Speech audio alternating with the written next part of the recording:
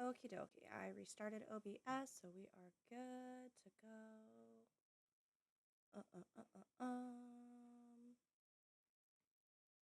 Yeah. And we back.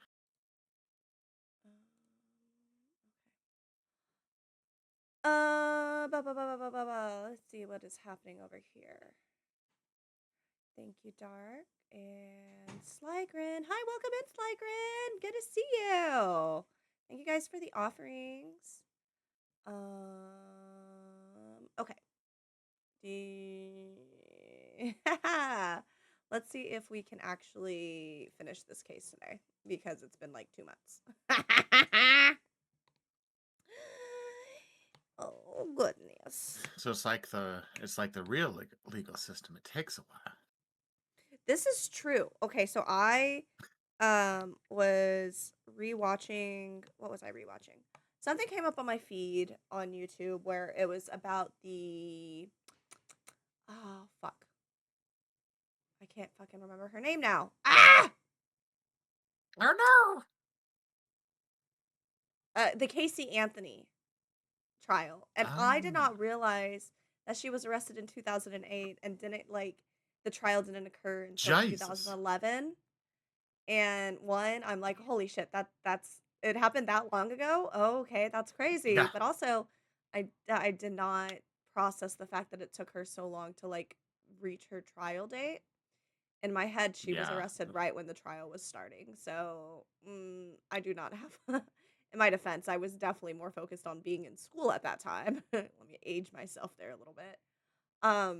Yeah, I was gonna say I was almost in school at that time. Well, I guess I was. Yeah, I was almost in school at that time. You make it sound like you were about to enter kindergarten. No. Quite the opposite. I was out of high school at that time. Yeah. No, I do math real goods. You do the math real goods. real. That's real wild though. good 2008 is crazy. Yeah, and her trial was in 2011 in July, so in the summer. That's wild. Mhm. So why are we talking about it now? I didn't realize how long trials sometimes take to happen. Damn. That's crazy. Yeah. Yeah. Have you been watching Yeah, I guess Chit because people on can keep TikTok? appealing and appealing and appealing. Yeah, I guess. Oh It makes no, it sense. just also just takes a long time sometimes for the legal system to get there. This was no appeals happening. Yeah. This In is the fact, same she case that basically was didn't started in yeah. 2011. That's crazy. Yep. And they went to trial in 2011 and they gave her time served because she had spent from 2008 till 2011 in prison or jail. Wow. I don't know. One of them. Yep. It's not like this where the moment they get arrested, we're like, we got 3 days to win this, y'all. Let's go. Yeah. They're like, we can't be wasting time. No. Lawyers, go gather the evidence yourselves. What?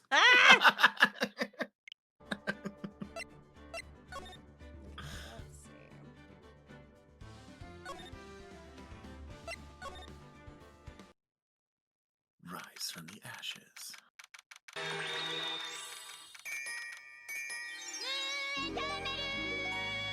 Oh my god! What a great start to stream.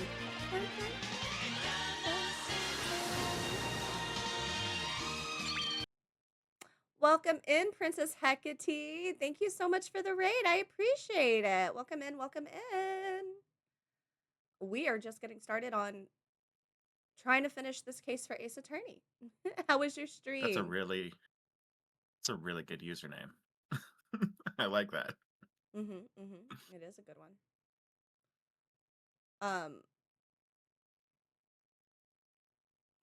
What did you play? Let's see. Do I even have that feature on where it tells me? It does not. No. I could have sworn I fixed that. make sure you do your post-stream care. By the way, rest, hydrate, whatever you need to do. If you have to raid and run, no worries.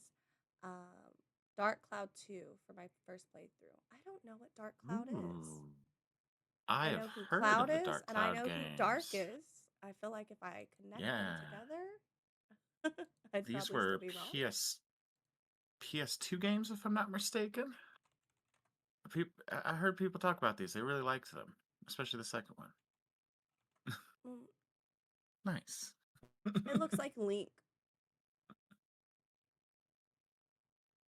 Yeah, I'm pretty sure people have made the Zelda comparison for sure. That does stick out in my brain. Oh, I have seen this before. Just the cover. I've never watched the game. I've never played it, but I definitely remember whenever going into GameStop as a young whippersnapper seeing it. Young whippersnapper. Back in my day. When games were stored on the actual disc they came on instead of just getting downloaded later. Dungeon crawler with some town building aspects. Well, that sounds fun. I'd probably like that. I like Moonlighter. That's got it's a roguelike. That's a game. People keep saying that, and I'm just like, those are words. Yeah. All right. Uh-huh. Okay. All right. Let me read. Uh-huh. February 25th, 9:47 a.m. District Court Defendant Lobby number 2. This is the defense lobby, all right, but there's no defendant. I've been trying to reach Lana all morning. Where could she be? Yeah, I actually bought Moonlighter because I heard you talking about it. What? Huh? Oh my gosh. Snap. Nocturnal, you're such an influencer now. Look at you. Wild. Dropping them hot game wrecks. I feel so honored. Yeah, Moonlighter is fucking great. I love it. I definitely haven't beat the game yet, though. I think I've only been through 3 of the dungeons available. But I'm really bad about getting around to beating games. I just be hopping around. Same. Okay, Hecate, thank you. I'm sure I'm gonna have a fantastic time. But yeah, enjoy your post-stream care. Get all the rest days. Oh. Oh. Oh. Oh. Oh. Oh. Oh. Oh. Oh. Dark, hast thou returned? I can barely hear him. What? I accidentally hit Control R and it reloaded Discord. Oh, okay. I like how the minute you dropped off, we just turned into seagulls. Oh. My.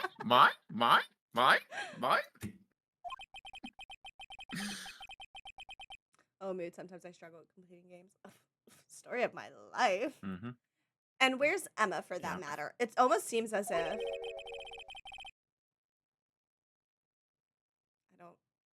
don't know who this is. Something's happening behind the scenes. I don't know what this is. Oh, it's Edgeworth. Oh, it's not me. Edgeworth!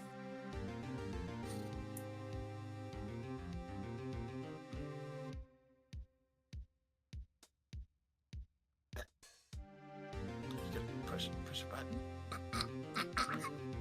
Or are you just staring at Edgeworth? Oh! I don't know in my head he was a Pokemon who had to say his own name.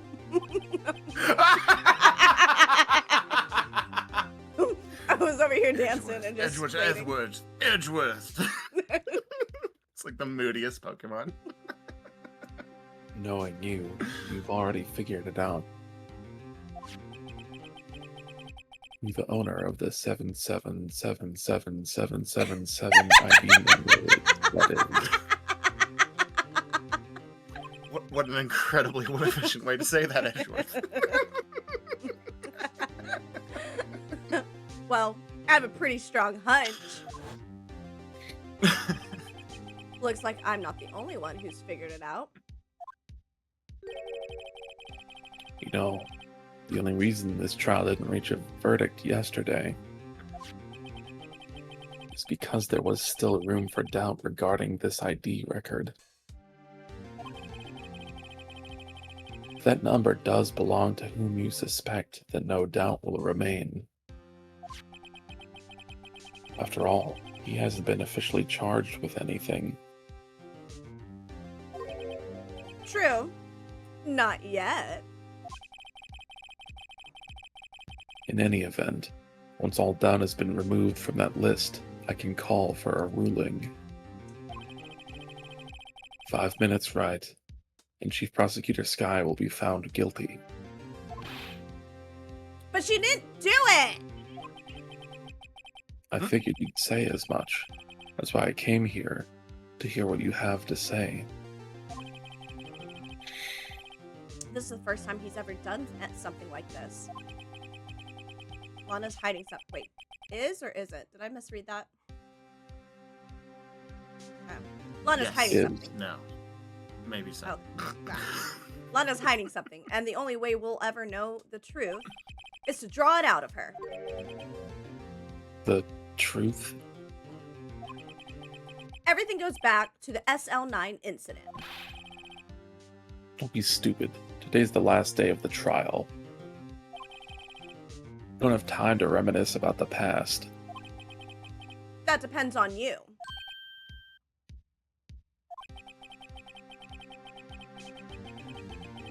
If she's found guilty, you'll lose your only chance to find out what really happened. I'll think about it. See you in court, right? Bring the balls. Dun. Mm. Ah! Bring the This balls is to it. court. I see what you did there. If I'm ever going to find out what Chief Gaunt has on her, it's now. I looked back, it was, this is the first time he's done something like this. February 25, 10 a.m. District Courtroom number 9.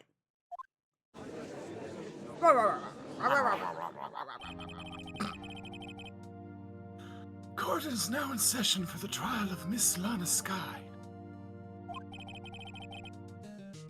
The defense is ready, Your Honor. Prosecution is ready, Your Honor.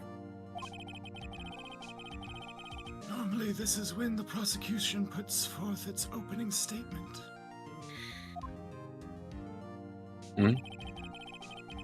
But before that, the police chief has a proposal to make. Chief Gaunt. Welcome in, Lucille. Yes, we are back in court. Thanks for the offering. Morning, folks. How's everyone doing? Hey, Udgy, been back to the pool yet?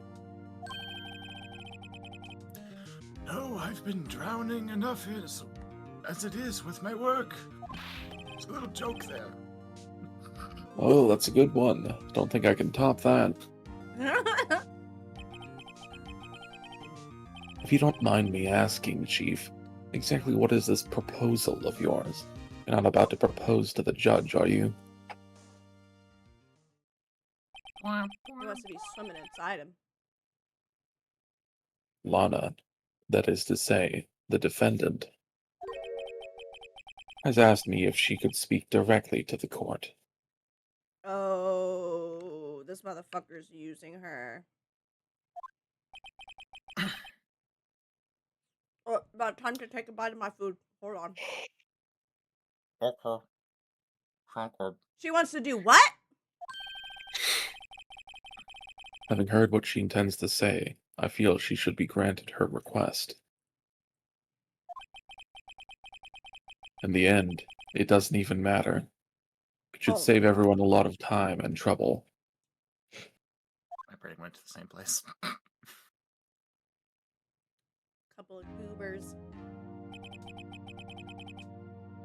What's this all about, defendant? I'd just like to make one simple request, and I'll be finished.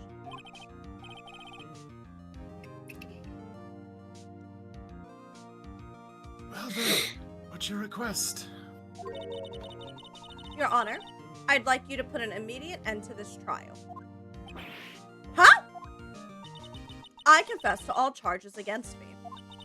On February 21 of this year, I murdered Detective Bruce Goodman in the underground parking lot of the prosecutor's office. No, Lana!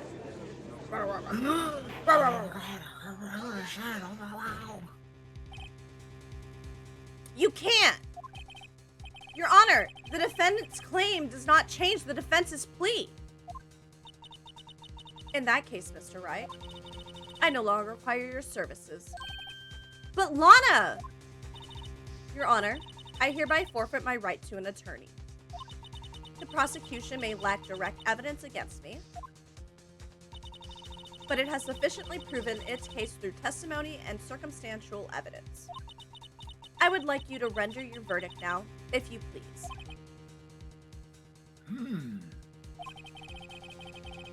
Well, the defendant certainly has the right to self-representation. The request is legally valid, although this is an unprecedented situation.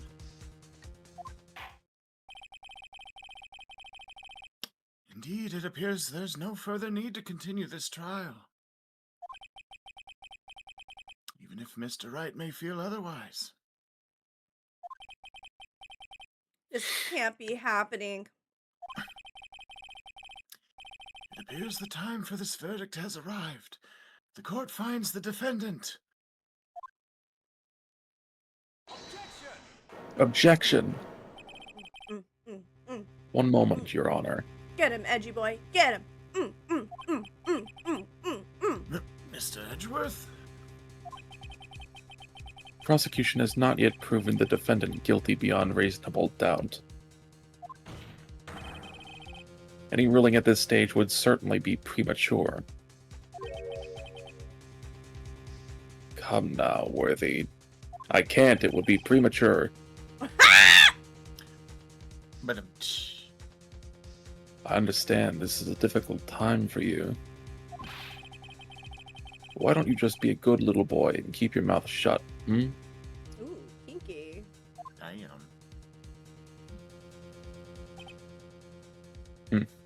Shut his mouth with that dick. I don't think I care for your tone, Chief Gant.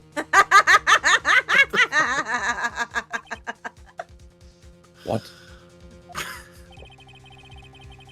Creating another fabrication to cover up your past mistakes. Sorry, but I'm no longer the naive little boy you would have me be. With this sudden confession from the defendant, it's obvious to me some kind of deal was struck behind the scenes. Some kind of deal, Not everyone operates as you do, Worthy.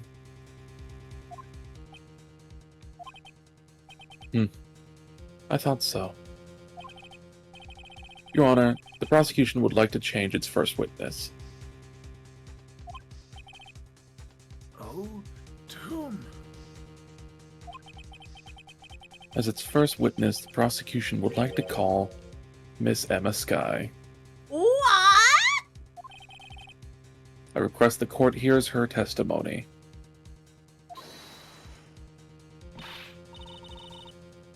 Mr. Edgeworth, I am exercising my right to self-representation. I don't think we need to continue. I don't care what you think, Miss Skye. Like ass. The exposure of truth sometimes results in tragedy.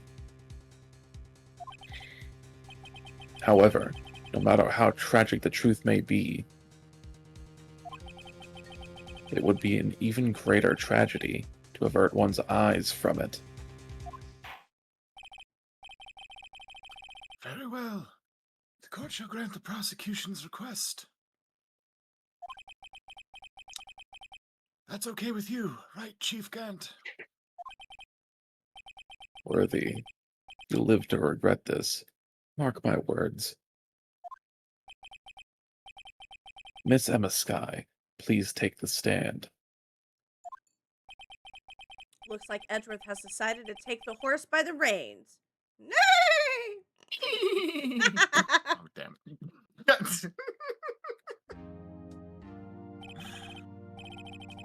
Now then, witness, please state your name and occupation. My name is Emma. Emma Sky. My occupation? I'm Lana Sky's little sister, and I want to be a scientific investigator. Neither of those are your occupation. 2 years ago,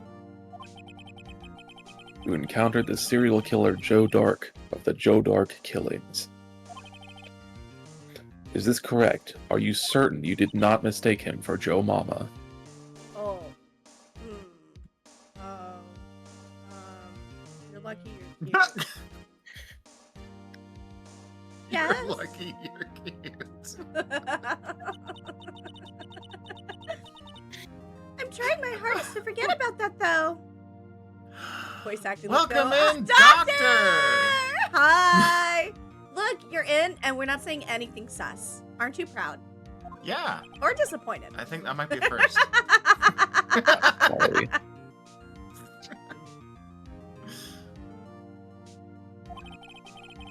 But I'm afraid I'm going to have to ask you to recall those events one more time.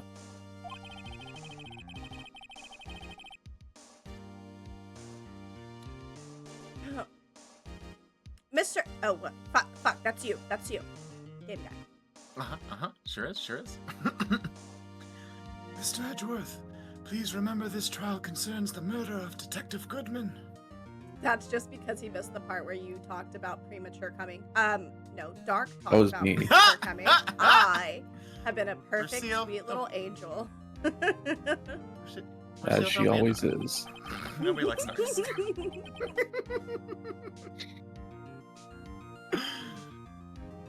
Is an incident that was resolved 2 years ago really all that relevant? Yes, it most certainly is.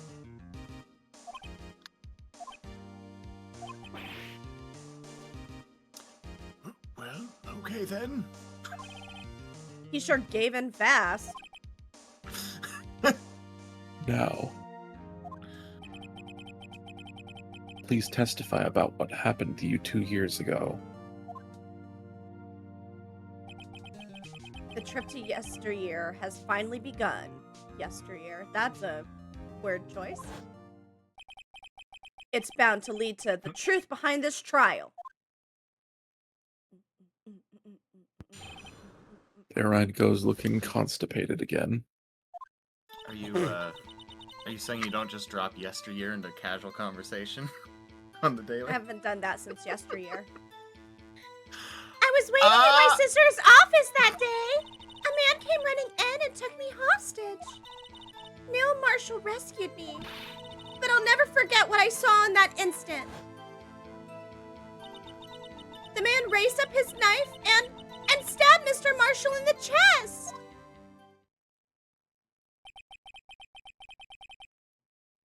It's a good thing you weren't harmed. I passed out. I don't remember much. That's understandable.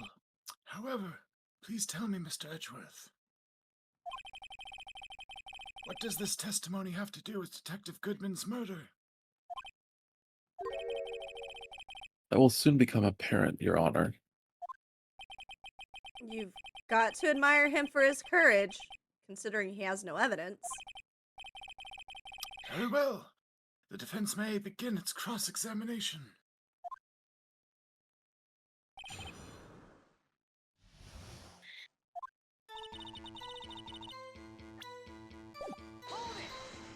Just press everything.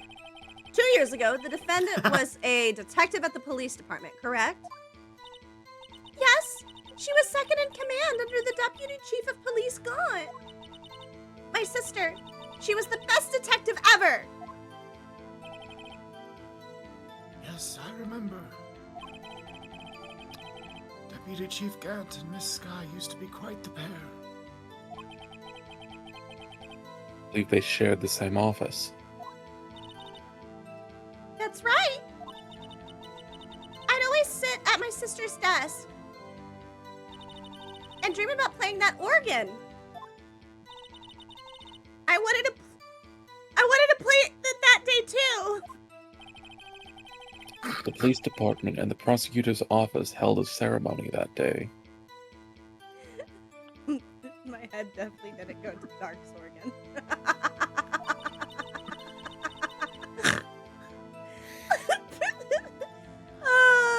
I could definitely tell by the way you stumbled over that line that you were thinking of other sorts of organs. Lana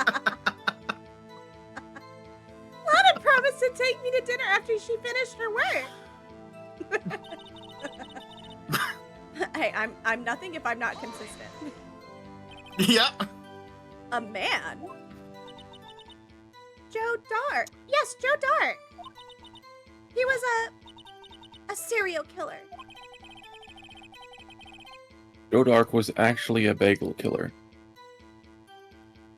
Oh, I got He was bagels. brought in for questioning on the day of that ceremony. Fuck, now I want a bagel. Oh, I'm out of cookies. Is that what happened to Thomas? We were desperate to get anything on him that would lead to an arrest.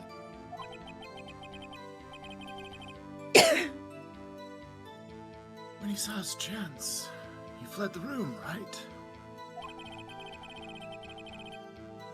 Upon fleeing the room, Dark proceeded to take the elevator. Brucille. That's a good one. That's a good fucking joke. Actually, a cop that lives in Quahog. Oh my god. He must have been in a panic because the elevator was going up. Then he ran into Sky and Gant's office. There was a lot of noise coming from outside, so I opened up the door to have a look. That's when I saw him. Do y'all remember him from Powerpuff Girls? Yes. Stop it! I literally just was thinking, it's him! Especially since you're using a high-pitched voice. What was the prosecutor doing there? That day, there were two people present during Dark's questioning. Deputy Chief Damon Gant and Prosecutor Neil Marshall. Almost forgot about Gant. Neil Marshall had just received the King of Prosecutors Award. Young and dedicated, he went straight to the questioning room after the ceremony.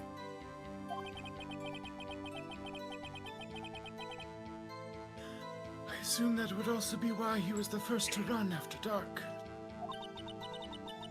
When Dark grabbed me, I thought I was as good as dead.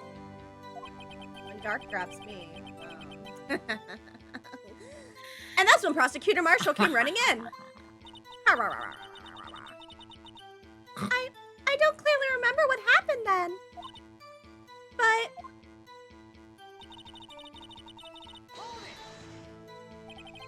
can you tell us about that? Just skipping some of the repetitive dialogue until it sounds funny. Mr. Marshall jumped on Dark. Just then the lights went out. Cue the saxophone music. Oh, I can't make saxophone noises. I've been really trying, baby. The lights. It was just about this time of year. There was a terrible storm going on and lightning struck nearby. So the electricity went out. Wait a minute. If it was pitch dark in that room, you shouldn't have been able to see anything, right? Right, but just then lightning flashed again outside. That sudden flash left an unforgettable image of the scene in my mind. I see. I told the detective about what I saw then. The detective? Yeah! Detective Goodman! He was in charge of the case. Detective Bruce Goodman, the victim.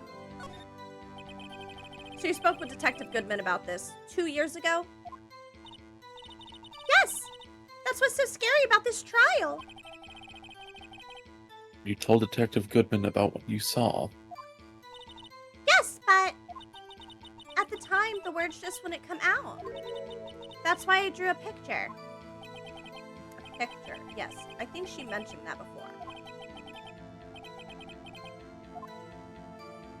Well, Mr. Wright, have you heard enough? This picture the witness drew.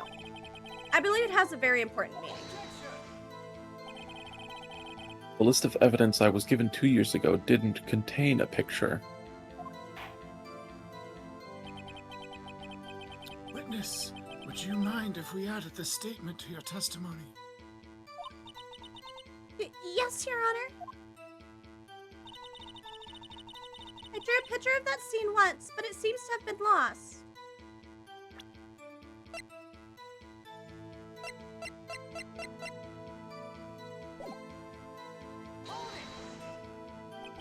You drew a picture of the scene you witnessed, right? Yes, I wanted to do everything I could to help the investigation. I can still see it now, whenever I close my eyes. That's strange.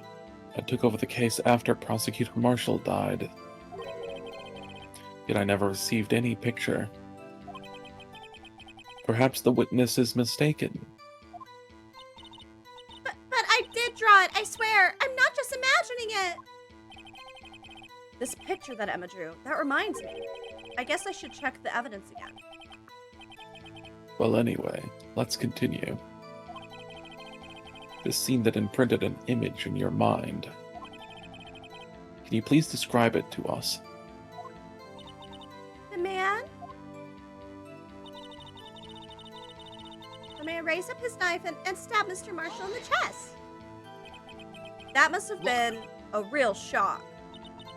Even now, when I close my eyes, I can still see it just as clearly. Tell us.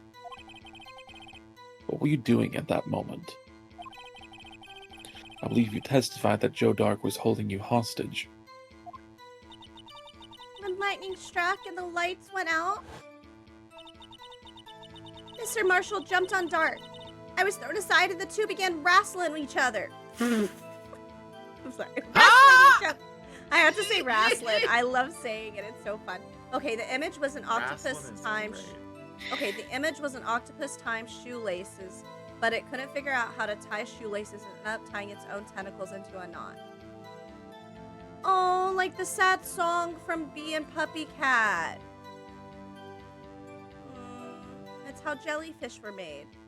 This like octopus is floating through the ocean completely alone because there's no other sea creatures, and this princess's hair is in the water, and she gives him his hair after he helps her get home, and they like swim together and he's happy, but then he tangles himself when the hair like starts to like drift through the ocean and separate, and then because the octopus turned into knots, it like was fighting so hard it burst into a bunch of little pieces, and then the hair and the octopus combined together because, you know, power of love, and they became jellyfish.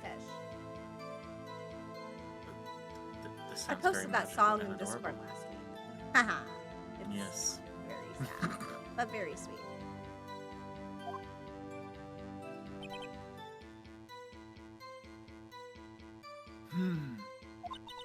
I'm pretty sure I was watching them. Emma doesn't have any reason to lie, but Lana sure does. I need to get Emma to tell me as much about this as she can. Okay, I think, first of all, I thought that its octopus just busted into jellyfish. I don't recall combining with the hair. Well, if it's the song and the thing from Bee and Puppy Cat that I'm thinking of, it's definitely combining with hair because it's a love story. It's definitely implied that it's supposed to be that like weird 5-year-old kid's mom.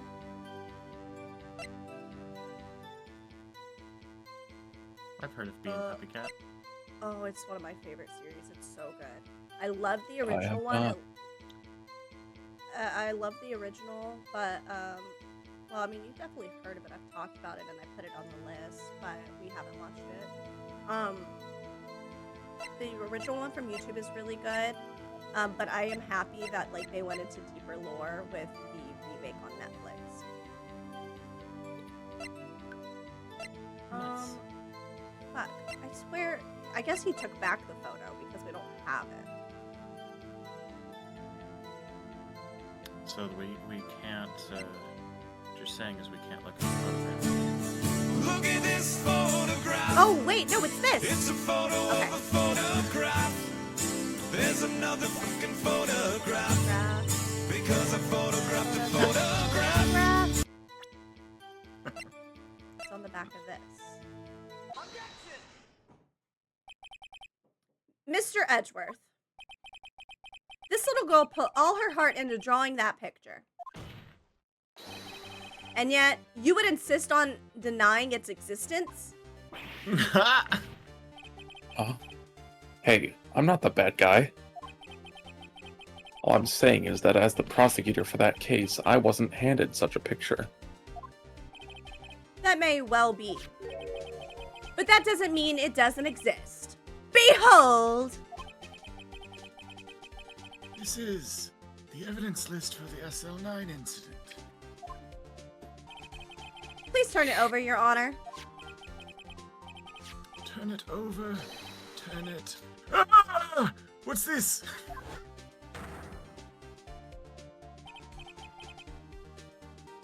Yes. What is that? This art is horrible. That's it! That's the picture I drew! Our burgers on the paper. Indeed, two men appear to be wrestling here. Pronounced wrestling. What's the meaning of They this? appear to be wrestling here. And quiet you from the stands. What are you doing with that list? Me? Only the prosecutor in charge should have access to that list. Huh? These lists, they're different from each other. What? It would appear, Mr. Edgeworth, that the evidence list you were handed 2 years ago was incomplete. Listing off the reasons why you need a list. Irony. These two lists fit together to form one. Like a transformer. You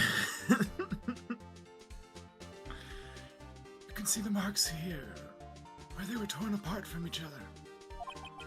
So you see, Mr. Edgeworth, it's quite obvious what happened. 2 years ago, only half of the evidence in that case ever reached you. What? What? Order! Order! Miss Sky, why did you draw your picture on the back of such an important list?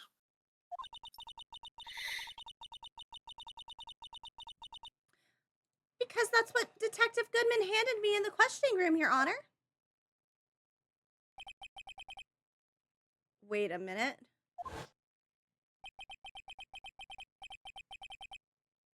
If this list was torn in half, then that means... Your Honor! Are you all right, Mr. Wright? Your eyes are bulging from your head.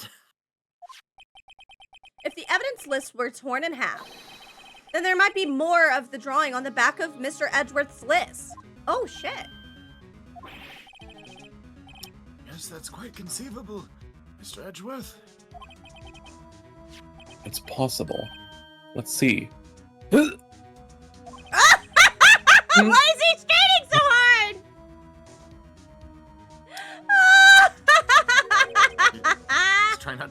He's trying not to be premature. It's a struggle. Is something wrong? Wait, Mr. Wright has his foot under my desk.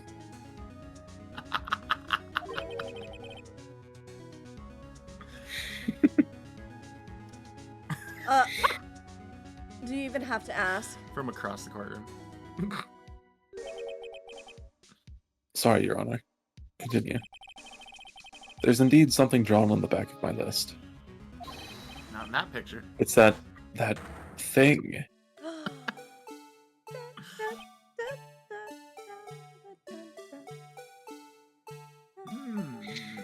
The PTSD is making them all hear the music. Hamster wheel turning in head. That's that thing. The eldritch terror from my nightmares. That thing was dancing in the evidence room. Clearly, this act of vandalism is the work of a certain chief of detectives.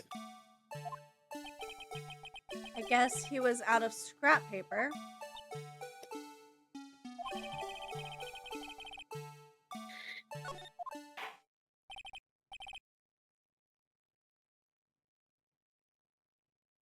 Lucille, I also thought origami.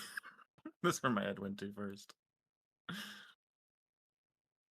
Very well, witness. Will you please testify about this picture you drew 2 years ago?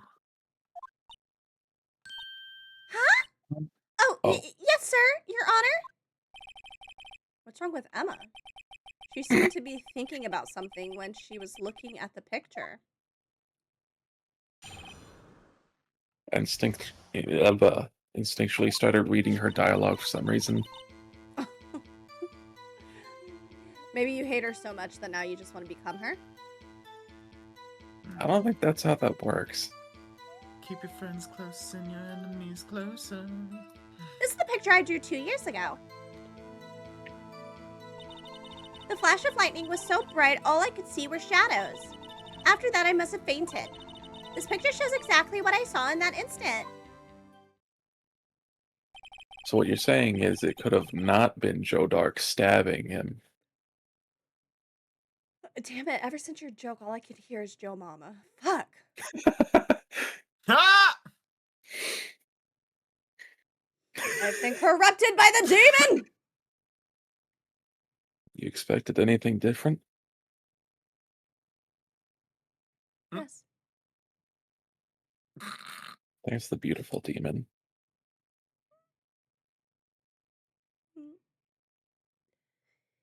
It's your line. Game guy. It's your line. To think a flash of lightning could burn such an image into your mind.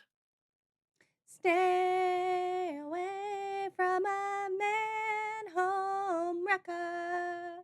I love that song. Oh my gosh. I can't wait till we get that episode of Scooby-Doo. Thanks to that, though, she was able to show us exactly what she saw. Well, I don't see any contradictions here. This clearly shows Joe Dark about to murder Prosecutor Neil Marshall. The defense may begin its cross-examination.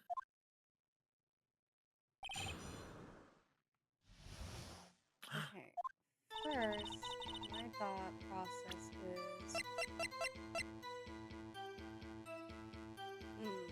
Damn, I was hoping it would tell me how long ago the thing was made. Yes. Did you draw this picture right after the incident? I think I drew it 2 or 3 days later. At first, I was in such a state of shock that I couldn't do anything. During that time, the investigation team was reorganized. Detective Goodman was placed in charge, under the direction of Damon Gant and Lana Skye. 2 or 3 days later. That memory should still... Glad I'm an EP princess. Okay. The memory should still have been fresh in her mind. Excuse me, witness. Can you please tell us why this picture is painted all black? Because my soul is filled with darkness. You're welcome. So her name isn't Emma, it's Emo? So at the time, you didn't even know it was Mr. Marshall who had come to your rescue. No, I couldn't see him clearly. The lightning was so bright, and I was knocked to the floor.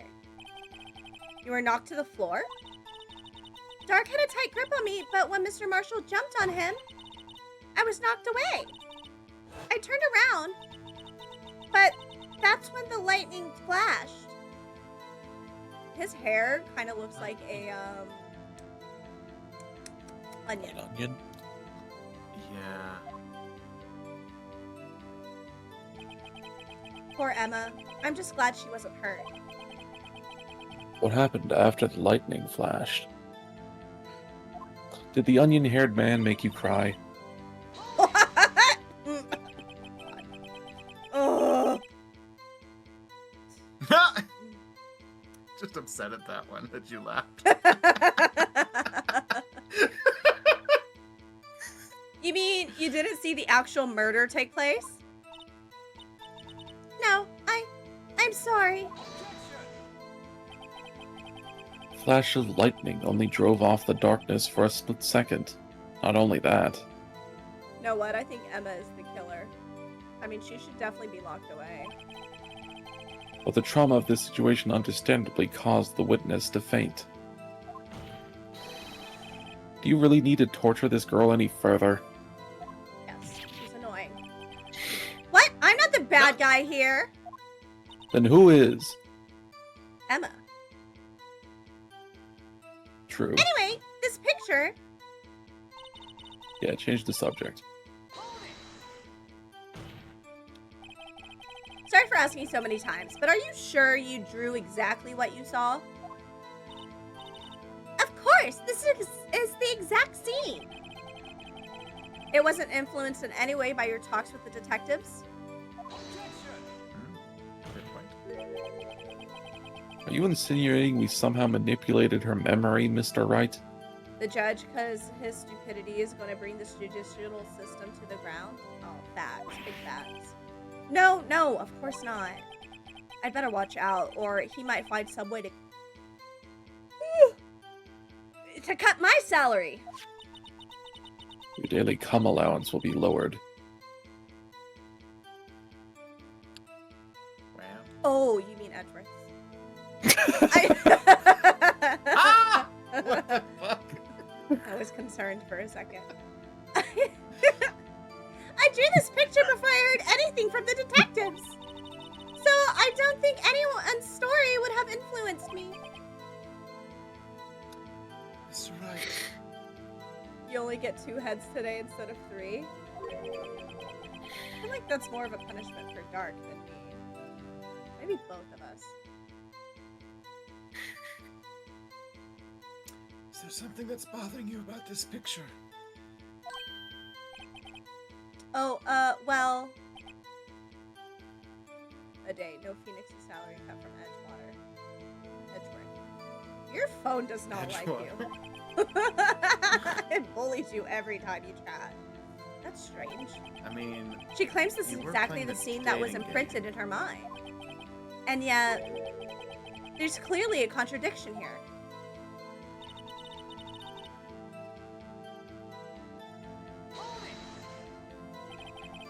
Did you draw this picture right after the incident? I think I drew it... Wait, didn't I do this one? Yes.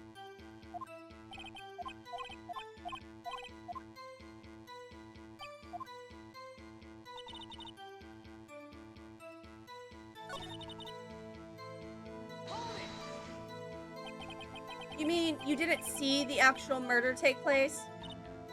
No, I'm sorry. Flash of lightning only drove off the darkness for a split second. Not only that, I've said all these words before, but the trauma of the situation understandably caused the witness to faint. So we did this one too? Yep. Damn it. Do you really need to...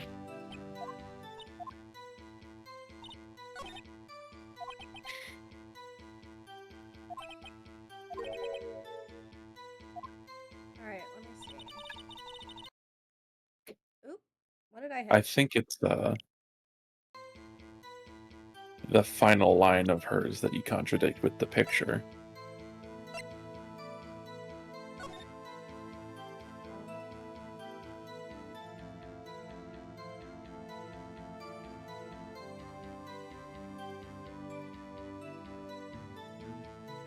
Okay.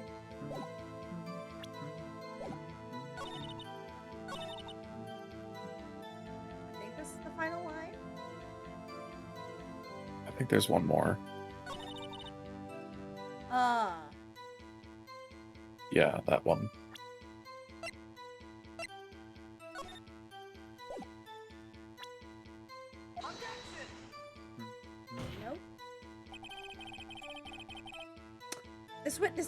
shit. clearly faulty, Your Honor. I'm sorry, but I can see nothing faulty. Fortunately, I will have to penalize you, Mr. Wright. It's really not that, huh? Look, I must be on the wrong track. Contradiction. Let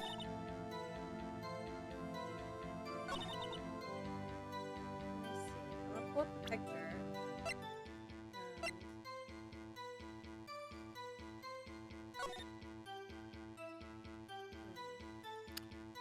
Why is it drawn like this? If this was one piece of paper, Yeah. why is that thing drawn sideways?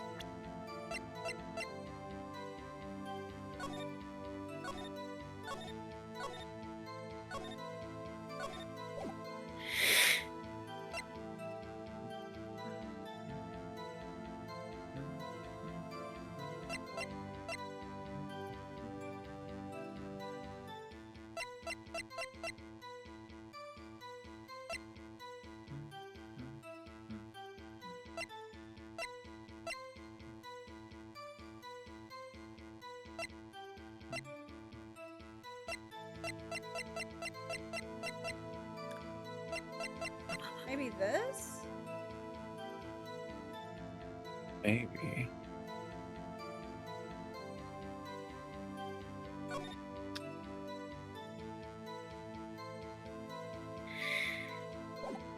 Why is it Wait, broken? when was that? When was the blue badger? When did that become the mascot? Was it I already after this tried to incident look or and it before? doesn't tell us anywhere.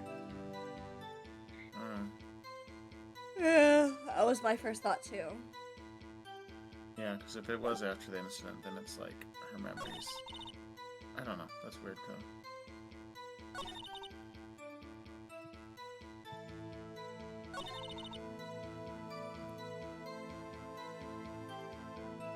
I thought it was a relatively new mascot, but I might be wrong.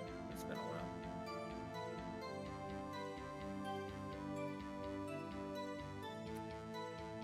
If all she could see was shadows, my question then is,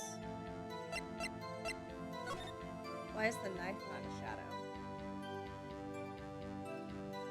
Oh, that's a good point.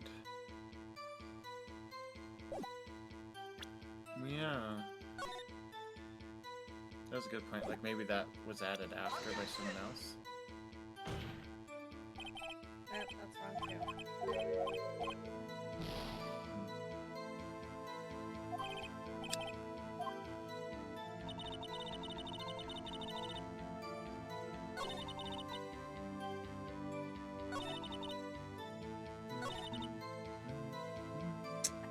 Maybe it's the fainting one then? Oh, maybe we're presenting the wrong evidence. Yeah. I just don't. Phoenix himself is saying that the contradiction is in that picture, You're so the first I'm pretty sure person we have who to do dared that to one. tell me what I can and We can't might as well do. try it on every single statement. Thank you, Rucio, for the self-care check. I appreciate it. Take a No, sip. I mean, like, we have to contradict when she brings up her picture, not like using the picture on every statement.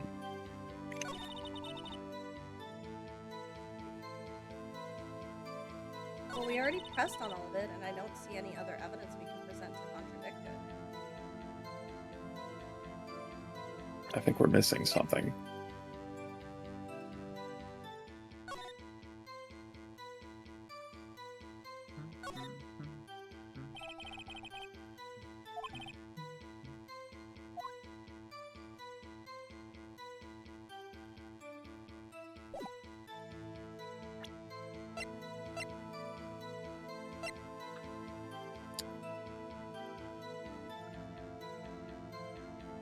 Stabbed in the back. He's facing the guy in the photo.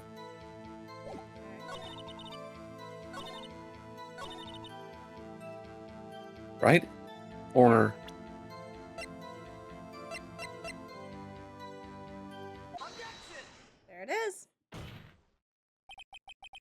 I hate to be the bearer of bad news, but this picture the witness drew contains a blatant contradiction. Dun, dun, dun. What? But I still remember it just like it was yesterday. Mr. Wright. Perhaps it would be faster if you simply pointed out this contradiction for us. Have to be faster. That is what I was that? sound like. Oh shit. Him? Yeah. I'm assuming. Yeah. Damn it. I think it's this part here. I don't see what's so strange about that. That's because the drawing stinks.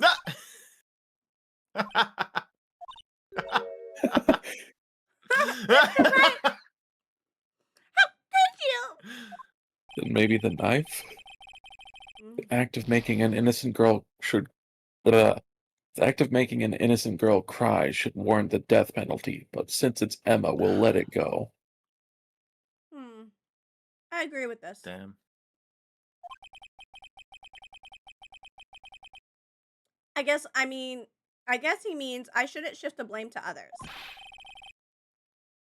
Yes, well, so long as the defense has learned his lesson. I'd better take another look at the autopsy report and this picture. Mr. Wright. Perhaps it would be faster if you simply pointed out this court. Yeah, probably. Maybe the knife, I guess? It doesn't even look like a knife, it looks like a rectangle.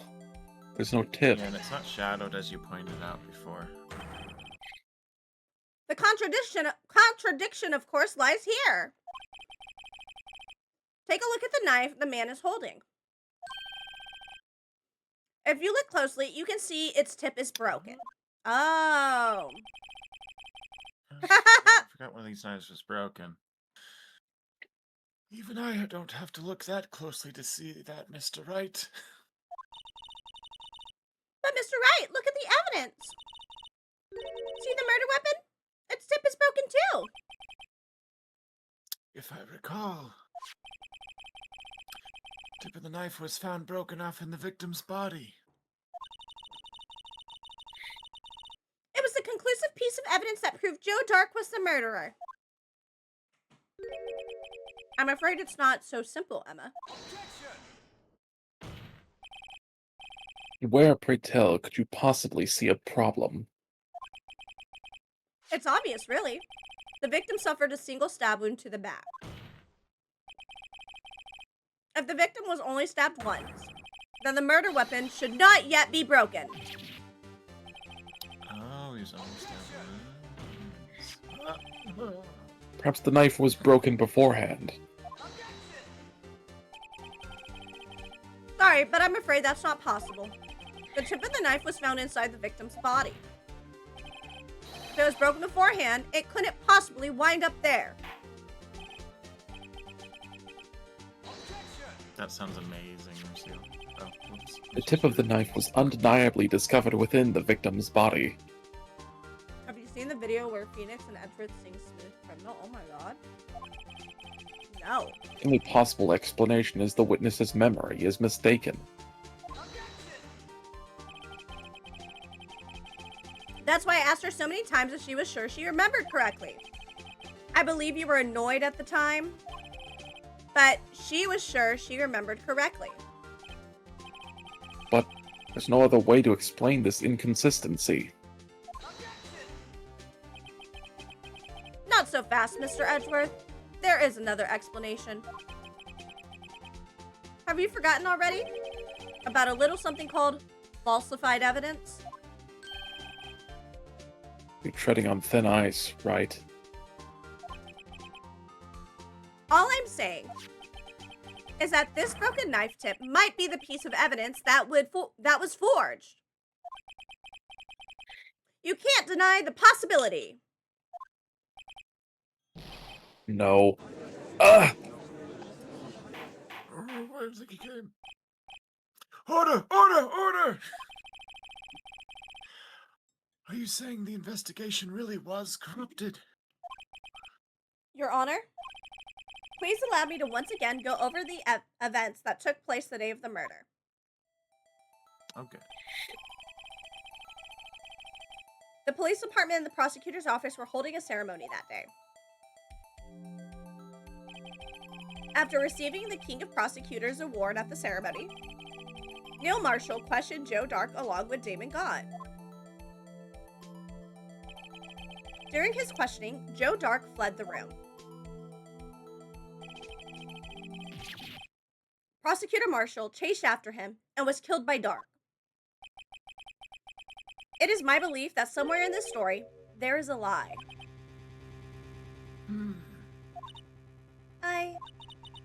I'm not lying. The man really was holding up a broken knife. If that's true, then there's no other way around it. This could not have been the actual murder weapon. It must have been another broken knife. What are the chances of there being two broken knives? Another broken knife besides Joe Dark's? Like There the one been on the one? tip of the shield. Or the sword on the There is another one. Yeah. If the witness is this adamant about the accuracy of what she saw, it can't just be explained away by a simple observational error. Mr. Wright. In that instance, Emma really did see a broken knife. I assume then that you have some information about this other broken knife. If so, please feel free to enlighten us. The murder weapon was already broken prior to the murder. There's only one way. Take a look at this. Here's the real murder weapon. The King of Prosecutors' sword. The answer lies in the past. 2 years in the past. Right here inside this picture. I knew it was coming. I fucking knew it. Photograph. It's a photo of Photo a of a photograph. photograph. There's another fucking photograph. My most used redeem is the bit about singing Photograph. photograph. Nice. This is a picture of the awards ceremony.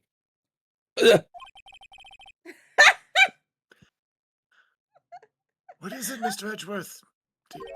Are you feeling ill? It's the broken blah, blah, blah.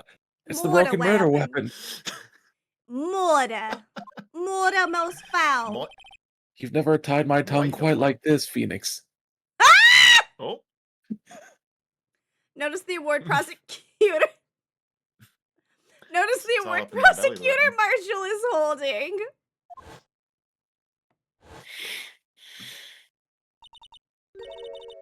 That's a broken knife. As we earlier concluded, the knife in the drawing was not Joe Dark's knife. That being the case, the knife the witness saw was in all likelihood from this award.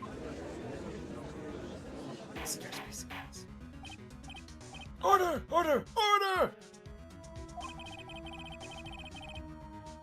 Neil Marshall was awarded King of Prosecutors that day.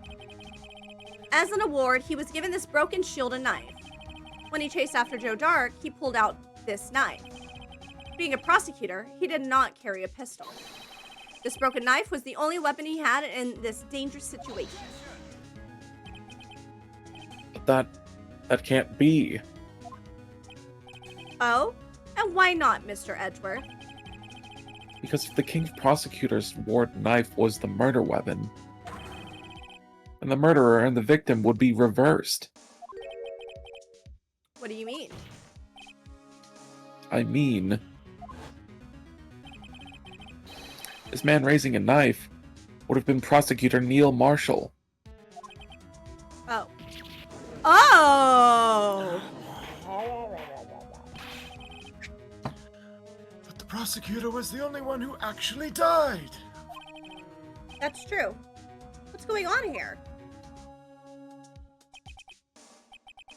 It seems Mr. Wright has been a bit too eager to jump to conclusions.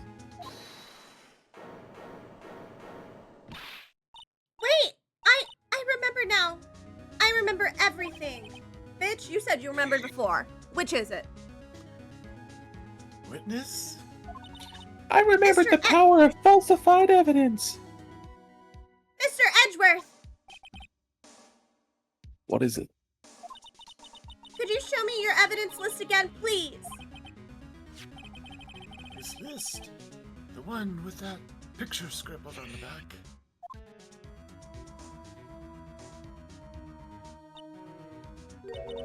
I knew it. This picture. I'm the one who drew it. Well, no shit. What? You drew that? That's right. The list wasn't torn in half at the time I drew this picture.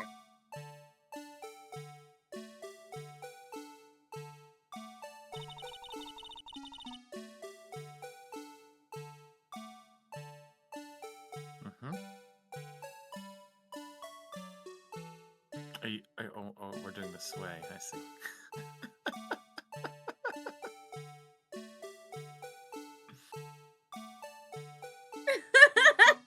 All this time I've been trying so hard to forget. I must have locked this part away deep inside me. Just like that knife.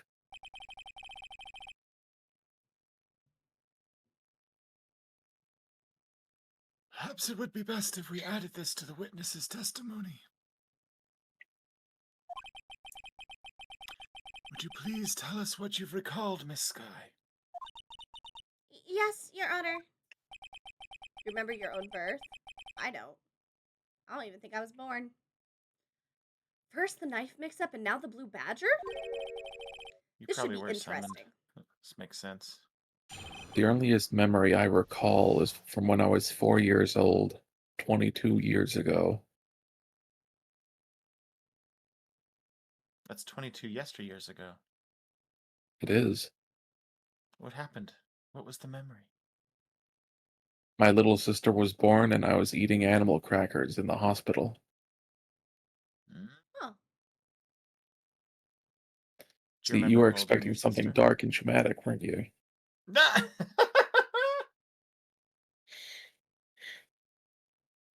My first memory is being shoved in a time acceleration capsule.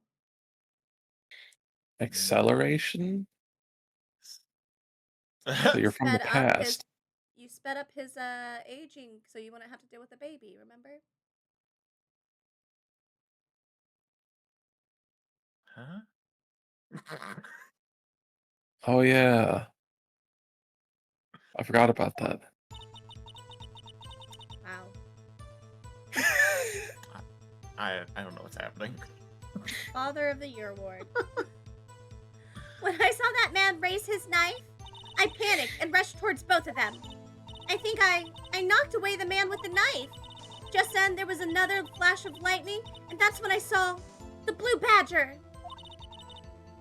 He was in the room, but I'm sure I saw his shadow. Oh, Seal said that. Okay, now it's making sense. I was so confused. This is certainly most unusual. Objection! Try impossible. The chief of detectives hadn't even designed him until this year. That would mean he didn't- didn't even exist 2 years ago. That sentence didn't sound right. Stop, please. Don't pursue this any further. Lana. What's the meaning of this? Please remain seated in the defendant's chair. But you can't do this. I've already confessed to the crime. Why can't you just leave it at that? Chief Prosecutor Sky, shut the fuck up. We've already come this far. And for Wright, I'll come much farther. It's too late to turn back. The tension in this courtroom. Silence! The defense will now begin its cross-examination. One of my favorite things to say. Bailiff, please detain the defendant. It seems we're finally getting to the core of the matter.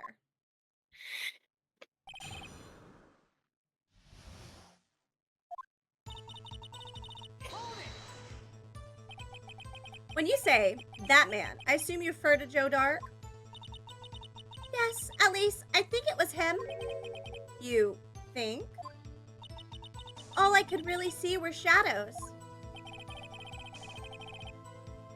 Power outage that immediately preceded the incident. It also documented, or is also documented in the prosecutor's office reports. So then you... I panicked and rushed towards both of them. Why would you do something so dangerous? What else could I have done?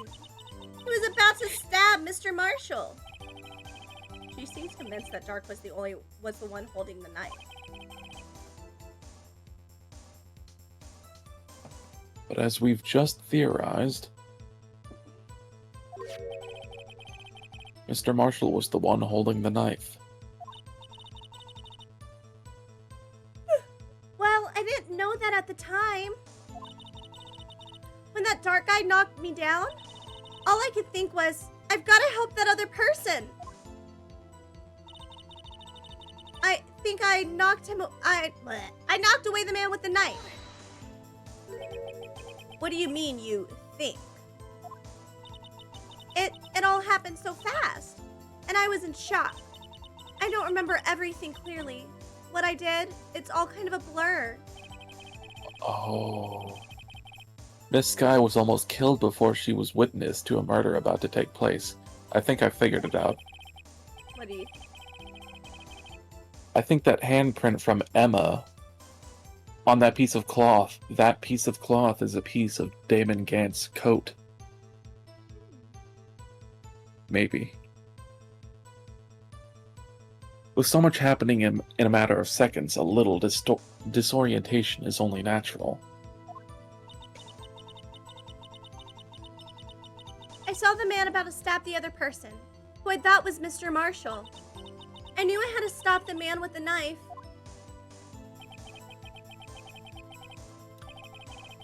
What you did was very brave, young girl. So then, what happened next? Just then, there was another flash of lightning, and that's when I saw the blue badger. Are you sure about this? Of course, see? I even drew a picture of him here. But it was the chief of detectives who thought up this hideous beast. That was just this year. The blue badger didn't exist 2 years ago.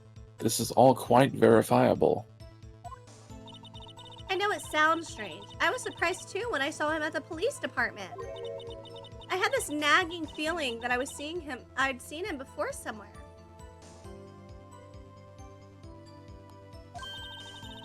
Ooh, that cracked my neck. Now I finally remember. Oh, brother. This guy stinks! Just when you thought that things had caused enough commotion. Tell us, where in the room did you see him dancing? He was in the room, but I'm sure I saw his shadow. His shadow? So you mean you didn't actually see his face with its winning smile and all?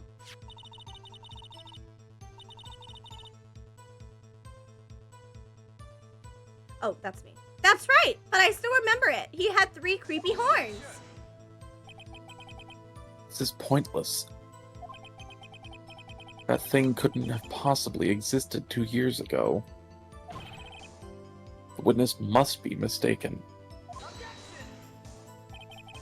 That may well be. But what's important is what caused her to think she saw what she did. Oh, and I suppose you have an explanation.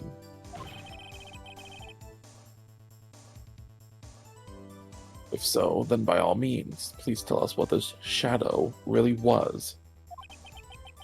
What was it Emma saw? What was it Emma saw when that lightning flashed? Who is this blue badger really?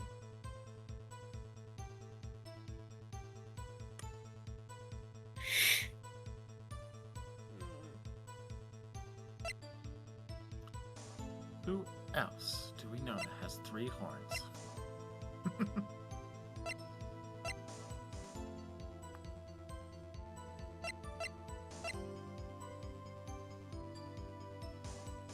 I wonder if it could be the vase upside down, but from like a different, like an odd angle. Yeah. Could be. Maybe.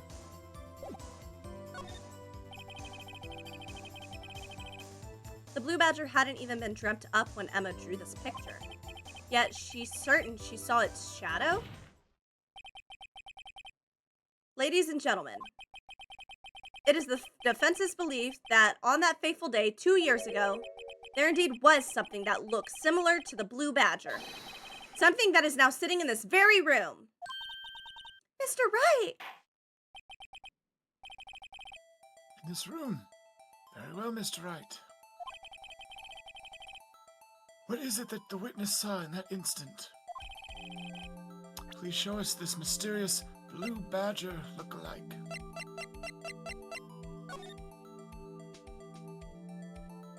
Rotation. Yep. Ooh, Look, see? Pretty similar. Ew. Look at that. Oops.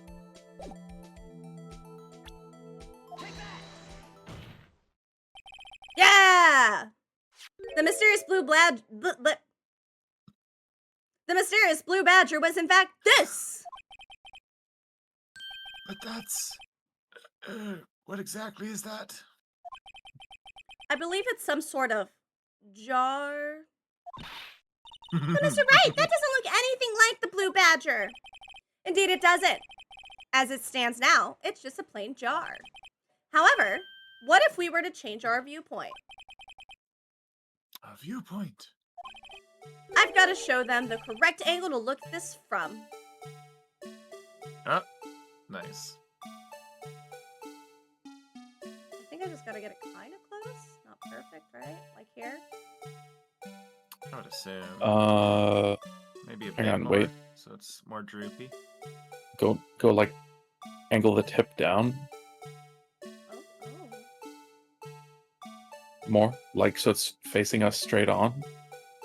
And then flip it over. Like, rotate it.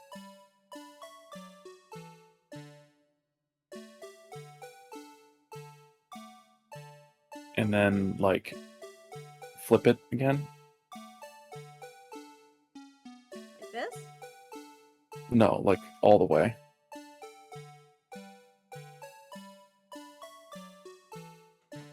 No, Huh. I think we're further away. I think we're closer the first time. Yeah, I think you're right.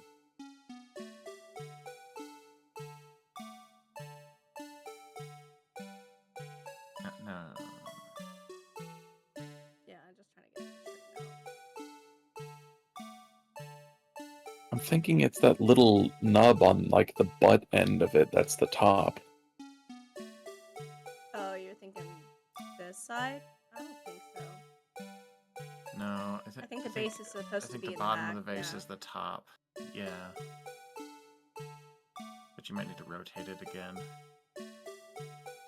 Oh, I get what you're saying. I need to rotate it like this way.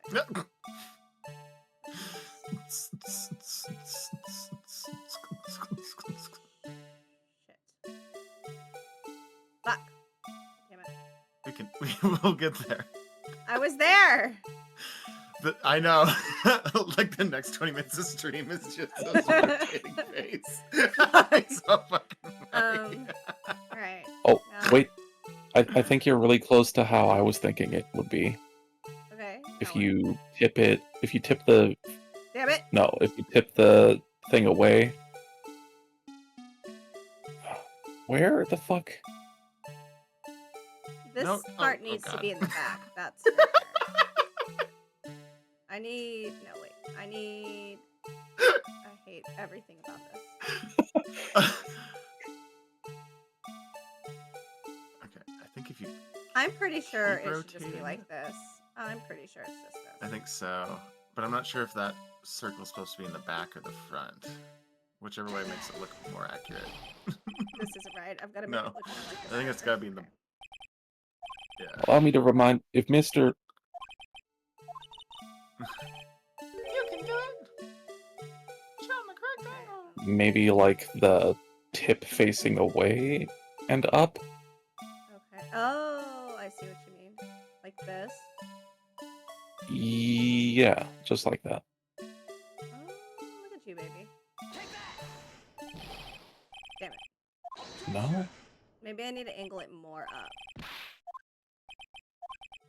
Yeah, I think it's gotta really match those droopy sides too.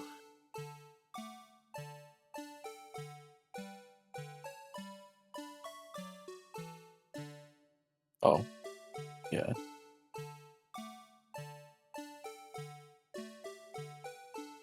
So the two balls on the sides droop down. Okay. Fuck. Sure is.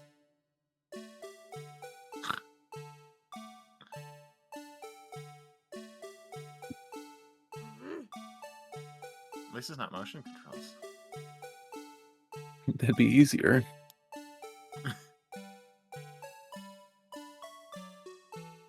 Yeah, like if I could move it on an X and Y axis at the same time, this would be a hell of a lot easier.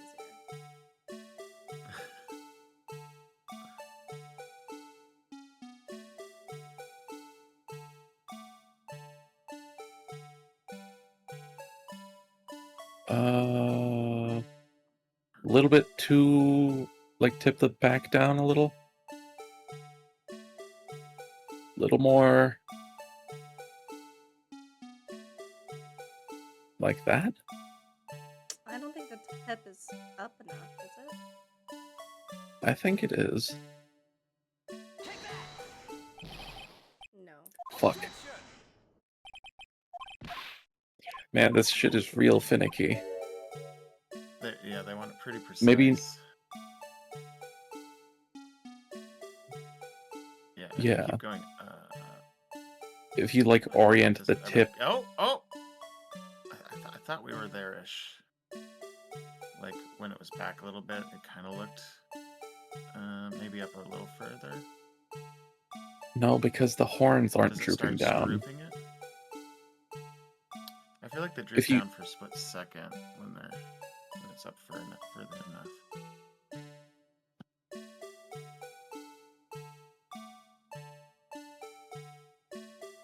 I definitely think this is the right one. I think we're just not getting the tip like high enough.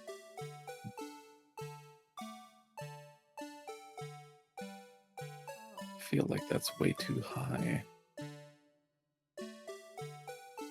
Try it though.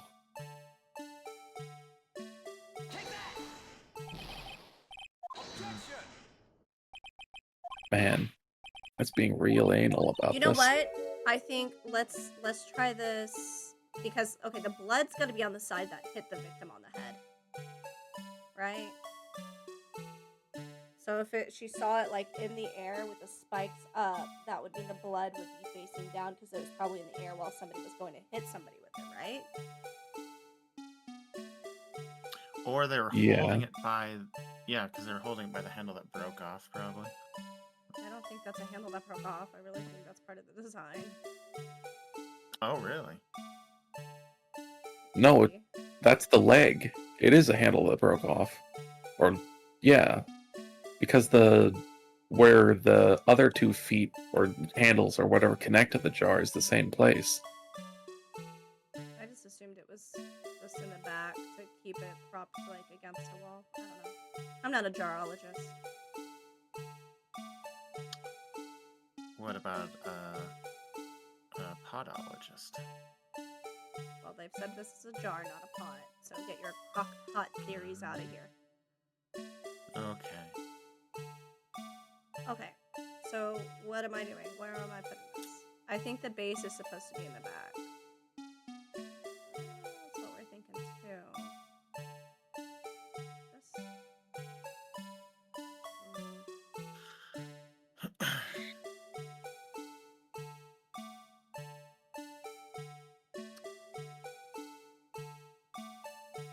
I think it's this angle, but I think that top has to be, because you see how it starts to curve a little bit on the sides. Yeah. So like this. I think it's this direction. I just don't know where precisely that has to be. I feel like it's not, because the horns are going back instead of drooping down, if that's the angle we're looking at it. But if we get it from like here, they kind of look like they're drooping down. Yeah, but then the tip of the jar goes way too far up. Give yourself a fuck. Yeah, that tip of the jar might have to be pointing even further back to make it look right. Here. Try making it so the tip is facing us exactly. And then turn it around.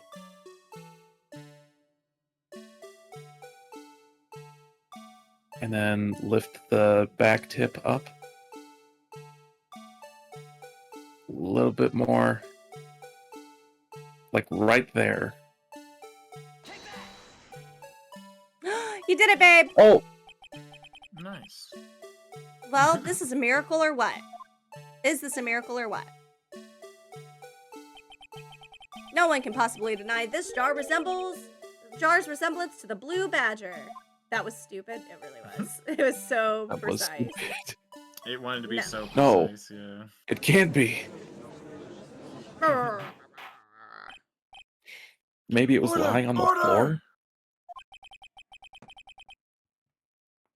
Oh, my foot's Defense has asleep! proven its claim. Ah! Ah! Yell at it. Going down! Down in an earlier round? Sugar, we're going down swinging. Be your number one with the bullet. Cock it and pull it. Loaded The mysterious God blue complex badger pocket and witnessed. bullet. That's true. The mysterious Loaded blue gun. badger witnessed on the day of the crime was actually this. Legas. Although we all enjoyed Mr. Wright's dramatic performance, one question remains. What's your point? Ah! What do you mean? So that badger thing was actually just a jar. That doesn't change anything. I'm afraid that's where you're wrong, Mr. Edgeworth. You see, this changes everything. Indeed. Very well then. Please tell us. What's different now that we know the witness saw this jar? The murderer! Allow me to take these in turn. At the moment of the murder, the witness saw this jar. At a very specific angle, I might add, Mr. Wright. Yes, well, knowing this, where could she have seen this jar? Well, The location of the jar is shown in a picture taken on the day of the crime. It's on a shelf in the office of Damon Gaunt. But the body was found lying near Lana Sky's desk. The witness testified so herself. Yes, and it is these two facts that reveal what actually transpired. Transfiguration. You Yes, see, Hermione Granger. the struggle is real. The struggle between Dark and Marshall did not take place in Lana Sky's office. It happened on the other side of the room in Chief Gaunt's office. It's the same fucking room, buddy. Why do you have your mad face? Because I was struggling to read. Because she's mad pretty. Are you implying the murderer moved the victim's body?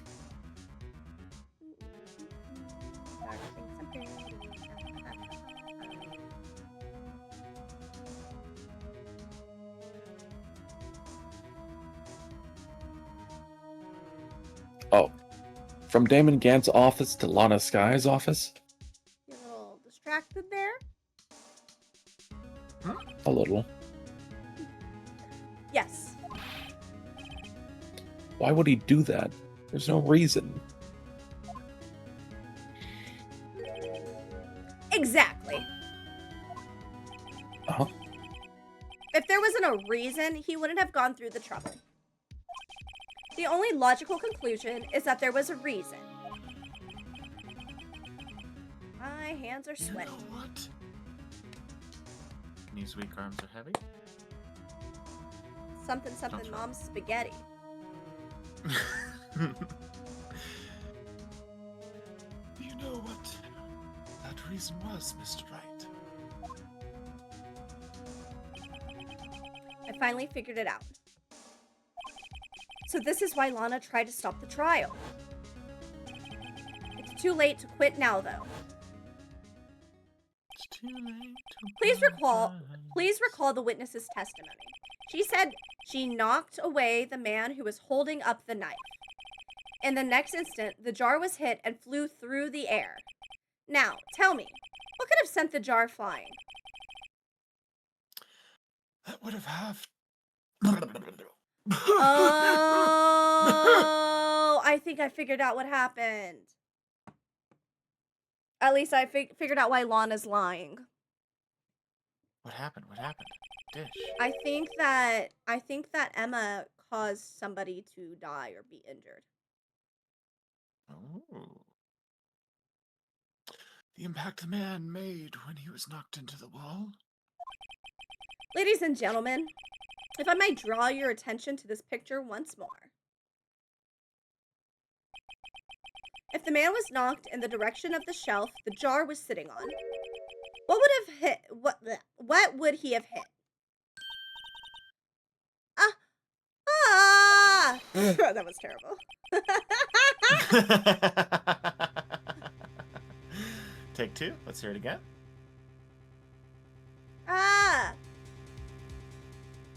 Okay. A little more shock, a little more surprise. Okay, we like it. We'll go with that one. The suit of armor, holding a very sharp, dangerous-looking sword. Yes. And since the man who was knocked into the armor was carrying a broken knife, he would have had to have been Neil Marshall, wielding the King of Prosecutors trophy. No. Mr. Wright, you can't be thinking. Yes. There is another possibility of what actually transpired in that room. Another possibility. Of course, the perpetrator would have had no idea, but nevertheless, I don't know if I can go through with this. Mr. Wright, what's the matter? Events took place as the defense theorizes, then the outcome is obvious. In that moment, assuming the man Emma Skye knocked away was actually Prosecutor Neil Marshall. Oh. Oh.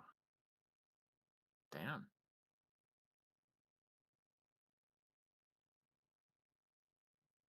Damn. It was dark. You mean Mr. Marshall died because of me?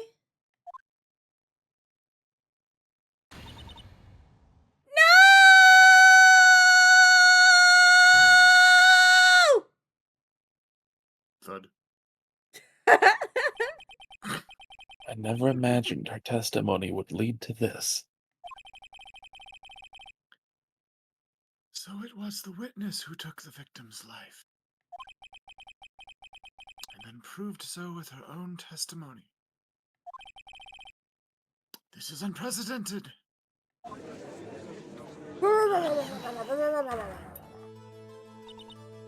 What? What are you saying? I'm sorry, Miss Skye, but given the circumstances, Joe Dark murdered Prosecutor Marshall. How can you think it was Emma? How dare you try to pin the crime on her? Imagine that, coming from you. If you recall, it was you who admitted to forging evidence 2 years ago. The reason you moved Prosecutor Marshall's body was to keep anyone else from finding out about what Emma did, wasn't it? I assure you, Mr. Edgeworth, I have no idea what you're talking about. If you hope to have anyone believe your insane allegations, I'm afraid you're going to have proof. Tell me, do you have any conclusive evidence that proves my sister killed Neil Marshall? Evidence? Ooh. I'm willing to bet you don't. Yes, it certainly would be difficult to prove this with evidence. If we don't have evidence, then we'll have to rely on testimony. I'm afraid that won't work in this case. Both parties involved in the incident are dead. We certainly can't get dead people to testify. This has been a wild goose chase from the beginning.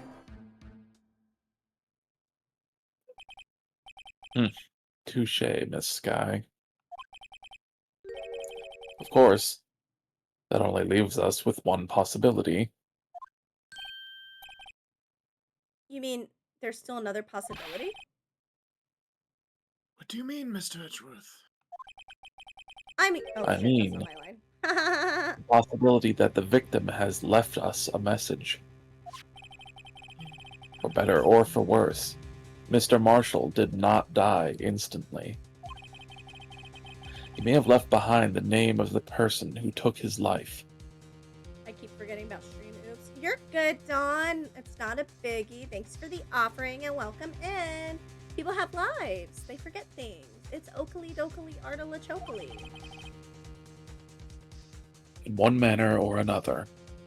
Look at this photograph. It's a photo of a photograph. There's another fucking photograph. Because I photographed a photograph. That's impossible.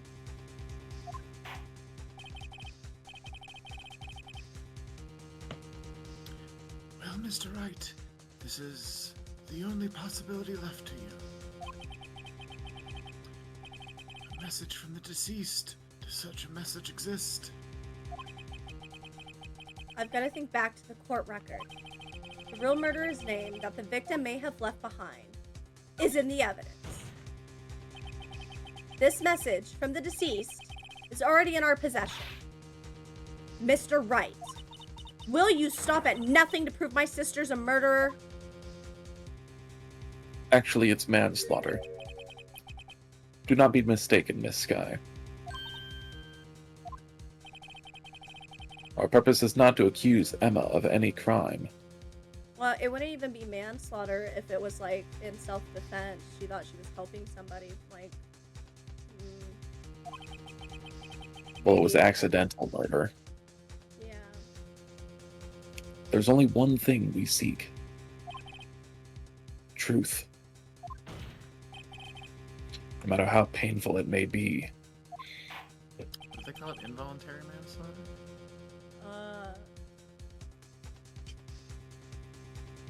Something like that. Now then, Mr. Wright. Please show us the piece of evidence that conveys a message from the deceased.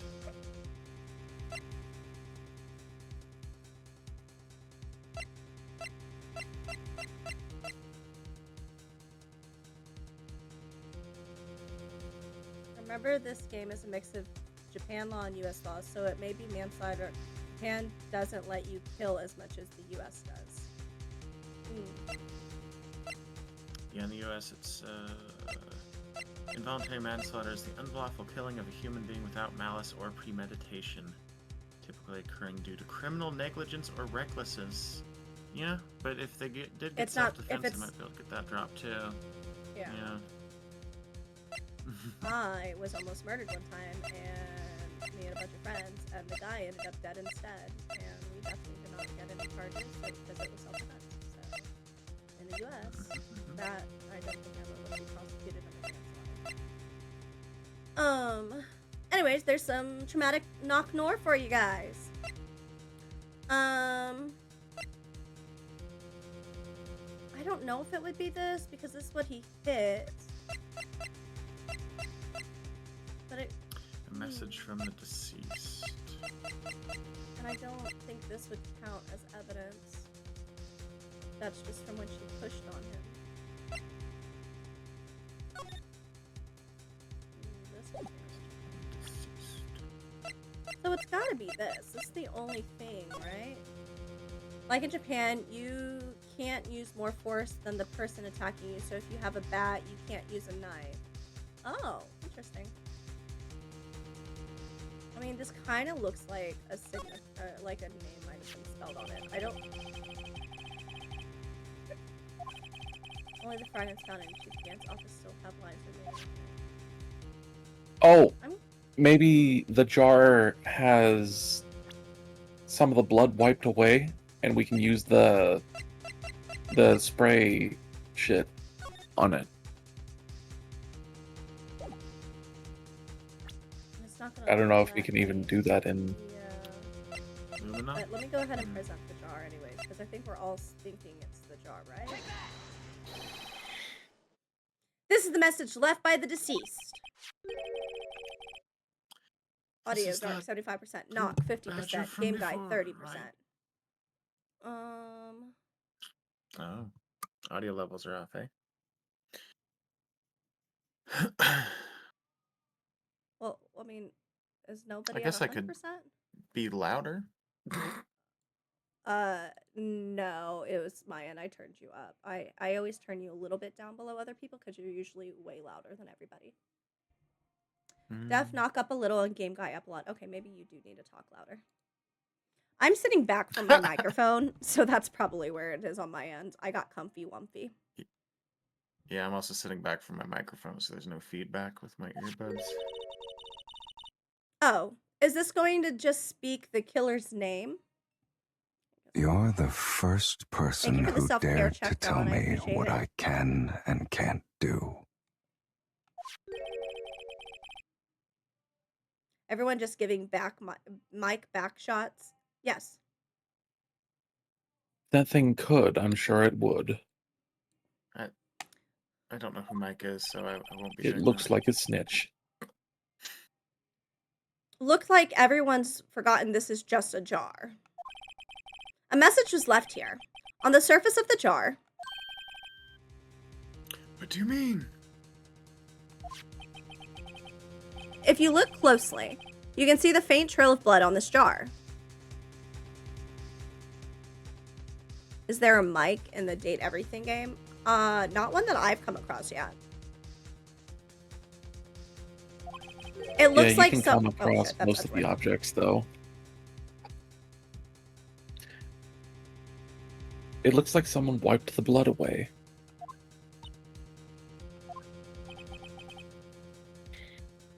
Yes, but notice, for some reason, the blood on some of the fragments was not wiped away.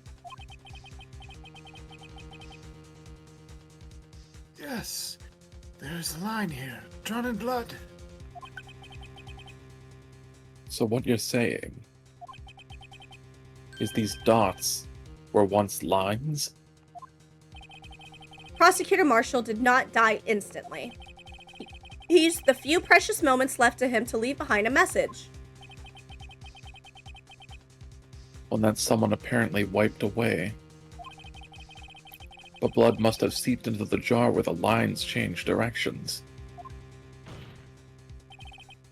Precisely so.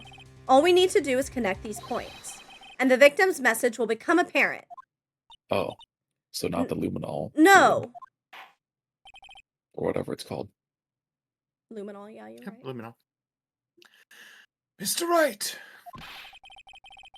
what kind of message did the victim leave for us? Your Honor, I believe these bloodstains will reveal to us the answer. I've got to connect these dots to make letters. There's only one thing the victim would have written given the circumstances. His murderer's name. Oh, that's smart.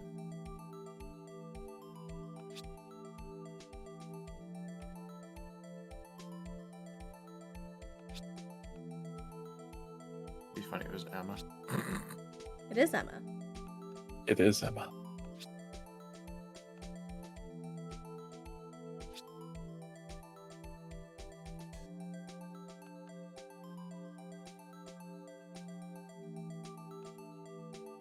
Oh, I just can't see the rest of the dots because of us. Yeah, I actually have to move us for a second. That makes sense. I was like, how do you make an A out of that? It looks like an EM. Oh, wrong one. Us. We're in the great beyond.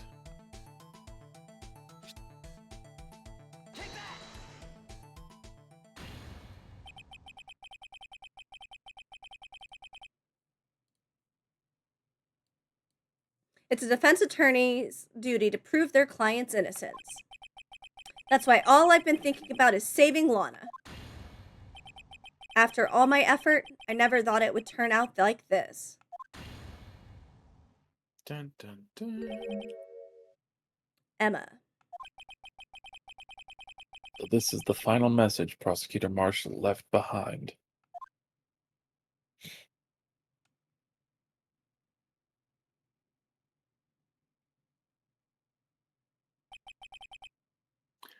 Of all people. She may not have meant it, but in the end, the one who took the victim's life Was Emma Skye. I guess we called it earlier when we said she should go to jail. See, Worthy, can't say I didn't warn you.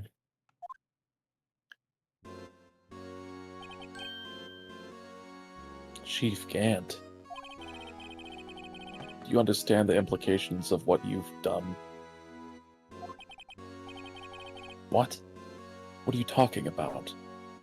I like how Gant's just allowed to do whatever the fuck he wants in this courtroom. Joe Dark was sentenced to death. He was convicted because of his final murder. I believe you were the prosecutor in that case, were you not? Ah. Yes, Worthy. Because of you, an innocent man was sentenced to death. Not only that, but you used forged evidence to ensure his conviction. Ah!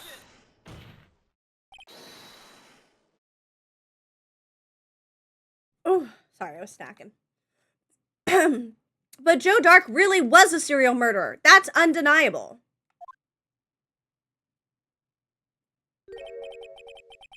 I'm afraid that's not important. Didn't you know? We aren't defenders of justice. What? We're merely keepers of the law.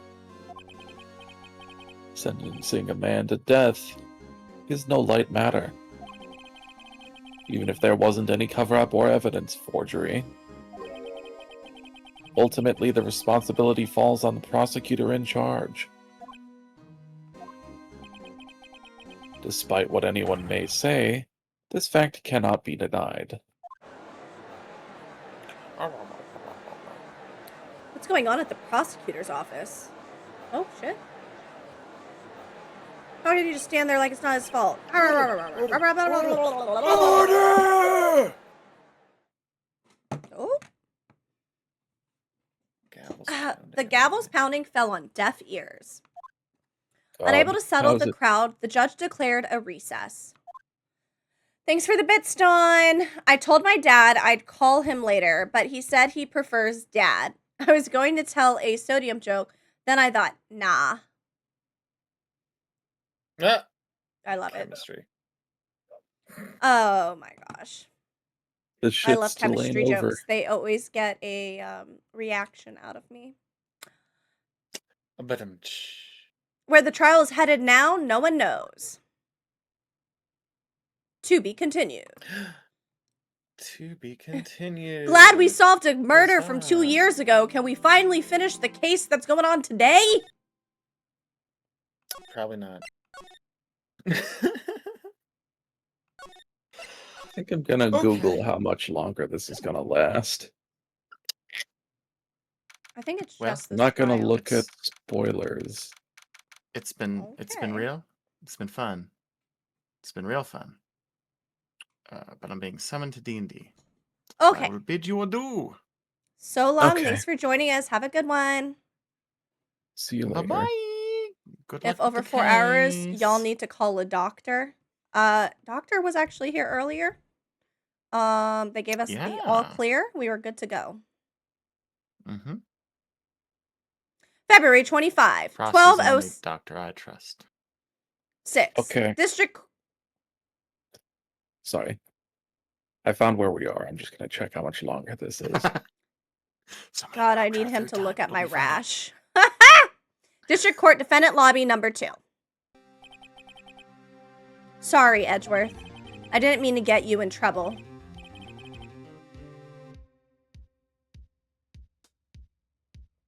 God. A lot? Is there a lot left? There is a lot left. No! It might take another stream, I'm not gonna lie. Ross keeps saying his not that kind of doctor, then takes his clothes off. Oh my god. A whole nother... That's crazy. This is my problem, not yours. Oh, it's Do you our want to tell problem. me how much more there is? Oh, is there this case and then evidence gathering and then another trial?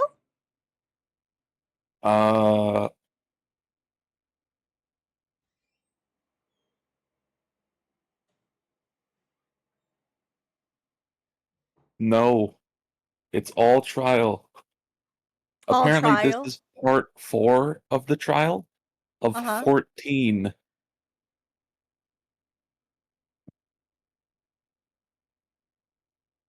Part 4 of 14 parts.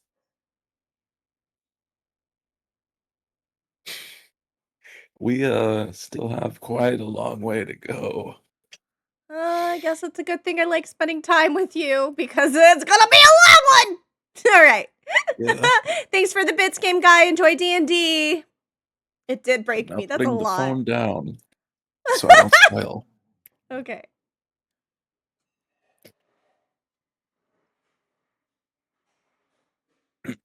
Oh wait. Hope I'm not interrupting anything, pals.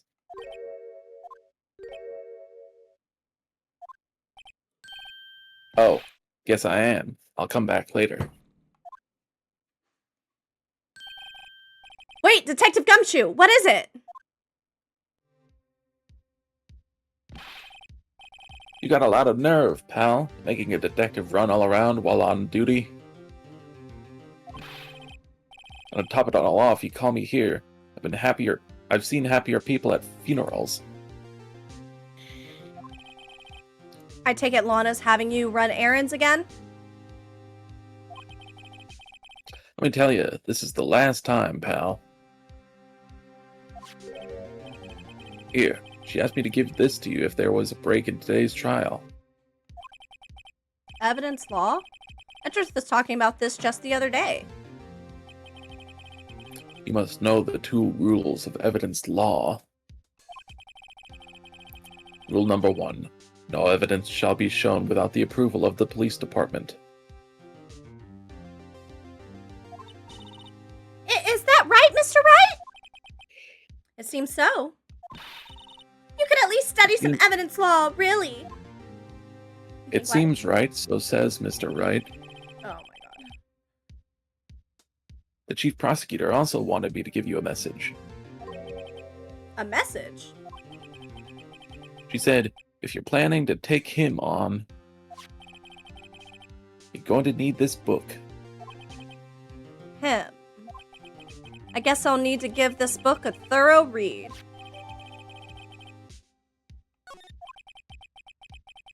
Doesn't look like that book'll do you any good now, though.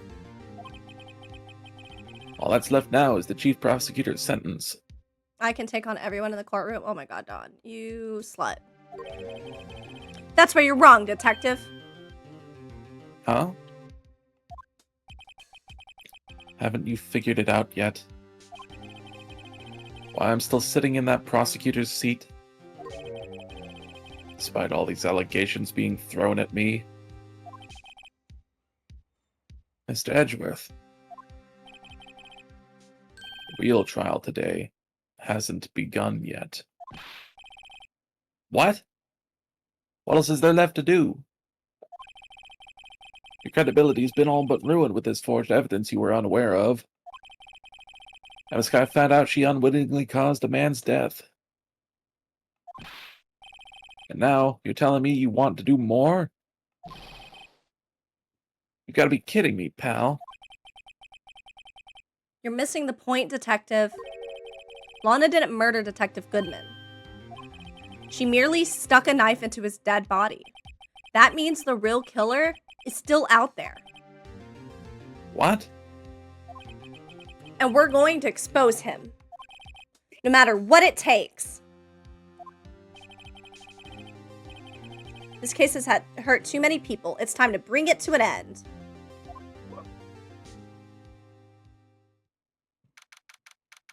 February 25th, 1252, District Court, Courtroom number 9.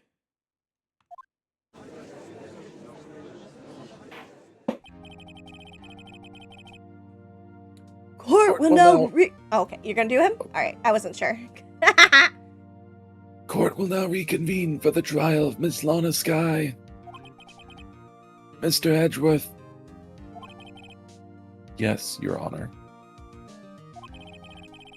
The inquiry committee is planning to impose harsh penalties for your actions. Thank you for the news, Your Honor. Yes, well,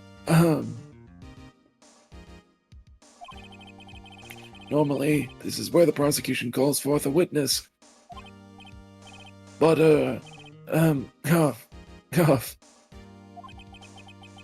This isn't easy to say. You see, there's some concern that you, Mr. Edgeworth, may have, struck a bargain? You think I may have manipulated the witness, says. I didn't say that. It's just, you see, everyone has been talking and... Very well, Your Honor. I have a solution. A solution? That being the case, the prosecution will allow the defense to call forth all further witnesses. What? But there's no precedent for what you're proposing. Undeniably, this is an unusual arrangement, but a very effective one. It would prove that I haven't struck any deals with the witnesses. Well, Mr. Wright, what do you say? Unbelievable. Edgeworth has found a way to continue the trial. Very well. The defense accepts the prosecution's proposal. Then it's settled. The, defense may now call forth the next witness. Mr. Wright. You do realize this is your last chance. If you call the wrong witness, this trial is as good as over. The defense calls. The time's finally come to bring out the real murderer. Damon Gant.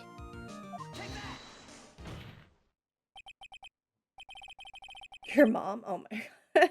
Damon Gant. The defense calls Damon Gant to the stand. Damon Gant? What does he have to do with anything?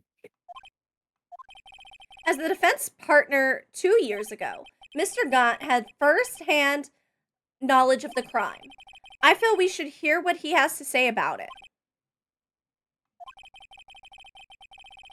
As luck would have it, he should still be in the courthouse. He would also be the least likely to have been manipulated by me in any way. Wouldn't you agree, Your Honor? True. You're spitting facts, right? All right, bailiff. Please escort Mr. Gant to the stand.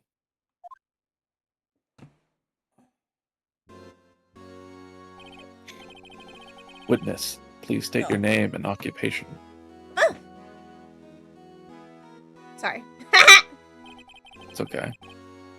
What is this? Some kind of practical joke? I was just on my way to lunch. Your name and occupation, sir. Worthy, are you sure you want to do this? Your name and occupation. And it's everybody. So, you want to play hardball, eh? Please, Mr. Gant. Fine. My name is Damon Gant. I'm the acting chief of police. Now then, Chief Gant, the court requests to hear your testimony. Oh, righto. What's with the grim face? First, let's clear up this SL9 incident. Oh, you mean that time when Lana's sister murdered that prosecutor? Personally, I think it's been made pretty clear already.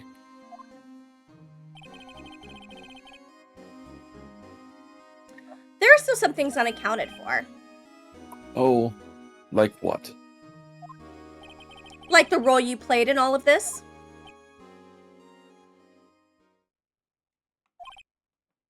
Son, either you're very brave or very foolish. You're aware, of course, that a police chief has all kinds of weapons at his disposal. Weapons? Sure. Take my testimony, for example. I don't have to give it if I don't want to. What? Is that true? I'm afraid so. The chief of police has the right to refuse to testify. Of course, such an action carries with it certain risks. Don't worry, I'm not here to hinder your trial. Just remember, if this turns out to be a big waste of time, don't say I didn't warn you. Very well. The witness may now begin his testimony.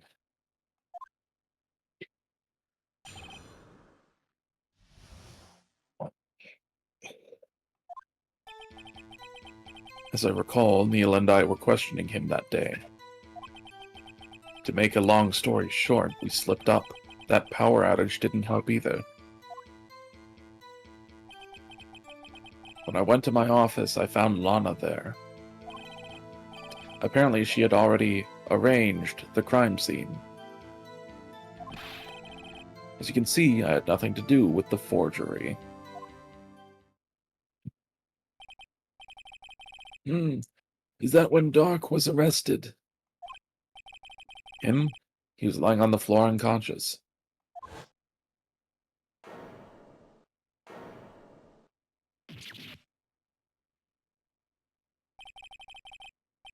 When Emma sent Neil flying, it seems Dark bumped his head from jumping on the bed. I see. Everything seems pretty clear-cut. If the police chief has the right to refuse to testify, then I'd better hit him hard and fast.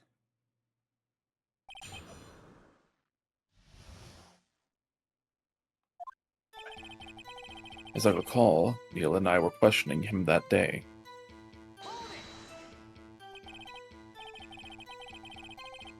As I recall, a ceremony was held at the police department that day. Yes, that's right. I guess you could say I'm a workaholic. After winning his award, Neil was all fired up, too. That's probably what spooked Dark and made him run away like that. Was the defendant Lana Skye also present in the room? I don't quite remember. At the very least, she wasn't there when Dark ran for it. Make a long story short, we slipped up. That power outage didn't help either. So the two of you ran immediately after him, right? That's right, but Dark made it to the elevator first. So Neil and I split up. He went upstairs and I went downstairs. I guess you could say he got lucky. What's this about a power outage? Oh, that. The elevator stopped all of a sudden, and I got the shock of my life. Well, probably not as shocked as Neil was when that knife went into his heart, though. Jesus. That's not funny. It's demon humor. You wouldn't get it.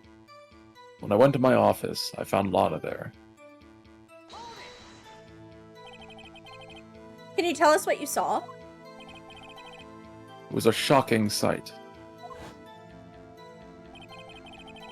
Neil and that serial killer were lying in a heap on the floor, all tangled together.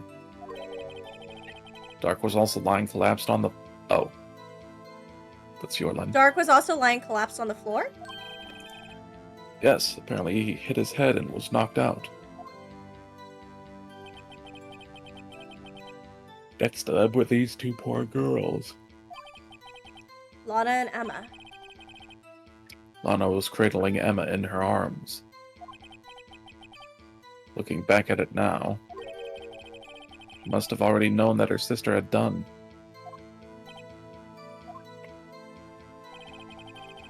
Apparently, she had already arranged the crime scene. How can you know that? Because of the victim's body. It had already been moved. So that means... You found the body near Lana's desk? That's right. I think you said earlier... It was my suit of armor that really stabbed the prosecutor. Yes. Anyway... As you can see, I had nothing to do with the forgery. So you're saying that the forgery had already taken place by the time you arrived at your office? That's exactly what I'm saying. I can understand how Lana must have felt, but moving a body and hiding evidence are inexcusable no matter what the circumstances. Is that how it really went down? Staring at the witness won't do you any good, Mr. Wright. If you're going to stare at anything, stare at me. I knew it was coming! You'd be better off staring at the court record. Worthy. Always the smooth talker. But which piece of evidence ties Gant to the forgery? Lana did admit to forging evidence, but that can't be the whole truth. Somehow, I've got to link Gant to the incident. Maybe that piece of cloth? The one with Emma's handprint on it? Yeah, that's possible. I never did look at this. Oh, these are the only two things in it. Okay. Chief Gant's safe. Yeah.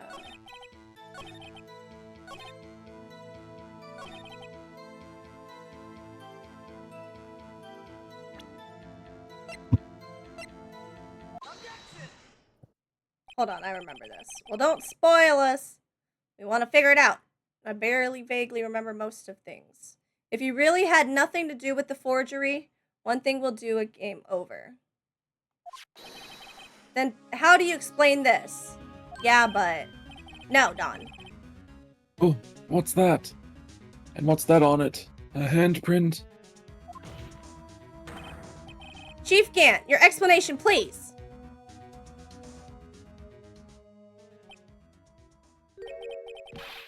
I don't know. You tell me, son. Huh? My dear Rido. Don't you know the second rule of evidence law? Uh-oh, not this again. Evidence law. Rule 2. Unregistered evidence presented must be relevant to the case on trial. Tell me, how is that rag relevant to this trial? It appears the defense was not prepared. I guess it's too early to use this piece of evidence. Please accept my profound apologies, Chief.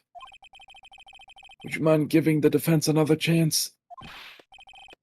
Well, okay. I'll do it just this once, but only because you asked, Dodgy. Thank you. I assure the defense is terribly sorry. I'm not sorry! Save my ass, Rido. Yeah, sorry I didn't nail you. Not like that! Okay, let's see. So it's not the cloth yet. Maybe the ID card? But that's... no, it's not relevant now. Oh, okay, it didn't do it.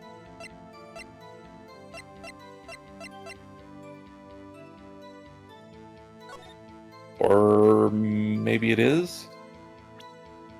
Oh, yeah, because it's relevant to the case that's happening right now. Yeah, but we're going over the old case. I don't think that pulling this up right here would do anything. Other than him being like, yeah, that is my ID card, and we're not talking about that. But I don't know. Because this is from the Goodman trial, but we're going over the old murder, aren't we?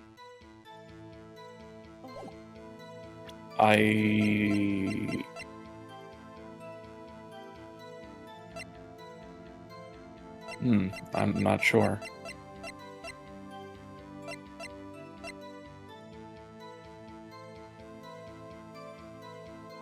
Maybe this jar, because we did prove that it was tied to this case. It has Emma written on it, and it does say it was found in his safe. I think that's it, yeah.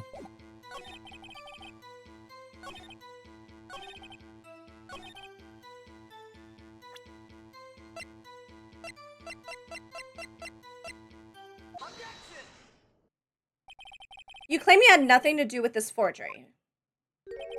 But I'm afraid that is a claim you cannot back up. Explain yourself. Several pieces of evidence were found in your office. Take this jar, for example. That's that blue badger you showed us earlier. A piece of this jar was discovered in your safe.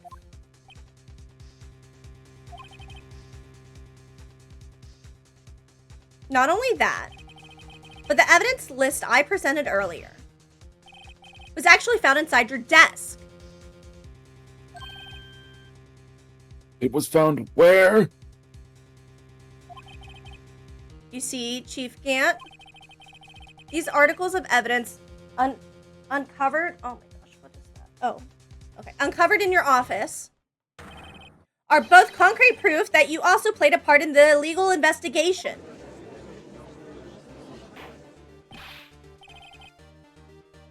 Chief Gant, what's the meaning of this? Oh. Here's a defense attorney who may even rival Worthy. So you admit it then, that you were involved in the forgery?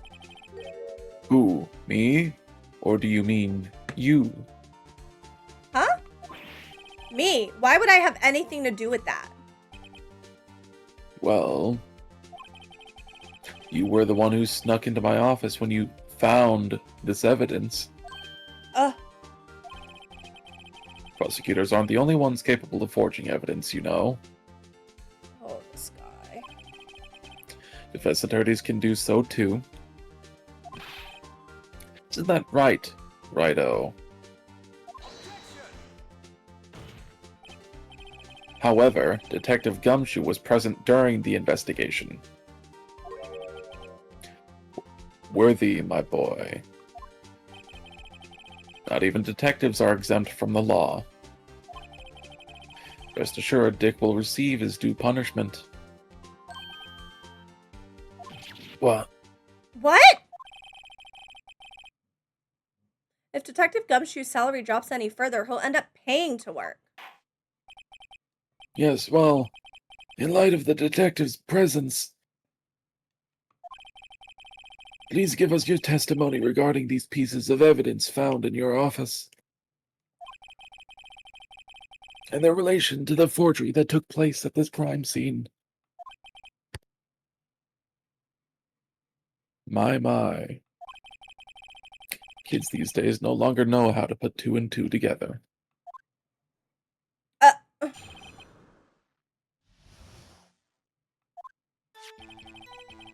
Let's see, what was it now? A jar fragment and a list? Well, I know you could have planted them in my office. Anyway, you can't prove when those pieces of evidence were discovered. Yes, we can! If they were found after Dark was convicted, then they're worthless. There's no reason I'd participate in a forgery. Emma's drawing proves that the list existed. This is true. Rearranging the crime scene wouldn't help me out in any way. Mr. Wright. Yes, Your Honor? When investigating the crime scene, you should have been more careful to observe protocol. You do understand that I am the chief of police, right? There will be consequences. Ugh. Indeed, I believe I will press charges, so you won't make the same mistake again. My apologies, Chief, but would you mind waiting until tomorrow for that? Today is, well, you know. All right, Udgy. In return, though. I know. That place, right? Huh? What are these guys, telepathic?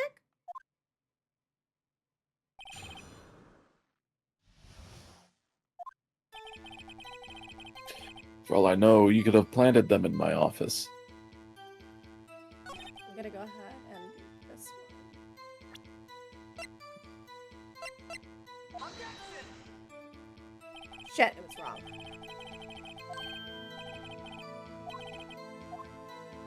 Okay, I should just press and go through the things correctly before I fuck up this case. For all I know, you could have planted them in my office. I'd appreciate it if you'd stop making these ridiculous allegations. Yes, you do have a point. You wouldn't have the guts to do something like that. What? I'll have you know, back in the day, I once broke into a cattle ranch and tipped... Mr. Wright, what are you saying? Anyway, can't prove you didn't carry in the evidence, can you? If you have proof to the contrary, you're going to need it later. Later? What are you talking about? What else? I'm talking about when Rido's prints are found. Yes, if they're found inside my safe, it would prove his investigation was illegal. I've never faced anyone as slimy as this guy. I'll have you know I shower quite often. Anyway, you can't prove when those pieces of evidence were discovered. What do you mean by that? This is all purely hypothetical, of course. But suppose I did place those items in my safe. Such an act wouldn't necessarily constitute forgery. If concealing evidence found at a crime scene isn't forgery... I'm not through speaking yet, Rido. It all depends on when the evidence was discovered. If they were found after Dark was convicted, then they're worthless. Are you saying this jar fragment wasn't discovered in the initial investigation? It would appear not. After all, it wasn't listed in the evidence list. Well, we know it could have suddenly materialized the day after Dark was sentenced. Oh, and wouldn't that be convenient? Right. The chief is talking about a possibility, as long as you can't rule that out.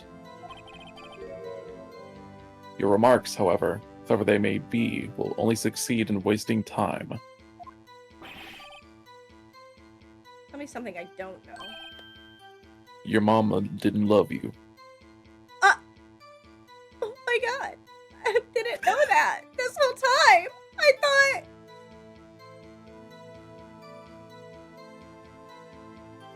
Why else would she name you Phoenix? It's all making sense.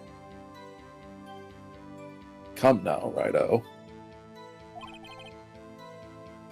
Think about it. There's no reason I'd participate in a forgery.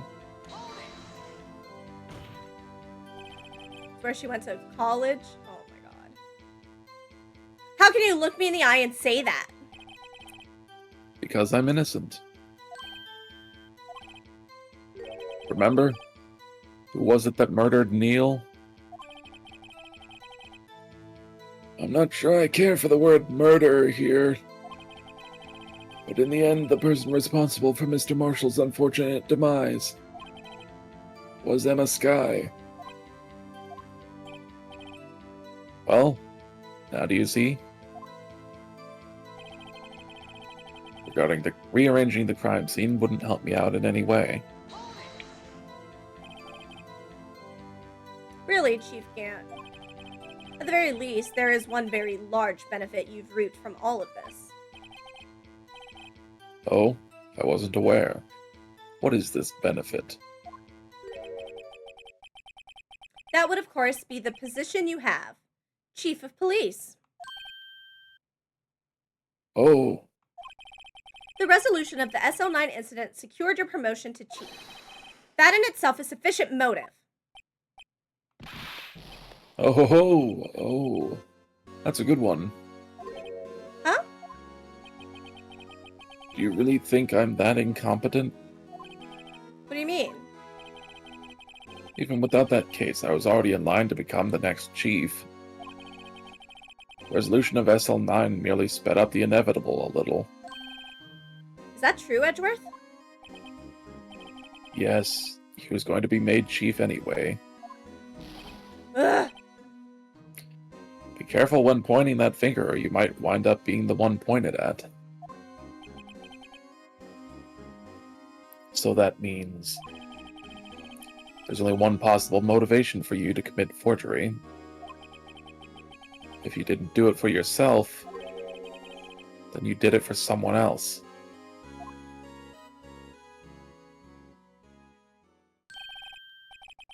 Don't be silly, Worthy. You know me better than that. There are only 3 people I look out for. Me, myself, and I. There. It's out in the open now. Oh, gee, would you mind if I changed my testimony a little? By all means, please do.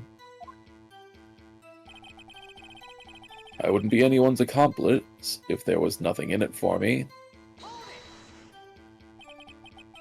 Nothing in it for you? Sorry, but the only person I care about is yours truly. That girl, Lana's little sister, was it? If you think I felt sorry for her, you'd better think again. You're right. You don't feel sorry for anyone. Be tough on crime and tough on people. That's how I was raised. You seem to be lax enough on yourself, though. Ho ho! Oh, that's a good one, Worthy.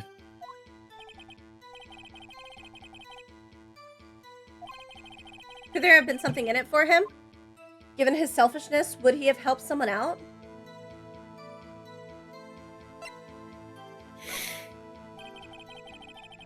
Sure, you might not help out anyone for their sake, but if it would benefit you, you might have decided to assist someone.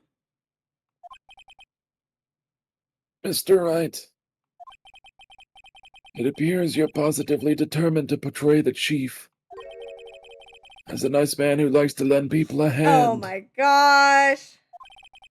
That's not what I meant. That's not what I mean. Very well, then. Who is this person you believe Chief Gant may have helped forge evidence? Is there anyone else? Chief Prosecutor Lana Skye, the defendant, who possibly could have seen this coming. I believe it's quite obvious in light of the circumstances. Emma Skye fell victim to an unfortunate series of events. Who would want to help her more than her own sister, Lana? And as for Chief Gaunt, he would have had a reason to help Lana if she asked him to. That reason, of course, is self-profit. Self-profit? What do you mean? After the SL9 incident was resolved, Lana Skye was appointed chief prosecutor at the prosecutor's office. The person who arranged this job change was you, Chief Gaunt.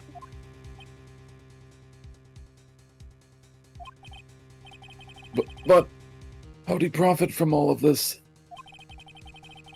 He would be able to use the chief prosecutor as his puppet. Essentially, he would acquire unchecked authority over all investigations. Do you mean to tell me that despite the chief's formidable appearance, he plays with puppets? Oh my god. This judge! Oh, wait. You must mean puppet as in someone forced to do his bidding. Never mind. Admit it, Chief. You assisted Lana Skye in forging evidence. Your motive to appoint her as chief prosecutor so you can control her. Right-o, my boy. You have quite an imagination. Let me ask you something. What? Do you have any proof of this? That I controlled Lana? For example, is Lana testifying that I've done such a thing? Lana? She's keeping quiet to protect Emma. There's no way she'd testify against Gaunt.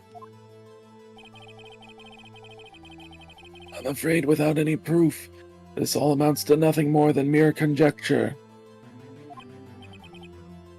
Unless that is also what happened in this incident. This incident? Which one would that be? Of course I'm talking about the murder of Detective Bruce Goodman. The chief prosecutor has been acting strange throughout this entire trial. Almost as if someone has been controlling her.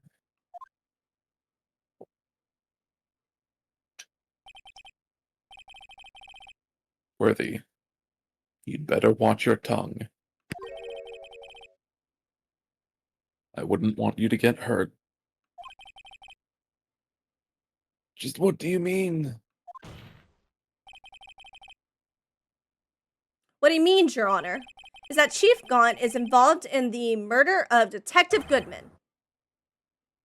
Not only that, but the Chief is now making Lana take the rap to cover up his involvement. Whoa. What?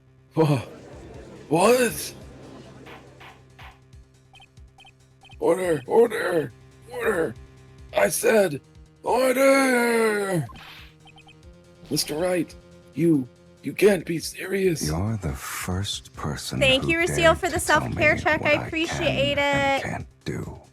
I'm actually completely out of tea and snackies, so I will have to grab some here in a second. Piece of carrots. This is an affront to the highest ranking officer in our law enforcement agency. To accuse the chief of police of blackmail and murder? That's impossible.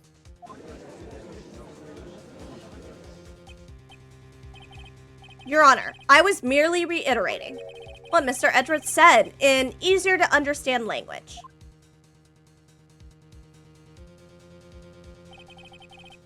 It's too late, Mr. Wright. There's no turning back for us now. Feels like he's the one who's decided to go through with this. Can you prove this, Mr. Wright? The chief, high-ranking officer of the law, is involved in this murder. Good question. Regardless of his rank or title, Chief Gant is just a man. A man out of time.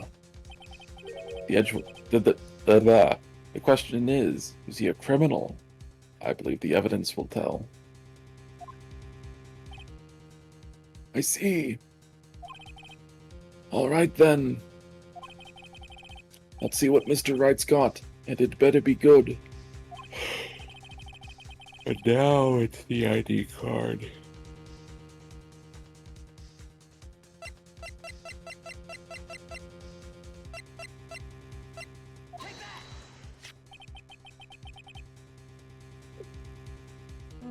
This is the ID card list. Yes, the one that shows who entered the evidence room on the day of the crime. There was one ID on the list we couldn't determine the owner of yesterday. 7777777. Sorry, but there's no way you can prove that's my card number. It's your number. What? How do you know that? The safe in Chief Gaunt's office requires a code to open. A 7-digit code. 7 digits? You don't mean... I'm afraid so, Your Honor. The code was 7777777. The same as the remaining ID card number on that list. Chief Gant, you entered the evidence room on the day of the crime. Order! Order! Chief Gant, what do you have to say? Nothing. The defense's search of my office was in violation of regulations. And I will demand Mr. Wright be punished to the maximum extent of the law. But right now, this court demands an explanation from you about the use of this ID card. Chief Gant, so you admit it. You entered the evidence room on the day of the crime. What about it? I'm chief of police, whether it's the evidence room or the bathroom. It's the difference. I can go anywhere I want. Tell me, when you entered the room, were you alone? I always go to the bathroom alone, as I do with the evidence room. Detective Goodman wouldn't have happened to be with you that day, would he? Of course not. Why would he be? I hadn't seen him in days. You hadn't seen him in days, Chief Gant? I'm afraid you've just undone yourself. On that day, you had to have met with Detective Goodman. What do you mean? This trial's purpose is to determine Lana Sky's guilt. No, it isn't, Your Honor. This trial's purpose is to determine the truth. If Chief Gant met the victim on the day of the crime, then we need to determine one thing. What transpired during that meeting? In that case, Mr. Wright, I'm going to have to ask you for evidence. Shows proof that the victim went to meet Chief Gant on the day of the crime.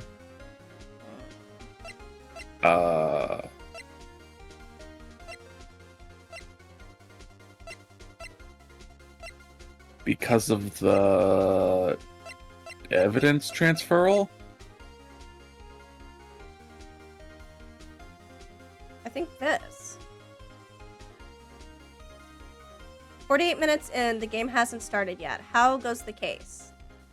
It goeseth. We still got a long way to go. I think it's this, right? Oh, well, I guess he didn't submit it, did he? It says it can only be submitted to the chief of police, so that makes me think that that's the reason.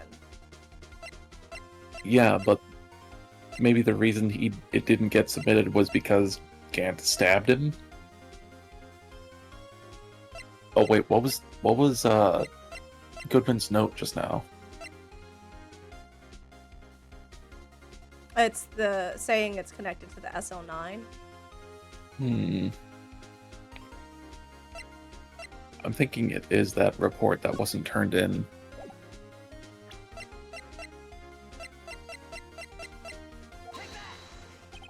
Detective Goodman lost his ID card on the day of the crime. Or to be more accurate, Jake Marshall stole it. So, Detective Goodman filled out a lost item report. He would have had to give that report to the chief of police. Yet you are in possession of the report, which means you can't be sure if he filled it. He filed it. How do I know, you ask? Because he needed to enter the evidence room that day. He needed to? Yes, to transfer the evidence out. Oh. Detective Goodman took the form to you, Chief Gant. Then, you accompanied the detective to the evidence room. I accompanied him. There's no other way the murderer and Detective Goodman could have entered the room. Hold on. Let me guess what you're going to say next. I, the chief of police, murdered poor Goodman. Exactly. But wait! The chief didn't necessarily need to accompany him to the evidence room. He could have just lent him his ID card. Yes. Now that you mention it, I believe I might have done something of the sort. Sorry, but that's not possible. According to the record, your card was only used once. Yet you showed us your ID card earlier. If you had really lent it to Detective Goodman, it would have been found on his body. Oh No. my! He went full demon there.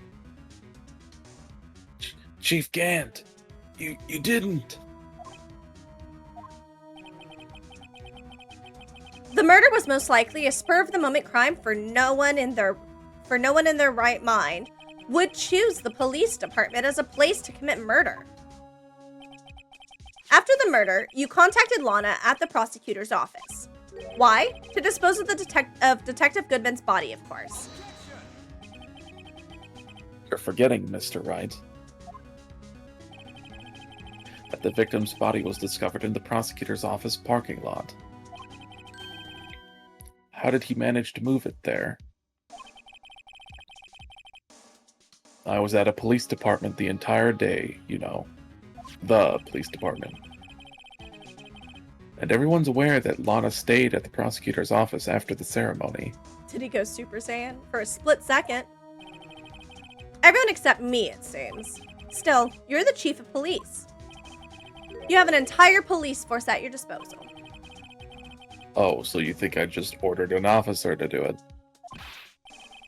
Hey, you, take this here dead body over to the prosecutor's office. I don't think so. Chief Gant, you left all the evidence we need to prove how you moved the body to the prosecutor's office.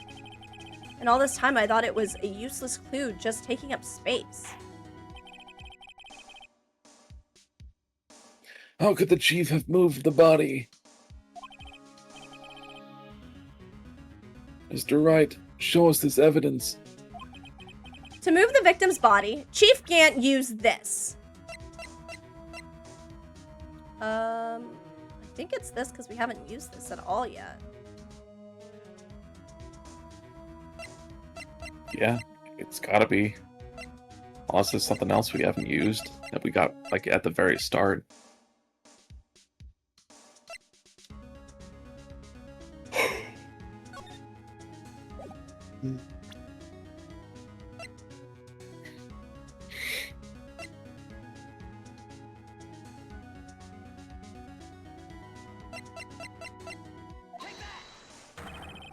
This is how we moved Detective Goodman's body. A parking stub? Miles Edgeworth. You mean... The body was found in the trunk of Mr. Edgeworth's car. I think it's obvious what happened. The body was moved by that car. Edgeworth is always getting put in the middle of bullshit. You mean I... Oh, wait, wrong voice. You mean I carried the victim's body? Precisely so. But wait, even you know. I didn't plan on returning to my office after the ceremony finished that day. But you did return. Tell me why. Ain't nothing but a heartache. Tell me why. I was asked to go, by Chief Gant no less. He told me he wanted me to keep it here in the prosecutor's office. In any case, on the day of the stabbings, I brought this back here. That motherfucker. So you see, what you were really taking to the prosecutor's office wasn't the screwdriver, but the victim's body in your trunk.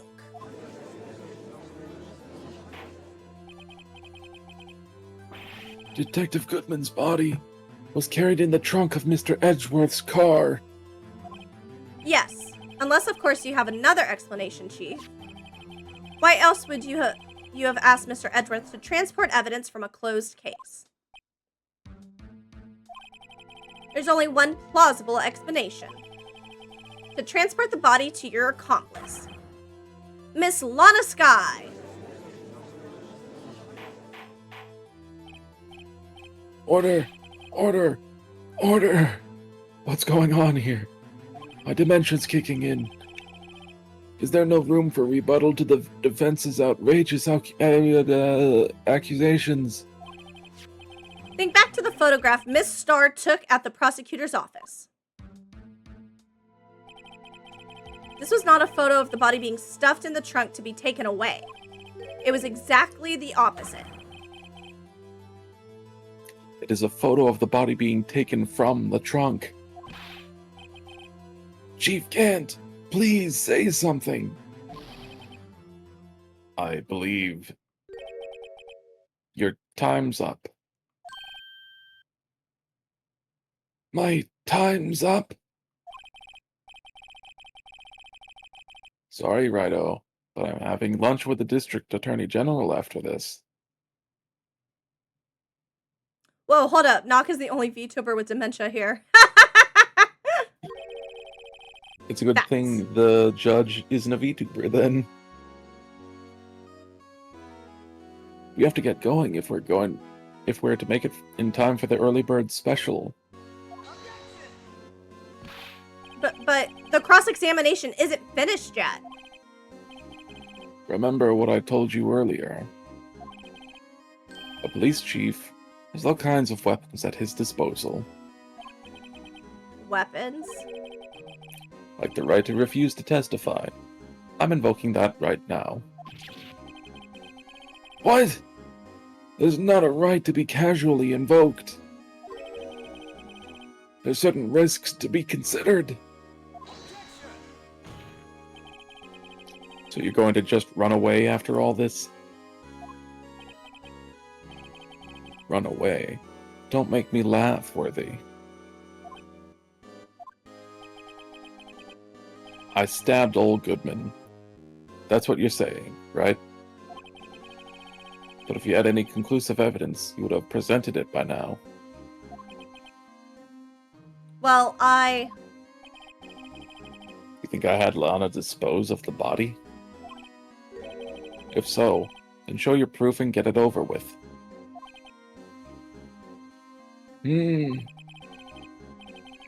I'll say it again, Mr. Wright. Damon Gant is the current chief of police. This court will not tolerate any accusations against him without concrete proof. Well, Mr. Wright, Your Honor? do you have any concrete proof? Proof that Chief Gant murdered Detective Goodman and made Miss Skye dispose of his body. Do I have any concrete proof?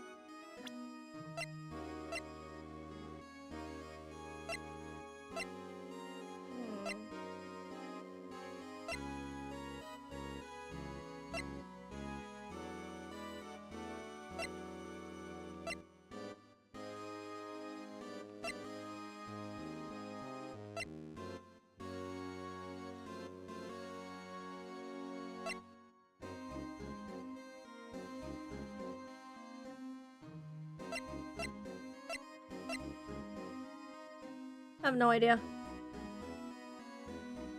Me either. So maybe it's a no?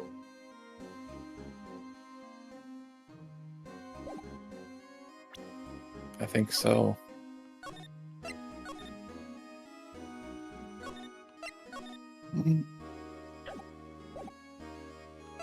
I have no proof yet. It's no use showing evidence. I'm not even sure of myself. No, Your Honor. At present, I have no conclusive evidence. See, Yudgy. In that case, this court is forced to penalize you for your allegations against the chief. Damn, I guess. Mr. Edgeworth, penalize Mr. Phoenix. What? Here's a tip. Never gamble what you can't afford to lose, righto. It seems that Lady Luck was on my side again today. If you didn't save 2 times, did you really save? No, you never know. Something bad could happen. Could have done it wrong. Okay, Udgy, I'll leave the rest to you. He's giving him the tip!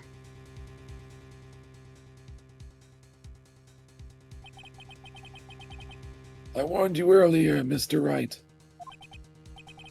This is an affront to our senior officer in our nation's law enforcement agency.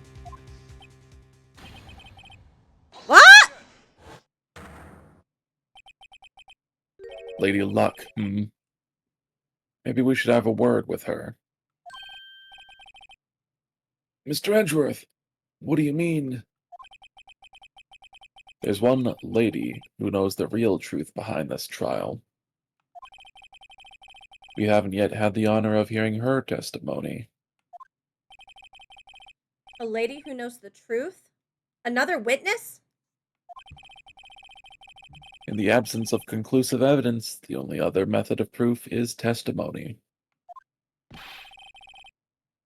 But Chief Gant has invoked his right to refuse to testify. Is Mr. Gant a lady, Phoenix? Come on. Or still someone else? One more witness who can answer all the questions raised in this trial. Someone right in this very room. Mr. Edgeworth, who is this person? Why are you asking me, Your Honor? Have you forgotten? The defense is the one calling witnesses today. Mr. Wright, does such a witness exist? She may not be willing to tell the truth, but we can't just stop now. Yes, Your Honor. The defense calls forth...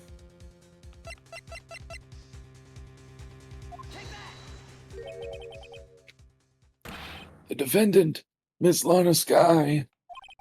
She was in the underground parking lot at 5:15 on February 21. Her task? To dispose of the victim's body.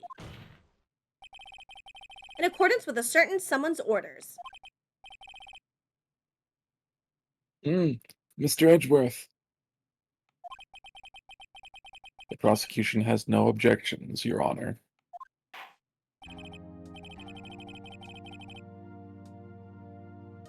Very well. The court will now take its final recess for the day. In 15 minutes, we will reconvene to hear the defendant's testimony. This court is now in Hold on. Oh, Never mind. Chief can't. Chief Gant! I thought you were going to eat.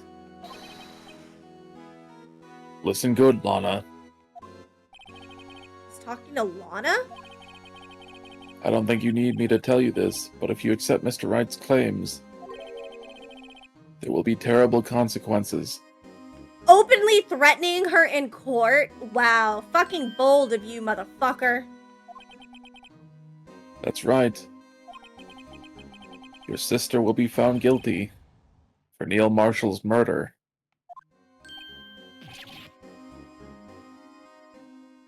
This isn't good. Of course, you'd never support such an outrageous claim anyway, right? Just something to think about. I'm going to go look outside the door again. All right, then. I've got a lunch date to meet.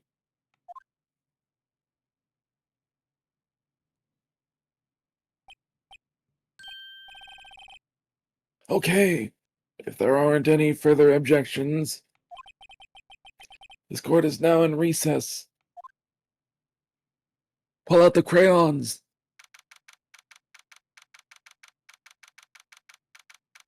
February 25, 2:04 p.m. District Court Defendant Lobby Number 2. Looks like we managed to stay in the game. Yeah, thanks to your help, Edgeworth. That chief, he's something else, eh, pals? Detective Gumshoe! I'm not a detective anymore. Oh yeah, sorry about that. Don't worry. Wait, shit. Don't worry. I've already decided where to work now.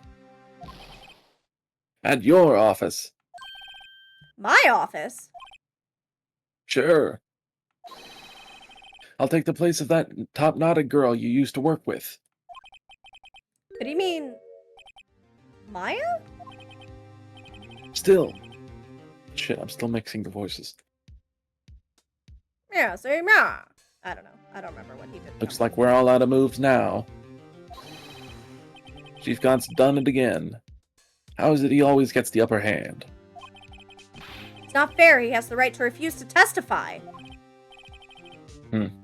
Settle down, right? Remember what the judge said? But Chief, that is not a right to be casually invoked. There are certain risks to be considered. Risk?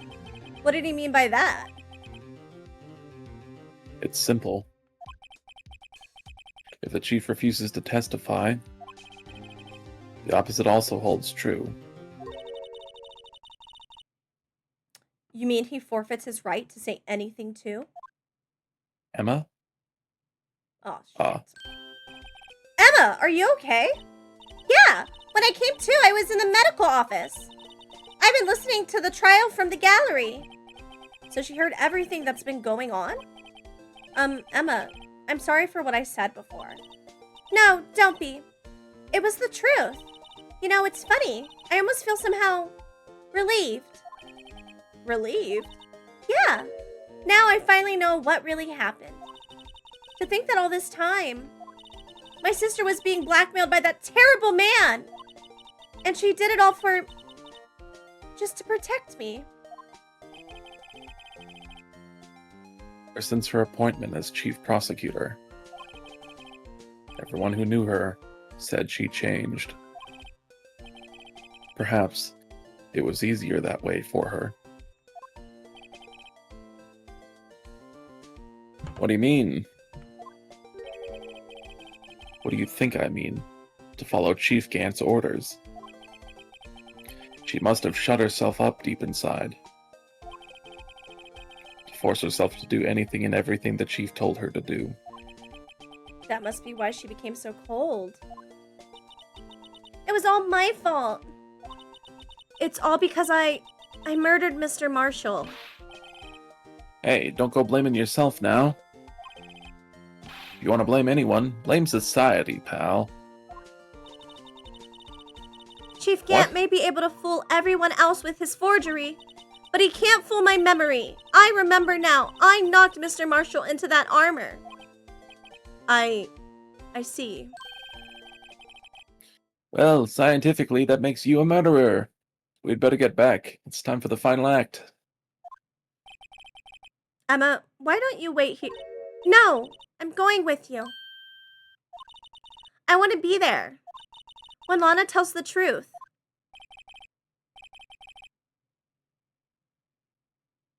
Let's go, right? It's time to end this.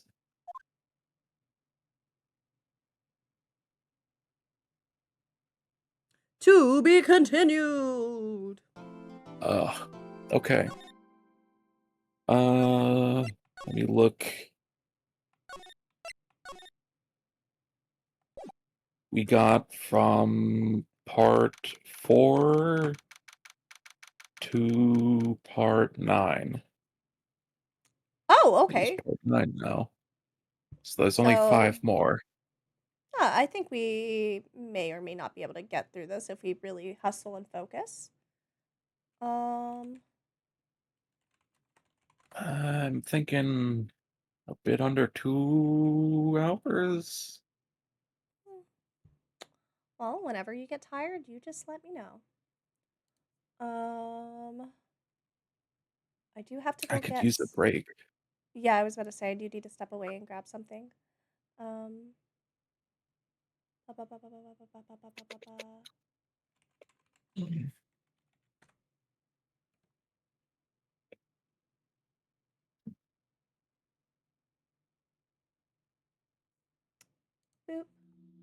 Boop.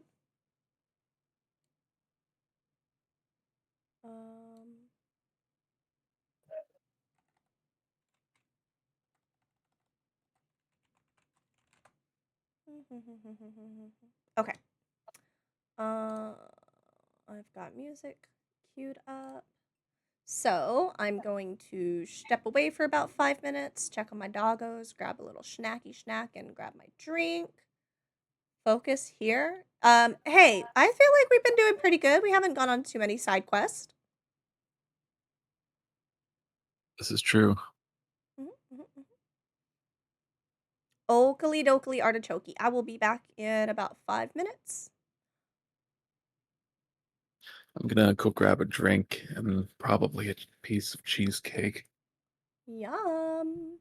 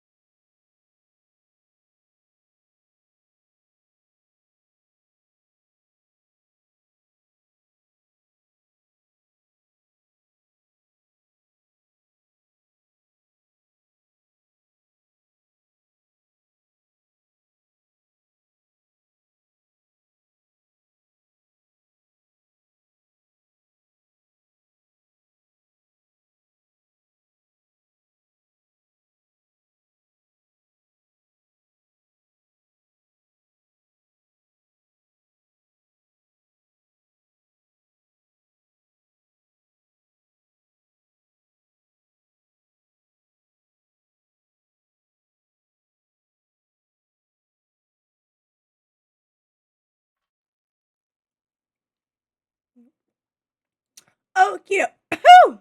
I got chips stuck in my throat. Not fun. I have my bevy. Went ahead and took a really big stretch, a really big sip for my self-care check earlier, Rusil, just so you know. Take that, depression! All right, we ready to kick some ass? Yeah. Cool beans.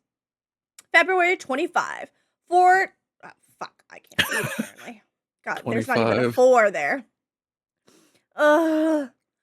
February 25th, 2:21 p.m. District Court, courtroom number 9.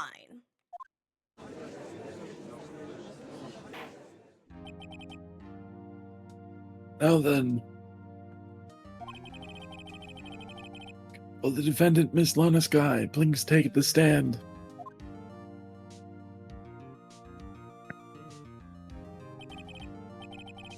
Miss Lana Sky, you are the chief prosecutor. I'm sure you're aware of what is required of you. But Mr. Edgeworth, you already know everything. You know all that I've done these past 2 years. So you admit it? Please provide the court with your testimony, Miss Sky. And remember, you are under oath. We want to hear the truth. Of course, the truth. Lana, no matter what happens, I'll always be your sister.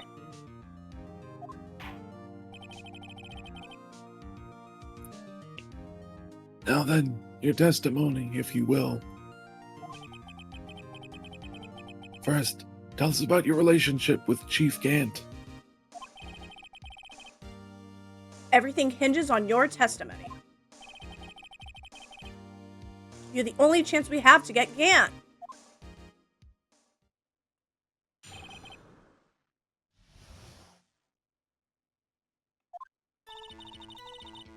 I worked alongside Gant for years. There's no truth to this blackmail theory. I fabricated the evidence 2 years ago all by myself. When I found Prosecutor Marshall's body, I rearranged the crime scene. My only motivation was to get Dart convicted. It had nothing to do with Emma.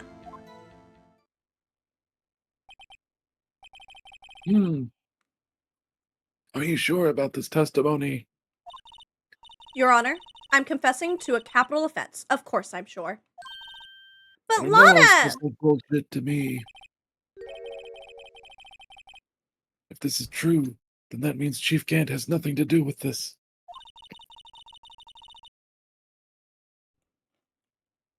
That's what I've been telling you from the beginning.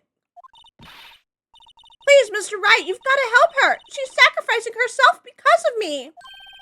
But what if she's telling the truth? She's not. I know my own sister. Whenever she speaks stiffly like that, she's hiding something inside. Deep down, she's really screaming in agony. Yeah, this is no time to start second-guessing myself. The defense may now begin its cross-examination.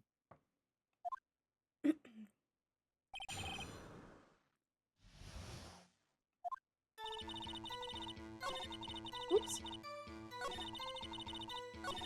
God damn it! Ah!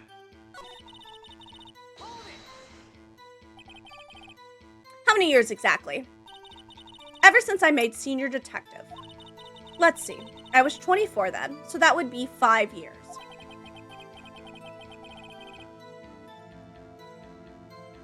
Detective Gant and Detective Sky were legendary partners. I personally saw them testify in numerous cases. She must have been good coming from the same school as Mia. Damon Gant was a respectable detective. That's why. There's no truth to this blackmail theory. But think about it, Miss Sky. You didn't murder Detective Goodman. You told me as much yesterday in jail. You still don't get it, do you, Mr. Wright? Any testimony you cannot present in court is as useless as idle gossip. I stabbed Detective Goodman with a knife. And I fabricated the evidence 2 years ago all by myself. Did you do so to help your sister? Joe Dark was a serial killer. My sister almost became his last victim that day. I didn't want the incident to ruin her life. But what you said was justifiable self-defense. She wouldn't have been charged with anything. That's not the point. She was traumatized that day, all because of that creep. That's why I couldn't forgive him. Lana! That's why you fabricated the evidence 2 years ago. When I found Prosecutor Marshall's body, I rearranged the crime scene. You said you did this all by yourself? Yes. Would you mind telling us what you found when you arrived at the crime scene?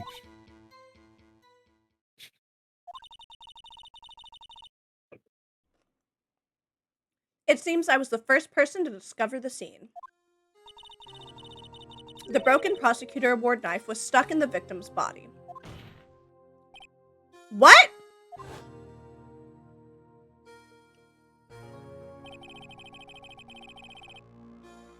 But Prosecutor Marshall died from an unfortunate accident. That's only a situation you dreamed was possible.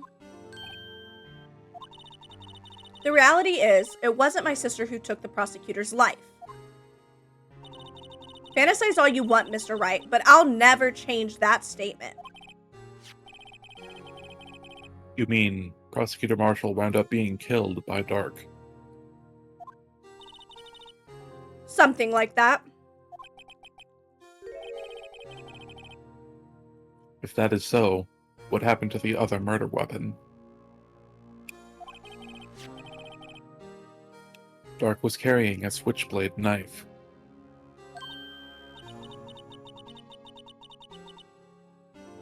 Oh, that was lying on the floor a little distance away. It was probably knocked away in the struggle. That's not how it went down. She's trying to cover up her lies with more lies. All just to protect me.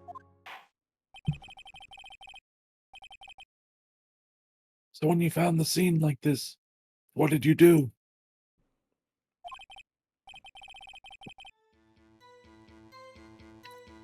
After all, this is what everything boils down to. Yes. I broke off the tip of Dark's knife, planted it inside the wound, then moved the body.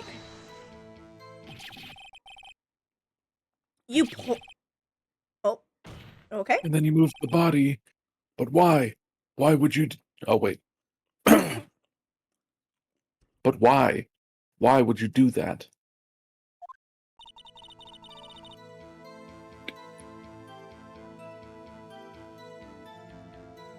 You, of all people, should know, Edgeworth. You've always had a good head on your shoulders.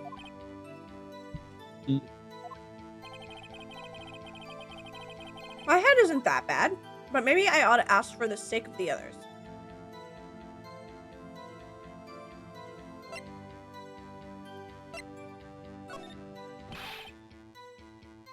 But why did you do that? Come now, Mr. Wright. Even you should be able to figure it out.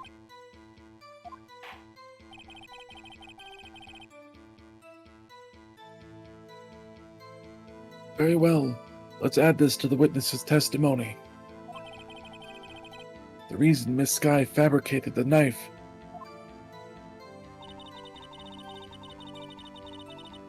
I knew the tip of the weapon found buried in his body would be all the proof we needed. Bless you. Thank you. It was a hiccup. Oh. Well, you can still keep the blessing. According to your testimony, Prosecutor Marshall's broken knife was the murder weapon, right? Yes, and leaving it at that might point the blame away from Dark. I felt the most effective way to get him convicted would be by having the tip of his knife wound found inside the victim's body. So you buried it inside the victim's stab wound? Yes.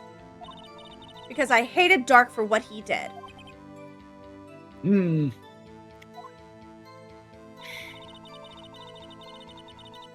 My only motivation was to get Dark convicted. It had nothing to do with Emma. So you rearranged the crime scene. Are you sure you didn't do this to keep Emma from looking like the murderer? How many times do I have to tell you, Mr. Wright? Emma didn't do it. Period. Are you so desperate to hide that fact? You're willing to risk the death sentence? She's lying. She did it so I wouldn't be blamed for what happened. In any case, as a prosecutor, what I've done is unpardonable. There's nothing I can do to make up for my actions. Mr. Wright, my sister's lying! Looks like she's determined to protect you to the end. She insists she fabricated the evidence by herself. There's no way she could have done it alone! I've got to get Lana to talk more. If she's lying, then she's bound to slip up and make a contradiction. Okay, so one of these statements is going to be a contradiction.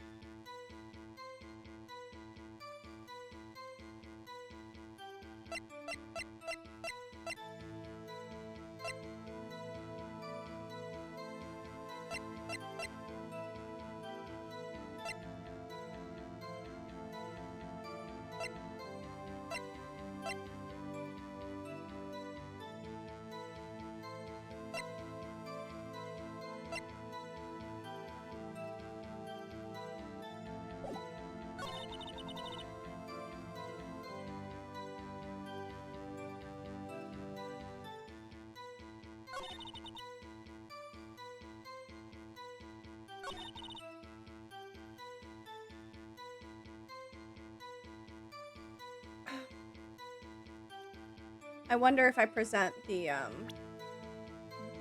jar that had Emma's name written on it, if it would prove that she was trying to cover up for Emma.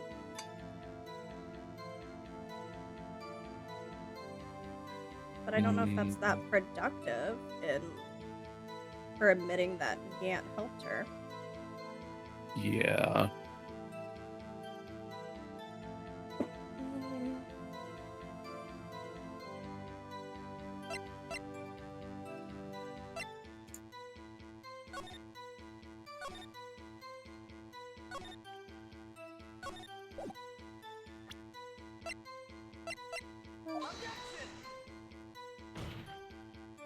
Nope.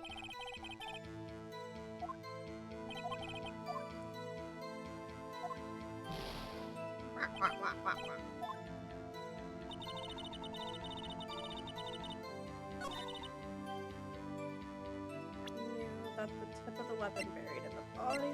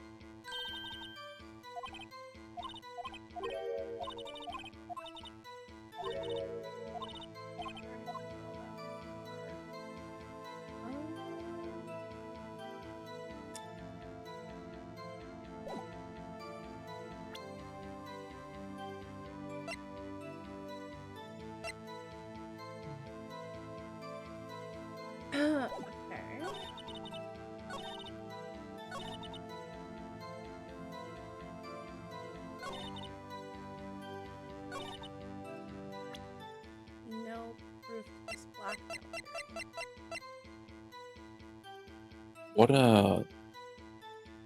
option did you press on to get to that multi-choice dialogue thing? Oh, I think it was this one? Can you pick the other one and get something? A clue or something?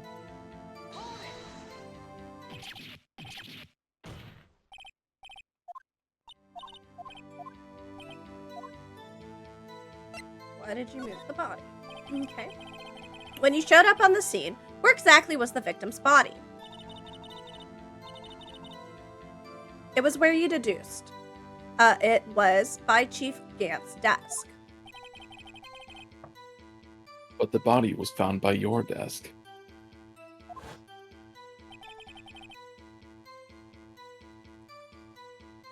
Why did you move it there?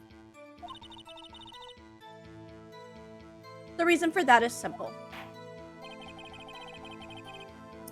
Let's have the witness explain this in more detail. The reason this guy moved the body. The pieces of the jar that shattered during the events threatened my plan. My only motivation was to get Dark convicted. Okay, so that's just a new one.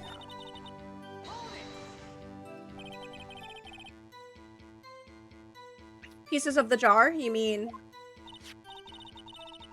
Yes, the wretched jar you showed us earlier. In order to show that Dark committed the crime, I felt it would be more expedient to move the body. So, when you first found the body, the jar was already... Of course, it had been shattered to pieces. If you look at the crime scene, it would be clear right away what happened.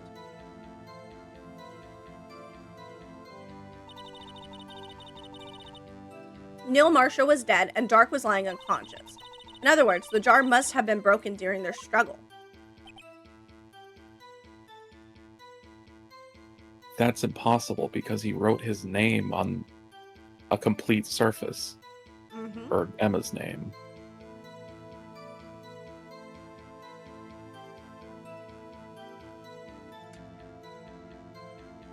So it was broken after the struggle. Yeah, clearly Damon went into there while Emma was unconscious and before Lana got there. Yeah. What's the matter, Emma? Apparently, the jar shattered at the time the crime was committed. But I have a feeling there's more to it than that. There must be a contradiction here somewhere. Okay, I think that's where I can actually present the jar. Anyways, I committed this fabrication completely alone.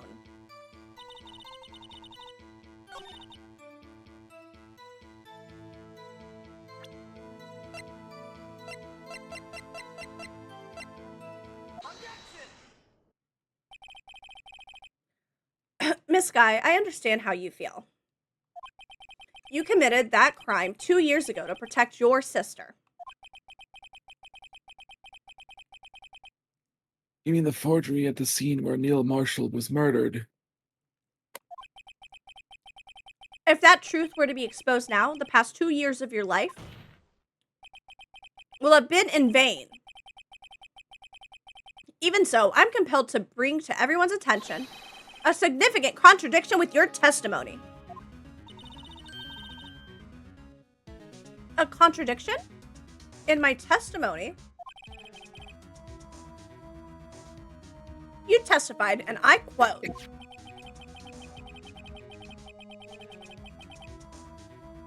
"The pieces of the jar that shattered during the events threatened my plan."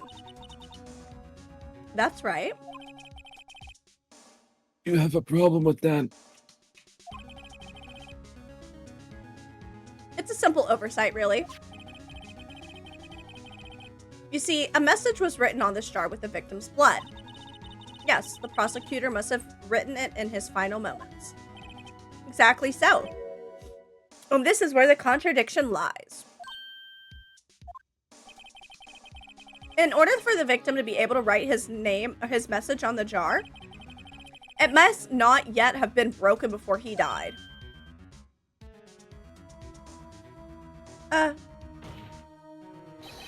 He couldn't have written Emma's name on a shattered jar. Order! Order! Your Honor, it would appear more information is needed in regard to this jar and its bloody message. We may be missing something critical here. You're Something the critical? First person who dared to tell me. Hi, what I Kaneki. can Welcome and in. Thank you can't so much do. for the self-care check. I appreciate it. Oh, big stretch. Chief Prosecutor.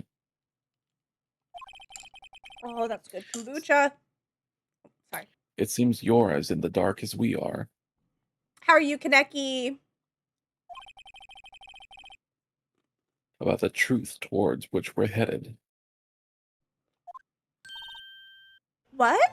Thank you, Kataki. Just tell us exactly what you saw. We'll piece together the information to arrive at the truth.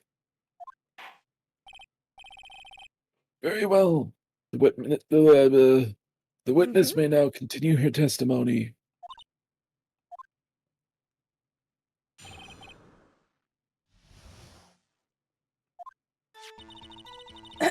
I immediately noticed the blood traces on the jar, but it was dark in the room and I didn't have time to check it out.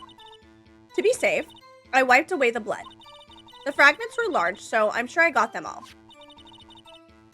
All I could think about was wiping them clean before they were discovered.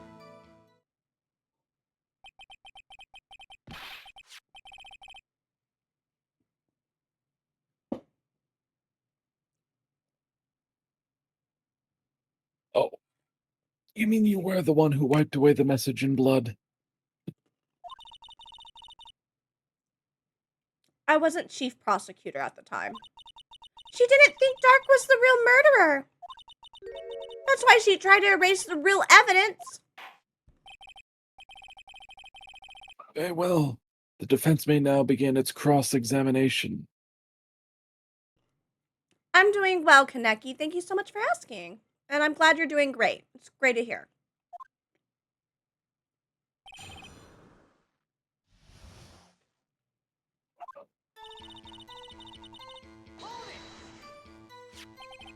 So the jar was already broken? It's a miracle that thing hadn't broken earlier. It certainly looks as feeble as I am, as the defense's case. That's not as feeble as the judge's judgment. You were an ace detective who never missed a detail. Do you really expect us to believe? Oh, I've got a job debt. You didn't investigate what was written on the jar pieces?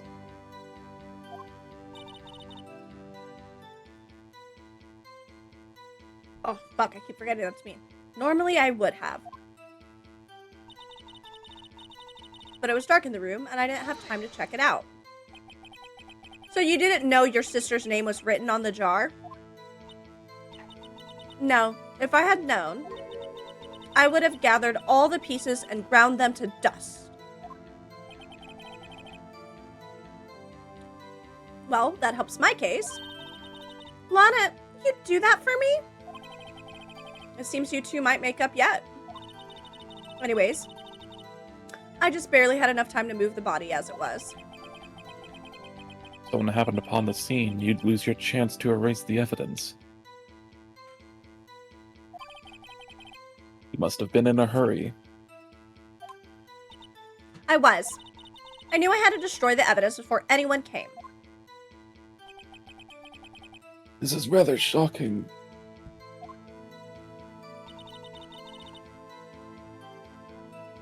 To be safe, I wiped away the blood. I'm afraid this action of yours reveals what really happened. What do you mean?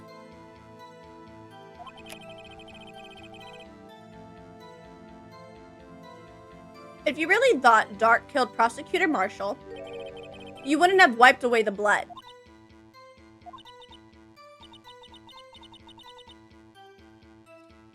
What else could I have done in that situation?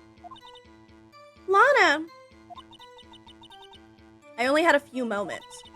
There wasn't enough time for me to do anything else but gather up the pieces. The fragments were large, so I figured I got them all.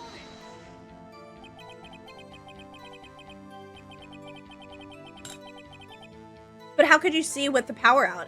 It should have been pitch black in that room. A detective is always prepared, Mr. Wright. Even now, I always carry a pocket light and a camera with me. Even I carry a bottle of luminol, a bottle of emergency luminol wherever I go. It was her ashes. I never miss anything. I got every last piece. All I could think about was wiping them clean before they were discovered. So you illegally rearranged the crime scene? Yes. I don't have any excuse for my actions. I'm so sorry, Lana. I didn't know. I've treated you so badly all this time. It's not too late. There's still plenty of time to make up. After we've gotten to the bottom of this incident. No doubt this day will leave a permanent stain on the history of the prosecutor's office. More contradictions have surfaced in her testimony. Your sister's really putting up a fight. She must really care about you. Still, she's not doing this the right way. I think I finally figured out the contradictions in her testimony. There's one final possibility that might turn everything around. I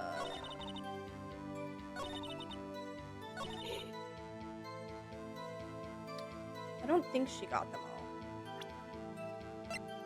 Because there was one fragment, I think. The one with like the largest piece, final fragment in the Chief's. Yeah.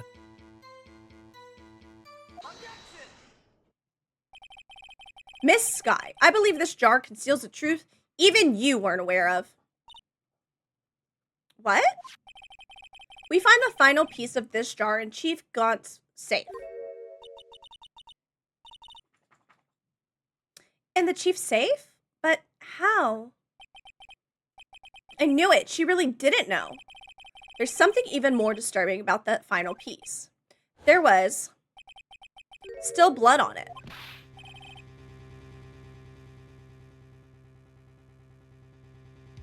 But the witness just testified that she gathered every last piece and wiped the blood off of them. Yes, which leaves us with only one explanation. On the night of Prosecutor Marshall's murder, you were not the first one to show up on the scene. Chief Gant got there before you.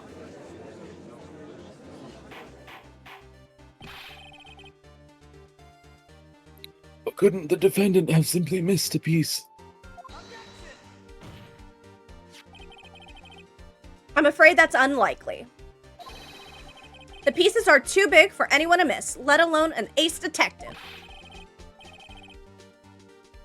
I guess it would take an ace attorney to figure that out. That may well be, but everyone makes mistakes. Even I once wasted an entire day looking for my dentures. They were in my mouth all along, huh? Can you believe that? Oh my god. I'd say that's unrealistic, but I've literally been looked for objects that have been in my hand before, so... Yeah, I've done that. Have you forgotten, Your Honor? When this witness arrived at the scene, the jar was already broken. Oh, that. There's no way a name could have been written on a shattered jar.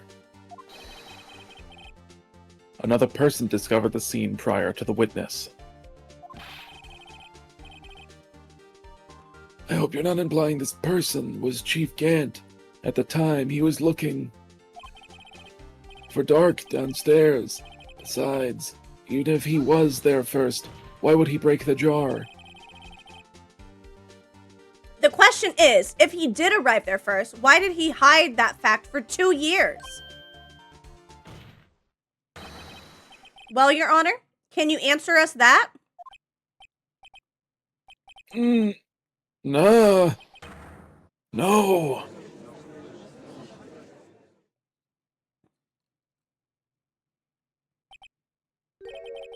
Wait, I'm not the one on trial here.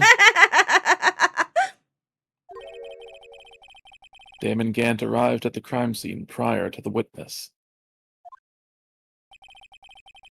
He proceeded to break the jar and purposefully hid one of the broken pieces.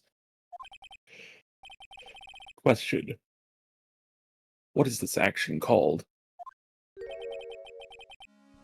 Fabrication of evidence. But why would Chief Gant do that?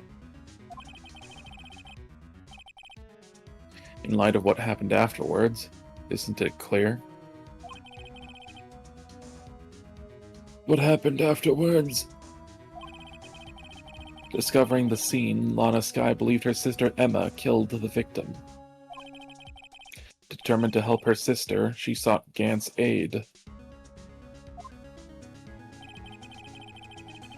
Lending her his aid, Gant helped her create evidence that incriminated Dark. Sparing Emma, and therein lies the reason. Reason why Miss Skye became the Chief's puppet.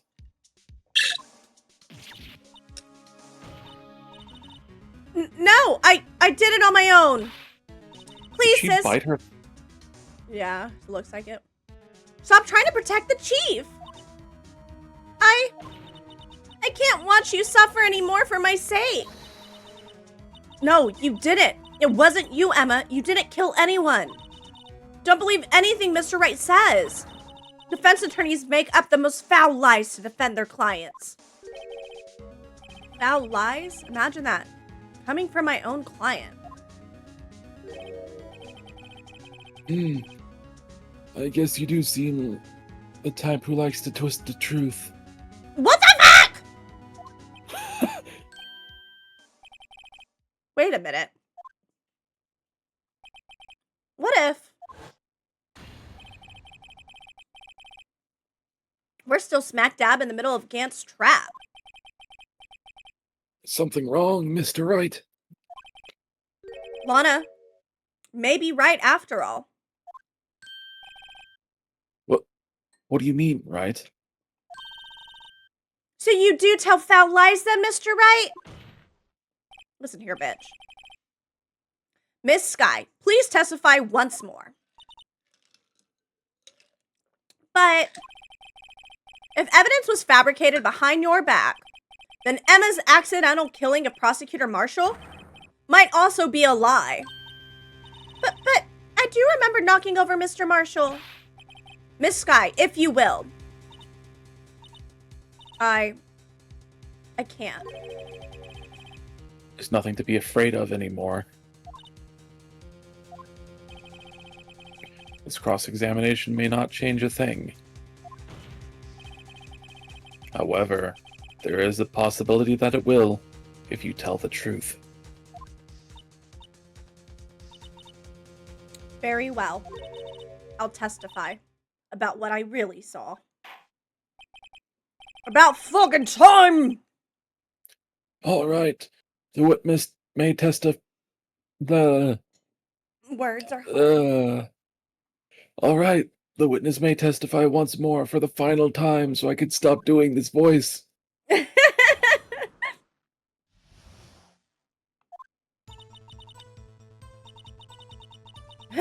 When I arrived, I found Mr. Marshall's body impaled on that suit of armor's sword. Emma and Dark were lying unconscious on the floor nearby. When I saw what had happened, I thought she did it. That's why I erased all of the evidence that linked her to the murder. Now, Chief can't help me remove the body from the sword and carry it. But if it all really was a fabrication, Emma might be innocent.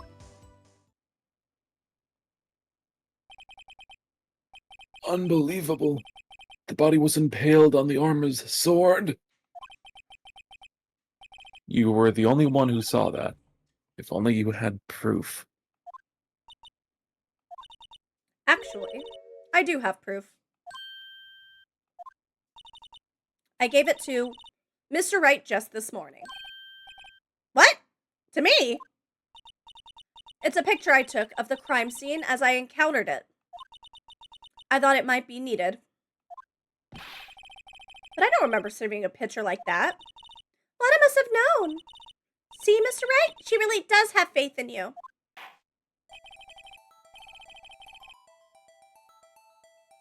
Did she hand us something? Uh-huh. I don't remember what it was. A butt. Very well, Mr. Wright. Oh, right. Please present this picture. I don't remember receiving any pictures from Lana. Lana said she gave it to you this morning, right? I seem to remember getting something from her then. Let's check the evidence again. There must be a picture in there somewhere.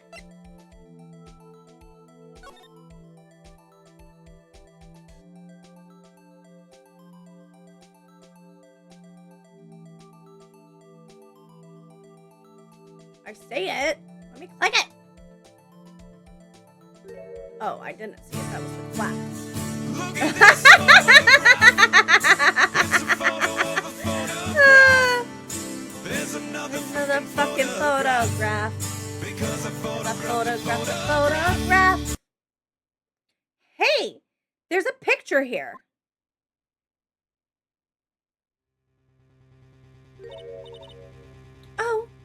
Oh my. This is the actual crime scene. No other detective saw the crime scene like this, because I contacted Criminal Affairs only after I had rearranged everything. Mr. Wright! That piece cut out from his vest. Could that be the cloth we found inside Chief Gant's safe? What's this? This is a handprint, isn't it? That cloth. It had fingerprints on it. Whoever's fingerprints those are must be the real murderer. What? But those fingerprints... They're yours, Emma. Why are your lips turning all purple, Mr. Wright? Anyway, let's get on with the cross-examination. As long as you tell the truth, we should be able to flush out the real murderer. Very well. The defense may now begin its cross-examination.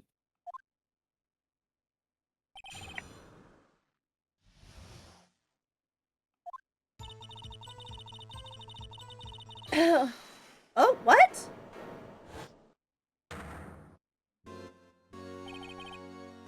Come now, Aji. This is the poorest excuse for a trial I've ever seen. Chief Gant! What? Now you want to make me out as the bad guy too? If so, I'd like to put in a word or two in my defense.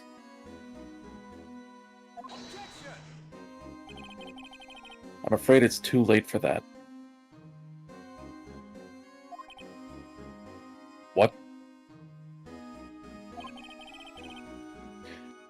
You already declined to testify. That means you forfeited your right to make statements of any sort. Now get the fuck off my stand. This must be the risk we were talking about earlier. Just sit back, relax, and enjoy the sound of the noose tightening around your own neck. Womp womp! Gah! Ah, so what? You think I'm worried? Oh, my bad. Sorry to disappoint you. but I don't need to make any statements. What do you mean? The evidence will do all the talking for me. Even if I can't testify, I can still present evidence. Yes, that's true. Wait, you mean... You still have some conclusive evidence? No, I don't. But someone does. Someone? So, what's your excuse, Righto? Why have you been keeping quiet about it? You do have something to show us, right? Something that proves who knocked over Neil Marshall, causing his death? Conclusive evidence that leaves no room for doubt? Is this true, Mr. Wright?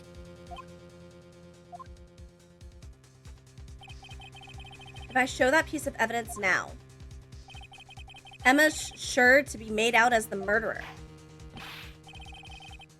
Mr. Wright, if you have any more evidence, present it now. And if you try to conceal anything, you will be the one appearing before the Board of Inquiries. What do I do now? I'd better think this through carefully. I can't afford to make the wrong decision. Should I present that piece of evidence? The one that shows who really killed Prosecutor Marshall? I'm pretty sure I have to show it. But I think the photo will show, like, yeah, she pushed him, but she didn't push him into the armor. Probably, yeah. Yes, Your Honor. I do have further evidence. All right! The time's finally come to show it to them. Those prints have got to be the Chief's.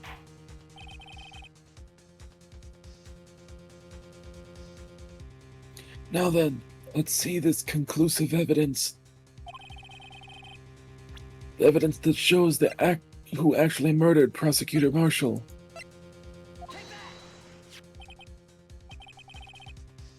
It's a piece of leather cloth? Yes. Most likely was cut from the victim's vest near his chest. What's this? There's a big handprint on it. Surely it must have been left on the cloth by whoever shoved the victim into the sword. What? Whose fingerprints are on this? I'm sure Righto has checked. Haven't you? Well, whose are they?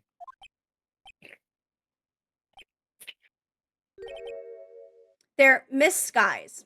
Miss Emma Skies. What? They're mine?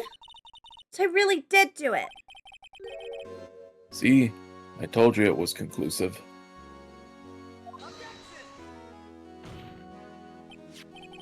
But this was found in your safe. That means it's possible you forged it. I don't know what you're talking about. I don't remember any cloth in my safe. Do you really expect me to believe that? But... Give it up, Mr. Wright. It's over. Should have presented that.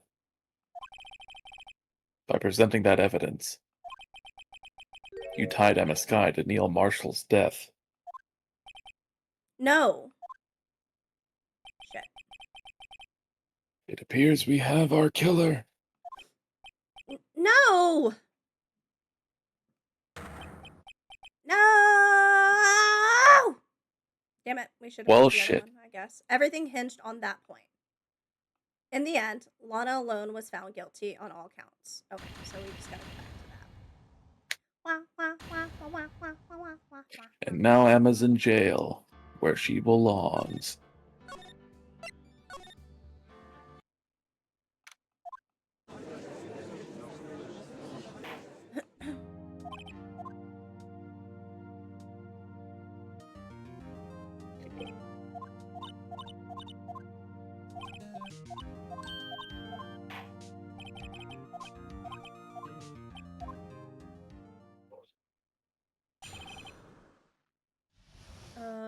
so this one, we pressed her twice. And did both of the multi-choice things? Yeah. Or actually, I pressed her twice. Yeah. Just press up the I wonder jar if one. only... Yeah, if you only have to do the bottom one.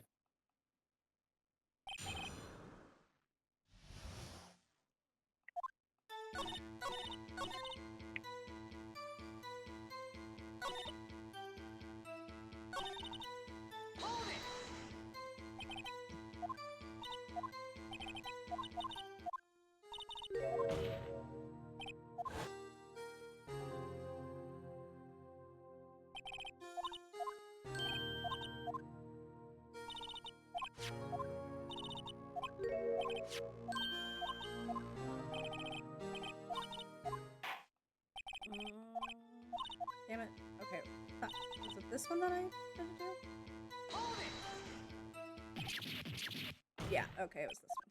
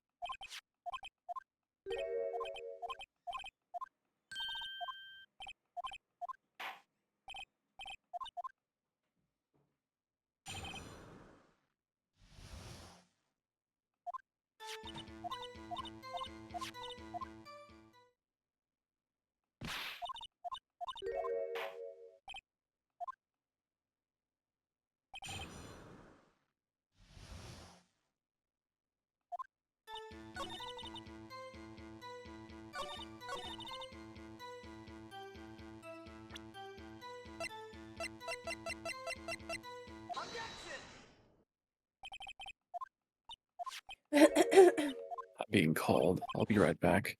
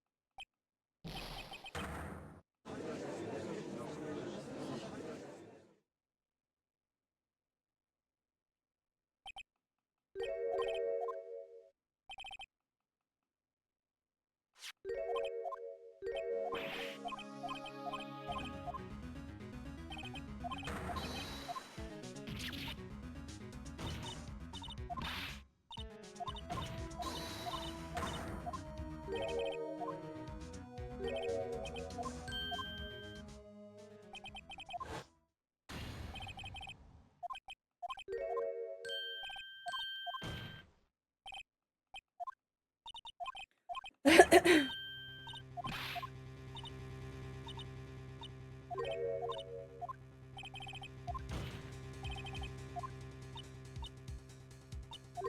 Come on! Should have saved it.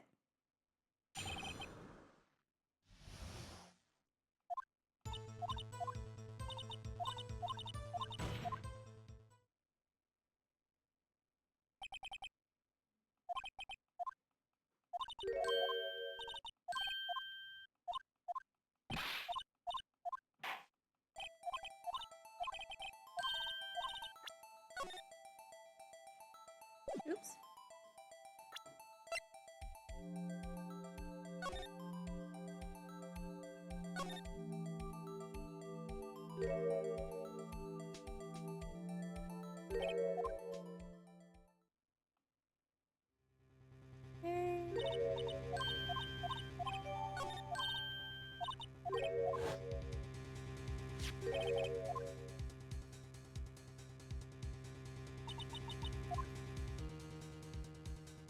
There's no blood on this piece of cloth, but there was blood on the shirt underneath the cloth.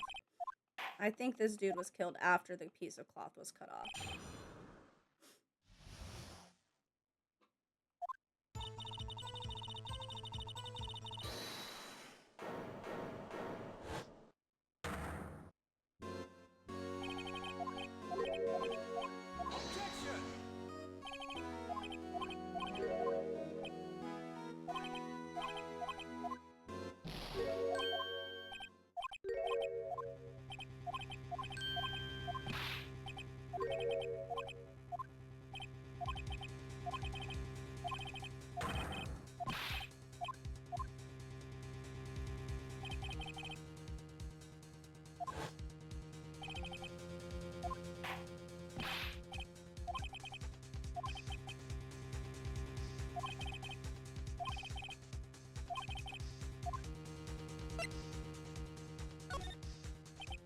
Your Honor, I don't have any evidence I can present at this point in time.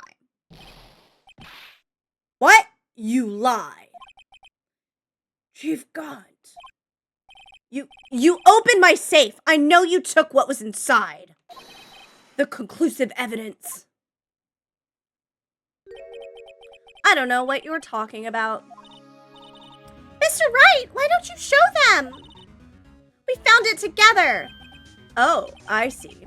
It's because you know the truth, don't you? You know whose fingerprints are on it. That's why you won't present it. What are you talking about, Chief Gaunt? Can't you figure it out? Take a good look at this picture. See the victim's vest? Notice anything odd about the chest area? It looks like God damn it.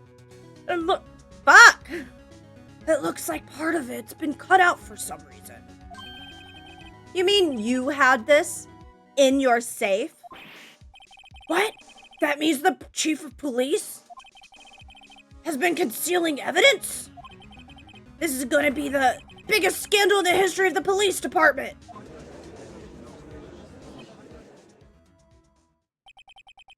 Impressive. To be honest, I didn't think you had the gall, righto. Well, I can't just let you pin me up as the murderer. I'll tell you what really happened. I'm back. Welcome back.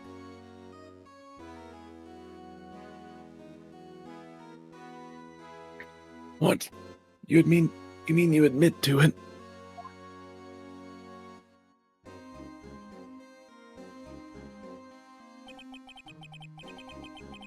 I was the first person to arrive at the crime scene that day. Then it occurred to me that I could use the situation to control Lana. So you really were manipulating her? I knew Lana. I made it look like the blame lay with her sister. That when she saw the scene, she would ask me for my aid.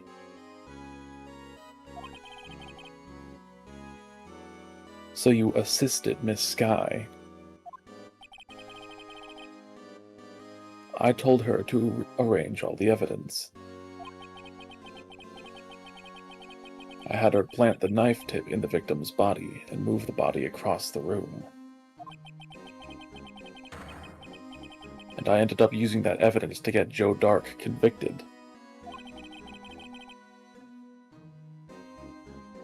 When I tampered with the crime scene, I hid 2 pieces of evidence. This was before Lana arrived at the scene, mind you. 2 pieces of evidence? You mean those items in your safe? But why? For insurance, of course. Insurance? I was sure my plan would work, but it's always best to be prepared for the worst. I wasn't about to let anyone blame me for a murder that girl committed. You mean you were calculating that far ahead while forging the evidence? do you take me for, a fool? I didn't make police chief by dumb luck.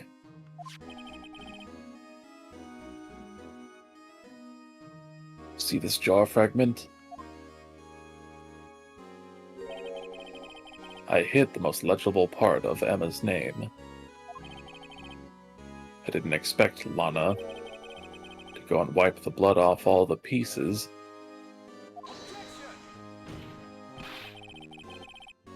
What if you fabricated all the evidence? What's to say you didn't fabricate the message on this jar, too?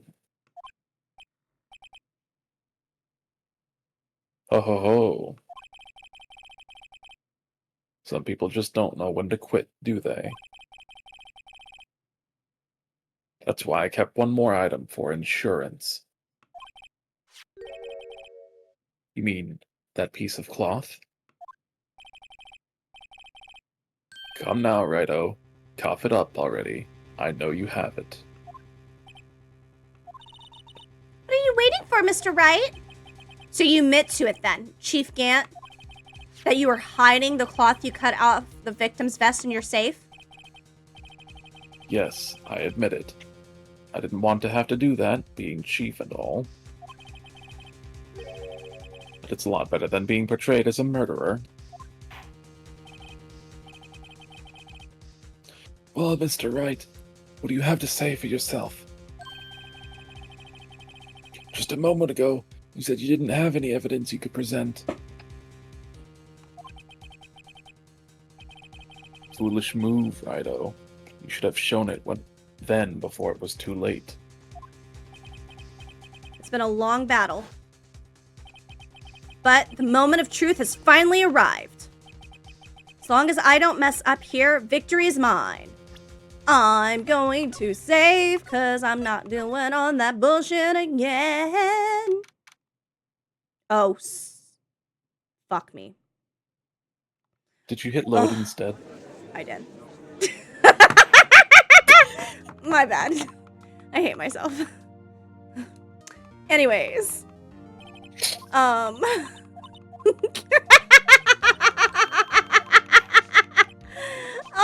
my god. The intent was there. The execution was not.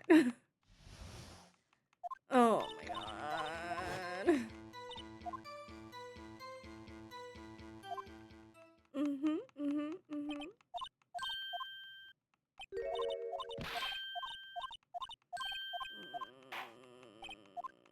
Nocturnal, why are you like this?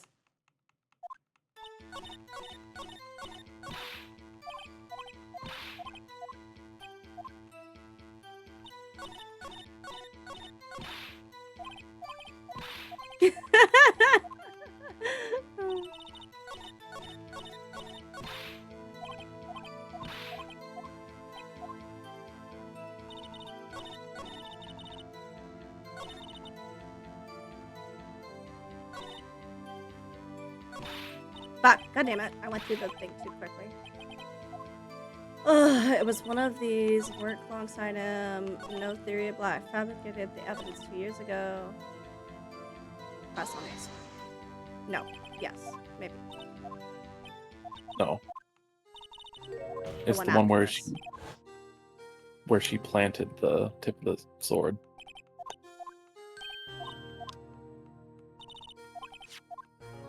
You guys talk too much.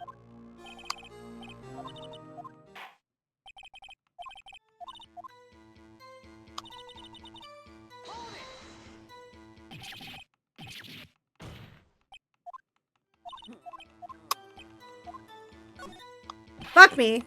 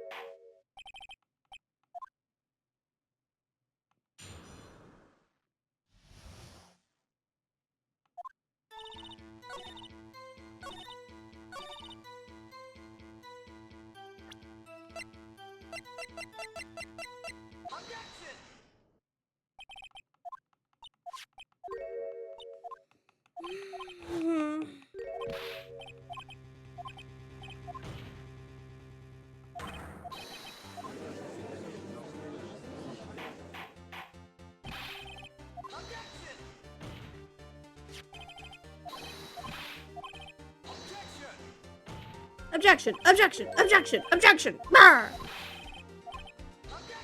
Normal day in the courtroom.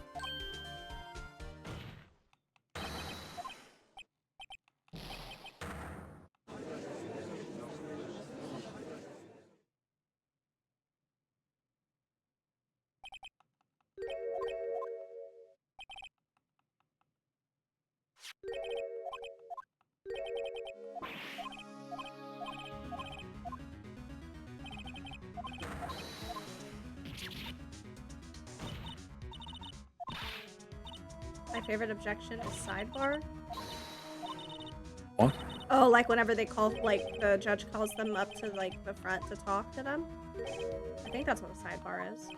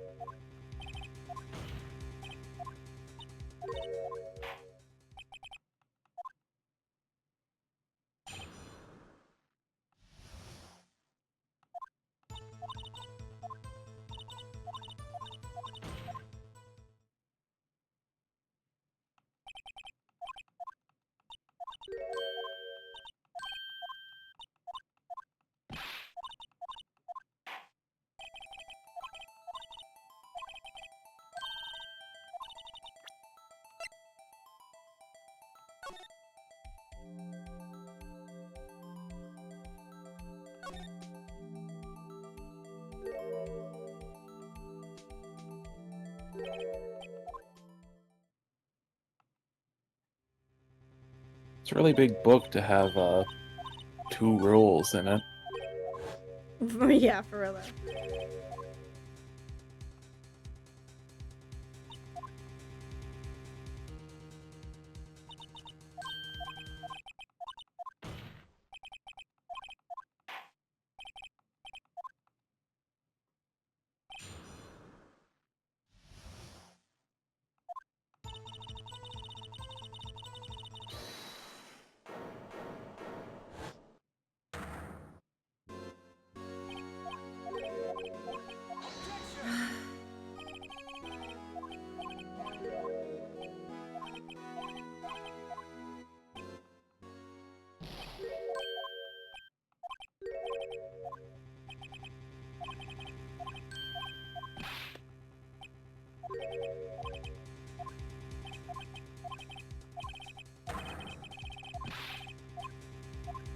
I would go ahead and save now in case it happens again. I plan on it. Save. Yep. Saved. Whew, that's stressful.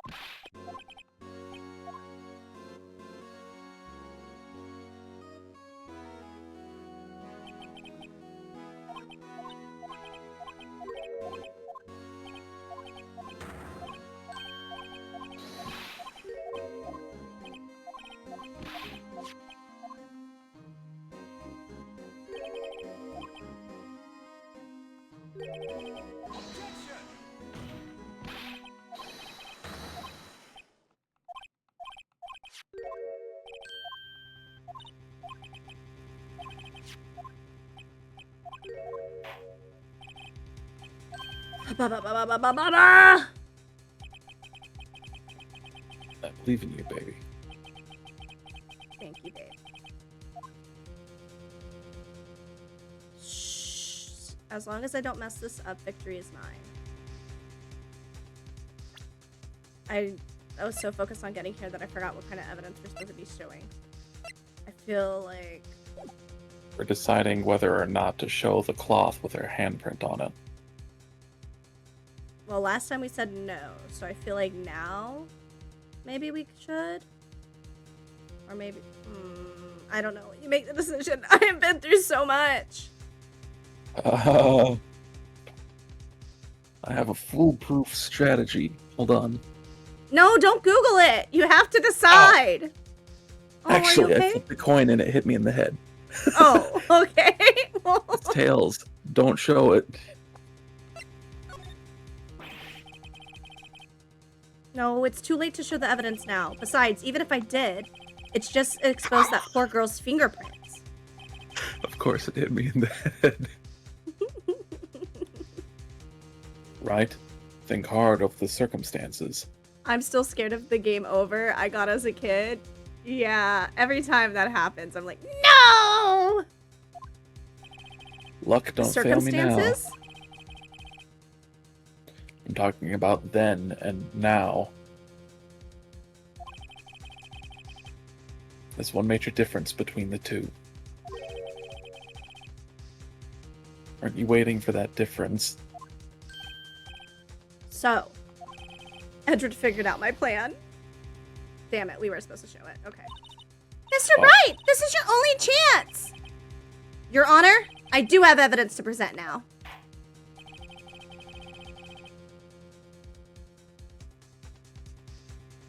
Oh, alright then. Alright then. Let's see this conclusive evidence. Evidence that shows who actually murdered Prosecutor Marshall.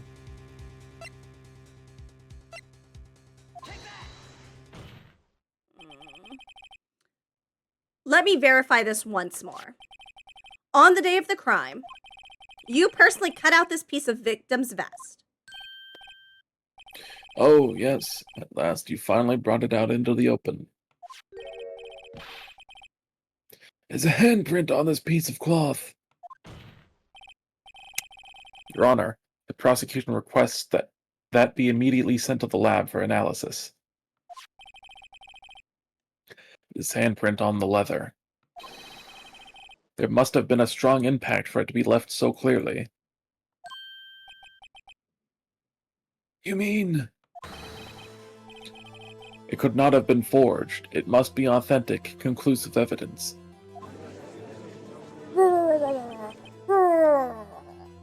Ho ho ho. You're not Santa? Merry Christmas. You're as slow on the uptake as ever, Worthy. What? Think about it. Rido had all this time to present this evidence. Yet he was reluctant to do so. Why would that be? You mean you already know? You know whose fingerprints are on that. Mr. Wright? Do you really know? Whoever the fingerprints belong to must be the real murderer. Whose fingerprints are they?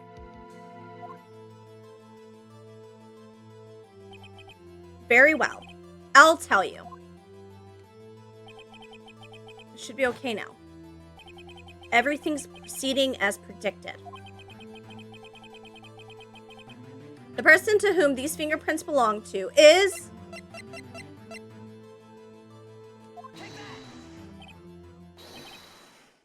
Emma Skye.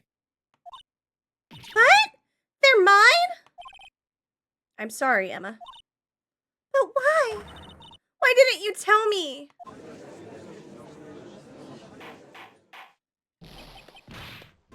Oh ho ho. You're really something, Rido.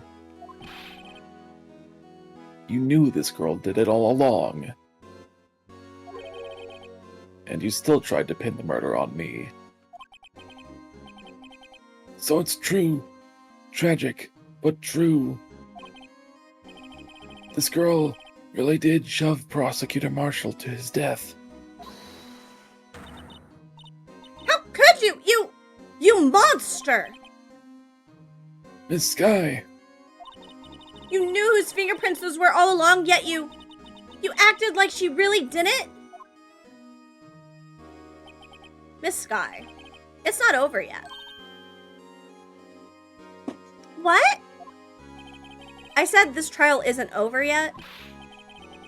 Ha, but I'm afraid it is over, boy. Not only this trial, but your career, too. You purposely concealed this conclusive evidence.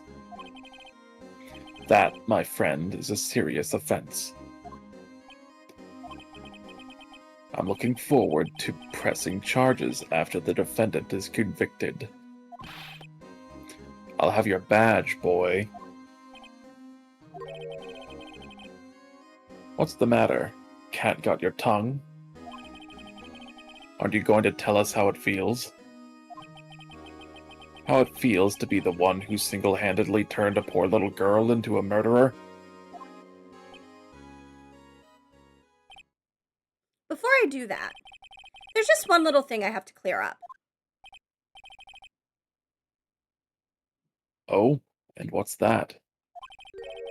Who really killed Prosecutor Neil Marshall? What? Chief Gant, you are absolutely right. This piece of cloth proves who the real murderer is. Who killed Neil Marshall, you ask? It was Emma Sky, wasn't it? I'm afraid that's not possible. You see, this piece of cloth contains a critical contradiction. There's no blood on it. What? A contradiction? Oh, sorry, that was yours. I'm really excited. A contradiction? What is this fool babbling about? I'm talking about a contradiction. One that proves who the real killer is.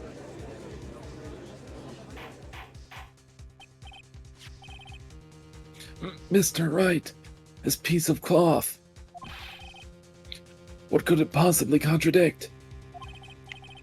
Chief Gant, your tyrannical reign ends here. You can't get blood on something before you make an open wound. Right.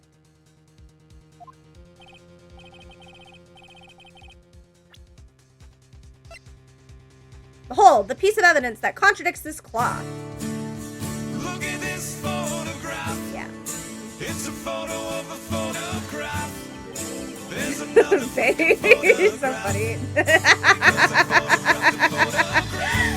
Oh, this redeem gets like the most fucking usage. It's great. What exactly is this supposed to be? This game has so many photos. This is the picture Miss Sky took. Take a good look at it. See where the piece of his vest was cut out? Yes, his shirt is showing underneath it. It's hard to make out with all the blood on his vest, though. Exactly my point. His chest is soaked with blood. That's only natural. His lungs no doubt were punctured, blood poured out of his mouth. Oh, but that piece of cloth.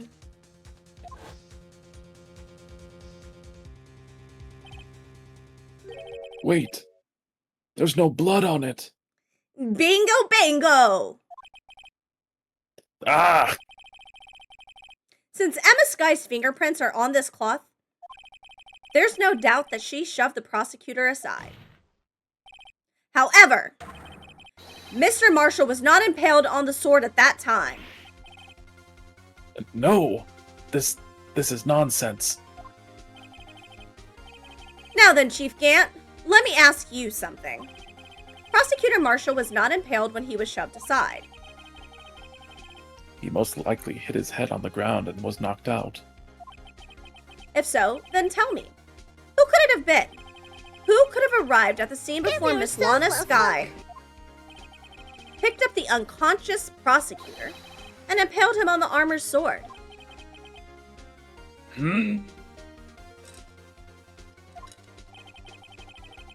Then, to make it look like Emma was responsible for the prosecutor's death,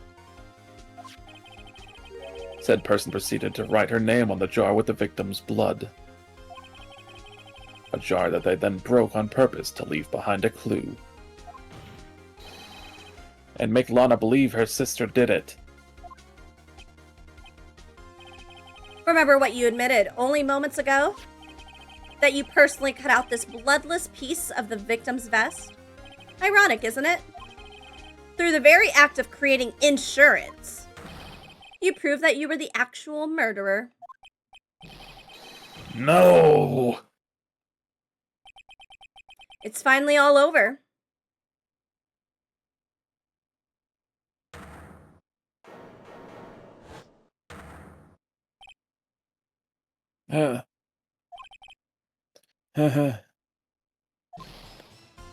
Oh, that was close, Rido. You almost had me. Sorry, but you'll have to do better than that. I refute all your allegations. What do you mean you refute his allegations? You see, that piece of cloth is illegal evidence.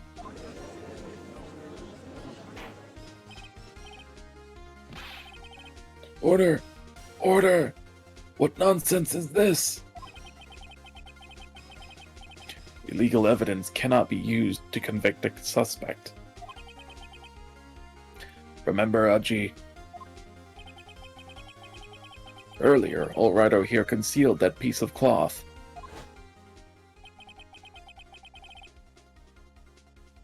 So then, what's your excuse, Rido?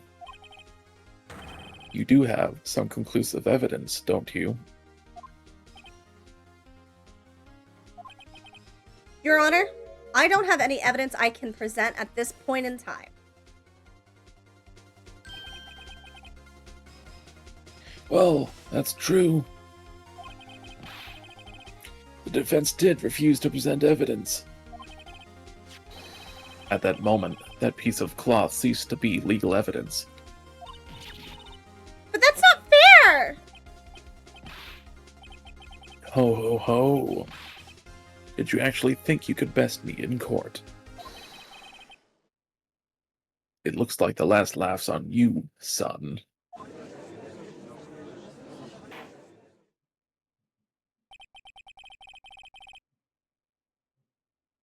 I'm afraid Mr. Gant's claim is legally correct. Well, Mr. Edgeworth. True. Illegal evidence cannot be used to convict a person. Assuming, of course, that the evidence is indeed illegal. Well, Mr. Wright.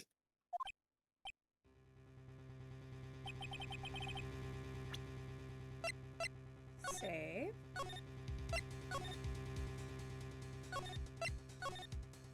Should I bust out the coin again? It seems at last. Let's see if it's even going to give us options. The Hopefully time for it's me not to a reveal my three-way. plan has finally arrived.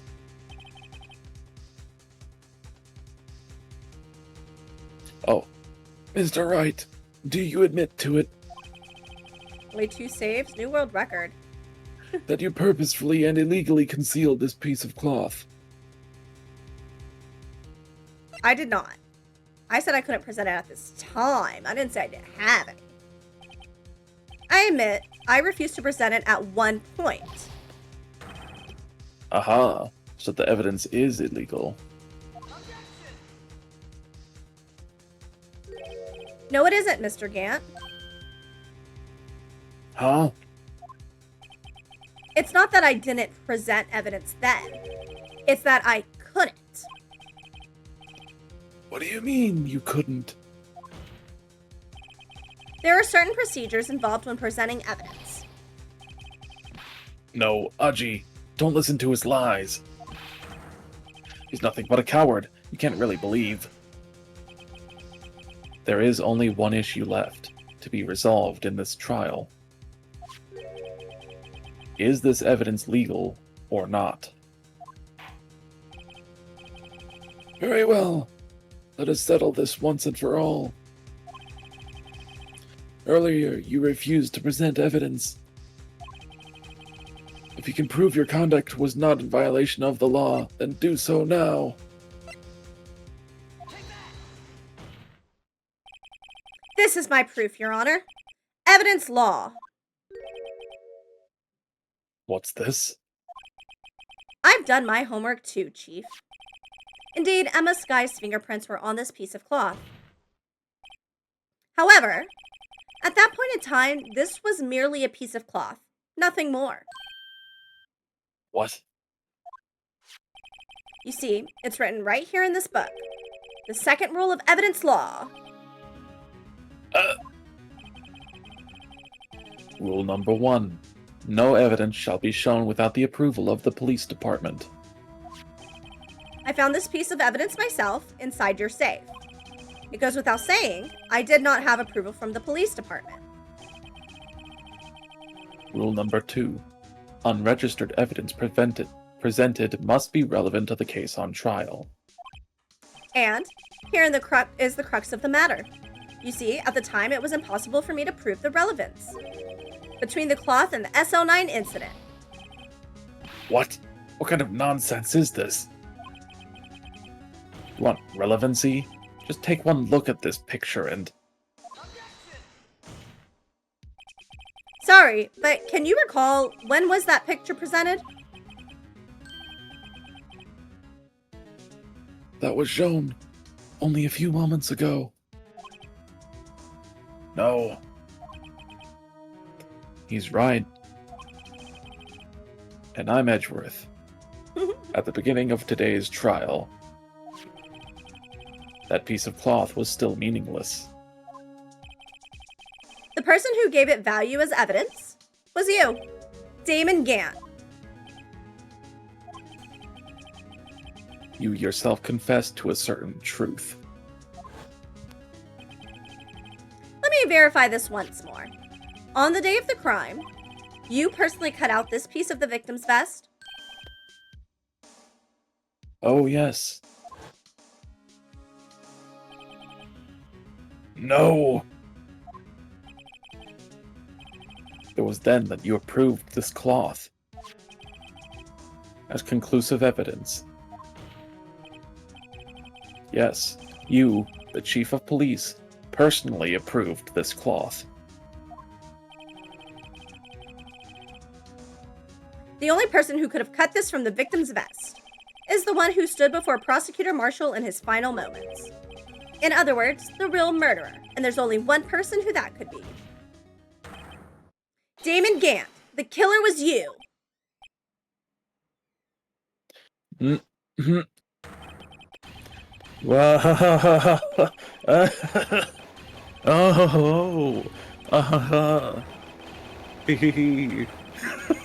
is losing it.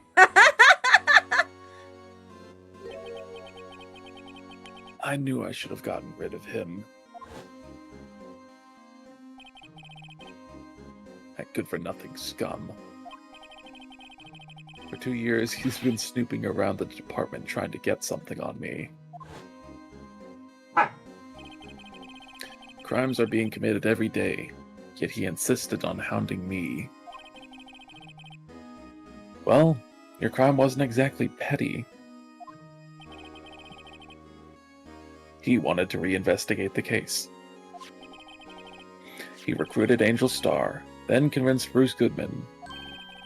Detective Goodman? Yeah, that's right.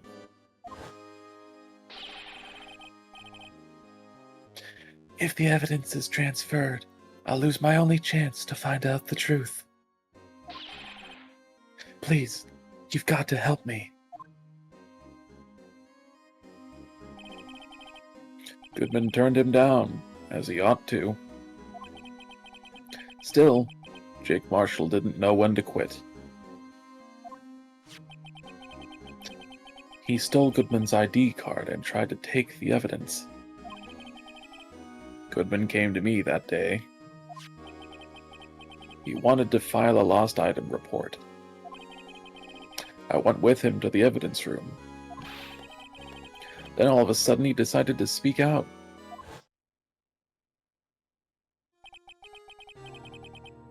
What are you talking about, Goodman?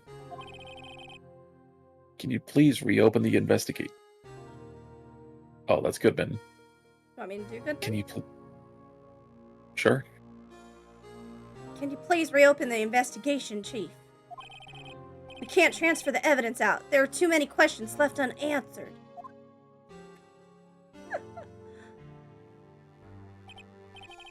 He opened his evidence locker, and as he was taking the evidence out, he said, It's not too late. I'm going to hand all this over to Marshall. well, to be honest, I was a bit taken aback by his words.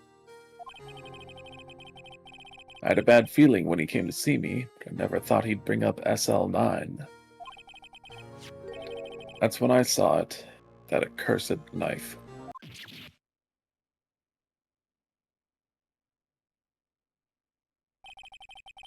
I couldn't just pull it out.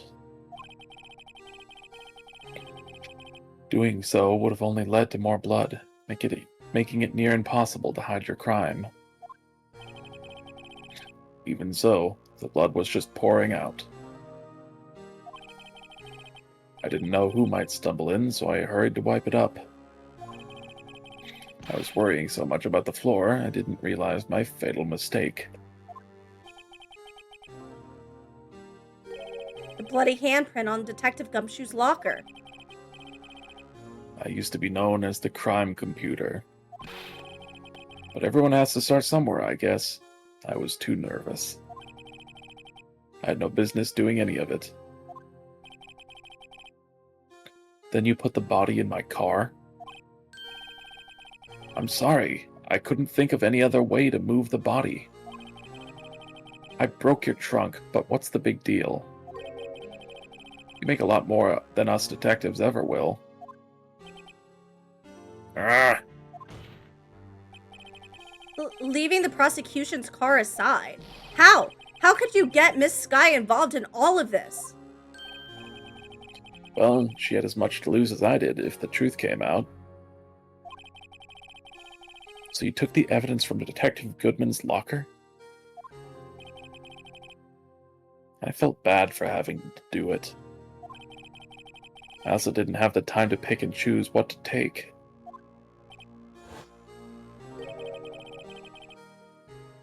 So, you left the jar fragments and the glove. Yeah. It looks like I was better off being an investigator of crimes than a committer.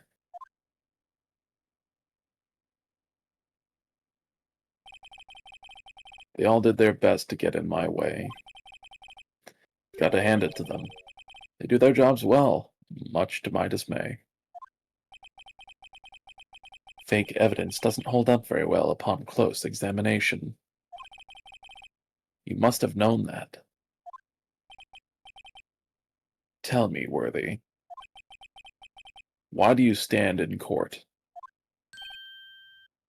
Me? You despise criminals. I can feel it.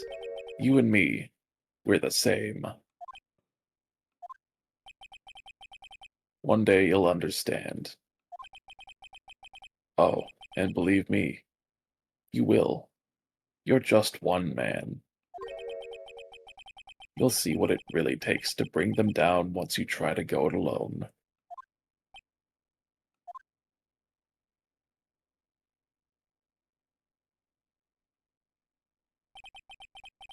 Well, looks like it's time to say goodbye. Oh, Haji. What? Looks like we'll have to cancel that lunch date. Sorry, old friend. You fuck-ass! I'm sorry too, Damon Gant. I knew you as you used to be, long ago. You were once a fine investigator, and an example to others on the force.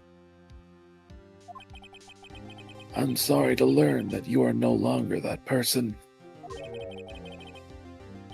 Those days are gone now, Oji. Thanks for all the memories, though. Don't worry, you'll be fine. Now you have Rido here. And Worthy. With these two around, you can't go wrong. In fact, I can hear them already. The melodious sounds of a new beginning. So he killed Marshall strictly to get power?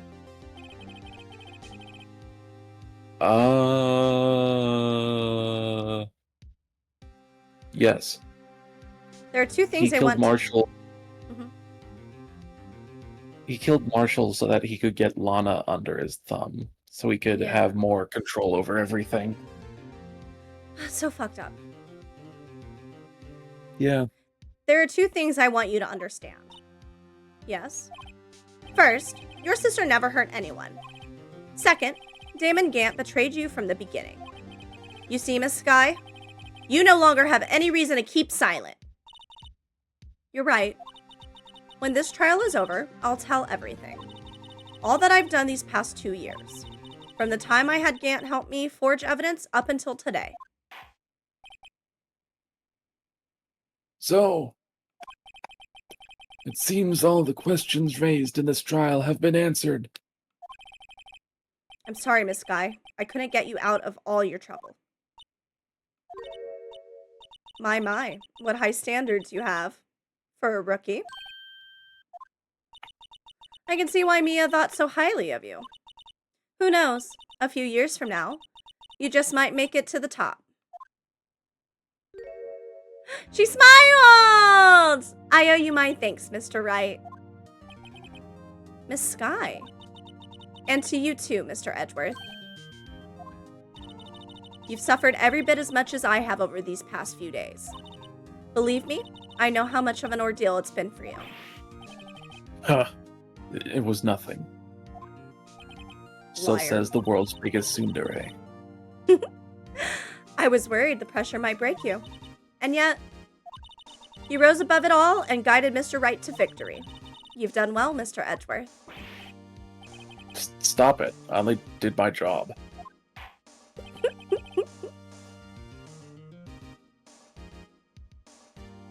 In light of this case, it seems a good self-examining is in order for all of us, and a reinstating of Jake Marshall and Angel Star. Miss Sky. Yes, Your Honor. You are innocent of murder. However, although the chief blackmailed you, the fact is you still acted as his accomplice. A trial will be scheduled for these crimes at a later date. Yes, I understand, Your Honor. Is there something amusing about all of this? Why are you smiling? It's been a long time, Your Honor. A long time since I felt free of these heavy chains. Well, you're about to be put back in them in jail, so I don't know. Well, this trial has gone on for far too long already. Tell me about it.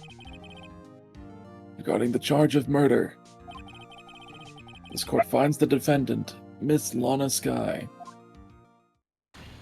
not guilty. Woo!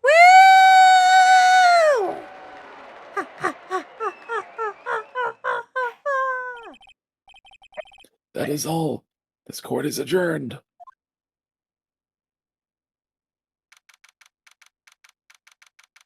February 25th, 5:03 p.m. District Court, Defendant Lobby Number 2. At long last, it's finally over. Emma? Why the long face? I'm sorry your sister didn't get completely off the hook. But at least she wasn't convicted for a murder she didn't commit. No, that's not it. Just now, after the trial ended, I can see why Mia Fey thought so highly of you. I owe you my thanks, Mr. Wright. And you too, Mr. Edgeworth. You've suffered every bit as much as I have over these past few days. You've done well. You know, I did my best too. But Lana didn't say a single word to me. Jesus. Hope I'm not interrupting anything, pals.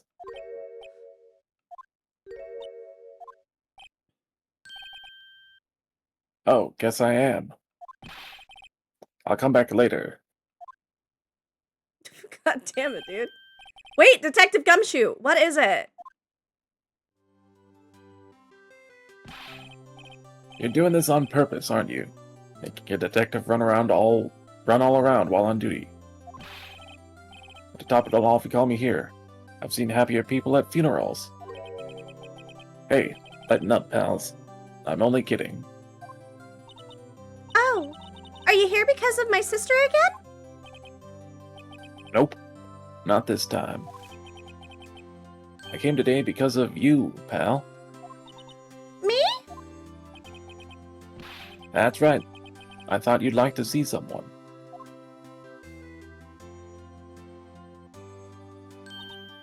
Lana! Should you be doing this? She's still under arrest, you know. Well, I won't tell if you won't. Emma, I owe you an apology. It's okay, sis. Don't worry about it. That day, 2 years ago.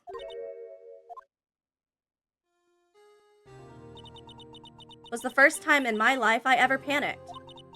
It was all I could do to keep myself from screaming. All I could think about was keeping you from getting wrapped up in that mess. Sis! I asked Gant to help me cover up the truth. I thought I was doing it for your sake. But now, I realize I was wrong. I changed after that day. I had to. It was the only way I could make it through the past 2 years. I knew how much I was hurting you by distancing myself. But I couldn't bring myself to tell you what I did. I was scared.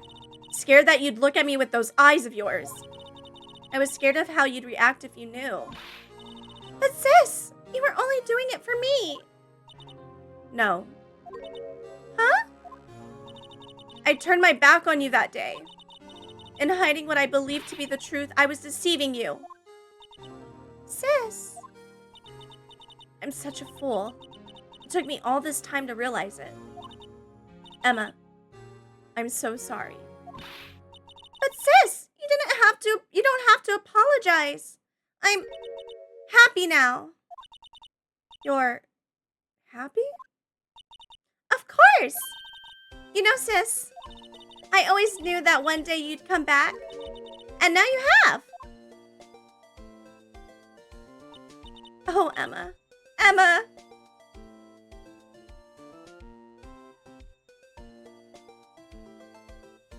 Adorable. No one can change the past. The only thing we can do is strive to make up for our mistakes. Why must we make up for our mistakes, you ask? Because in doing so, we can find the way back to our rightful path. And it is from there that we can move on together, move on towards a... Oh, fuck. I'm crying. My bad. And it is from there that we can move on towards a brighter future. At least, that's what I felt watching the two sisters make up.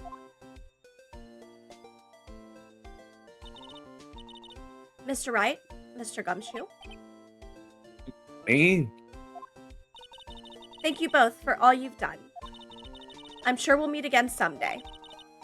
Isn't that right, Edgeworth? Edgeworth?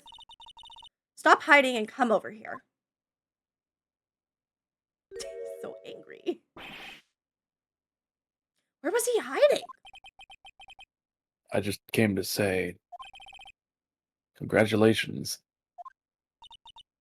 Thank you. Thank you, Mr. Edgeworth. Right. Well, I'll be going now. Mr. Edgeworth, I hope you don't blame yourself for what happened. We were the ones who acted corruptly, not you.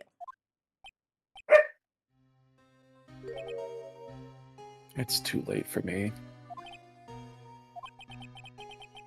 No matter what anyone may say, I realize today that I can't correct my mistakes. Mr. Edgeworth! Not only that, but I don't even trust myself anymore. Chief Gant was right.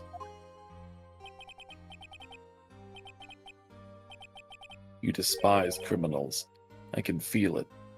You and me, we're the same. One day you'll understand. Oh, believe me, you will. You're just one man. You'll see what it really takes to bring them down once you try to go it alone.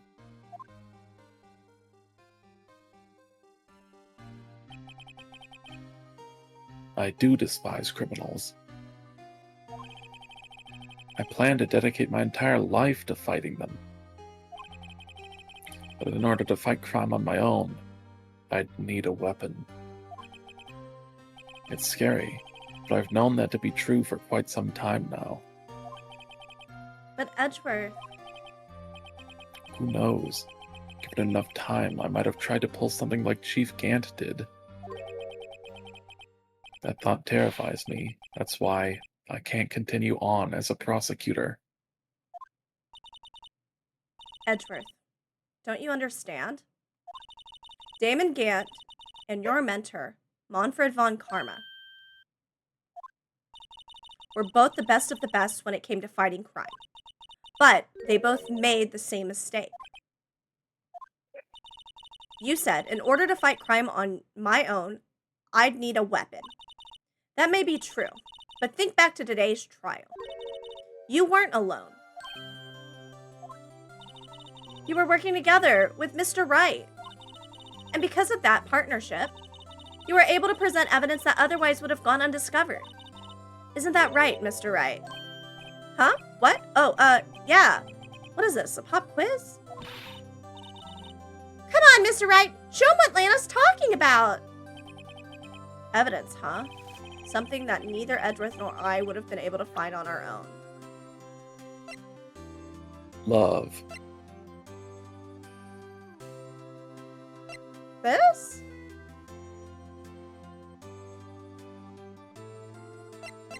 Maybe the shield?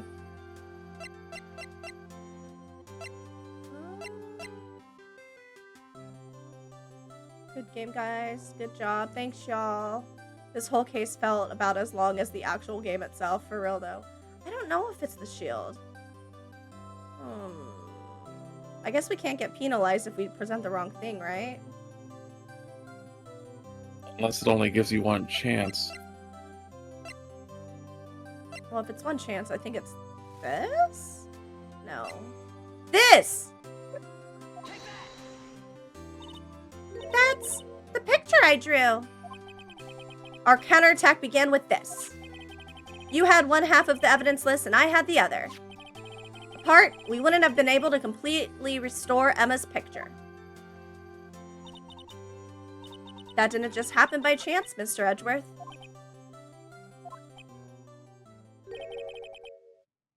It's time for me to go. Mr. Edgeworth! If you'll excuse me. There are still some loose ends that need wrapping up. Take care, Chief Prosecutor. And fuck you, Phoenix. They're trying to. Edgeworth, what will you do now?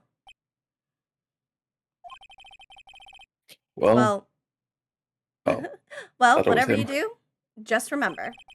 You can let what happened kill the prosecutor in you, or you can let it help you grow. In the end, it's up to you. I know. Seems I owe you my thanks too, right? Stop making the stupid face! But what I face now is my problem. Edgeworth, I'll be waiting for you in court and at home. Farewell.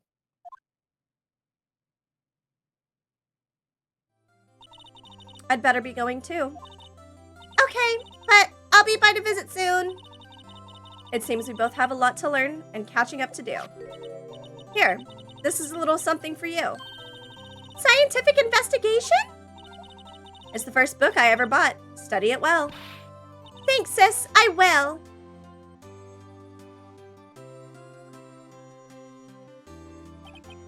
And so, another case came to a close.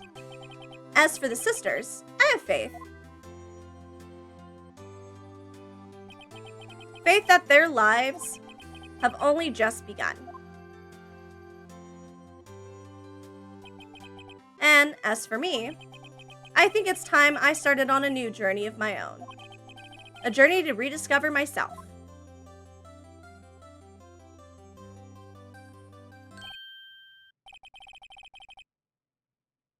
Well, don't go checking off just yet, pal. And she died when she got shanked in the lung. Oh. Huh? What is it, detective? There's just a little matter to be resolved about the chief prosecutor. You see, she isn't supposed to be out of jail like this. Oh, on her first day in prison? No, she can't get shanked. But I thought you said it was okay.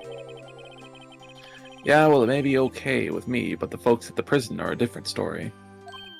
Huh? Basically, I had to bribe a guard in order to sneak her out for 30 minutes.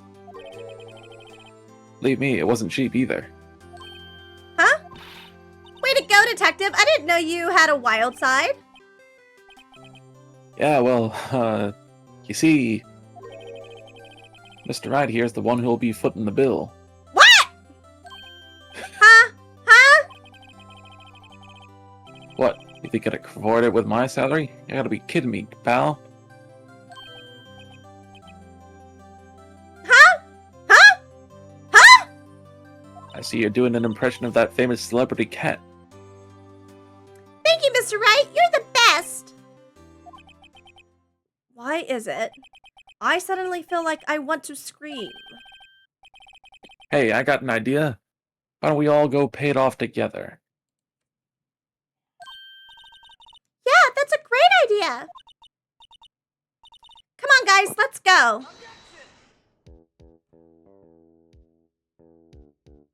Bum, bum, bum. We did it.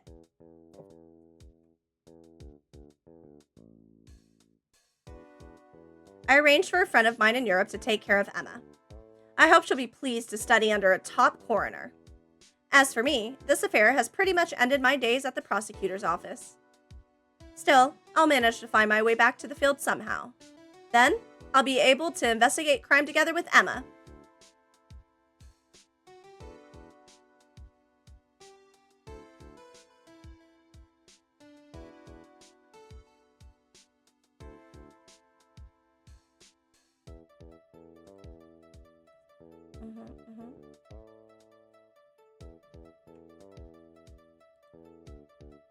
Yikes. Oh. It's Hey, clicking look, on its my own. unauthorized... What?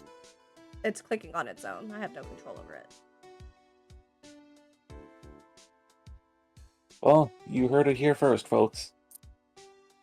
You can read, I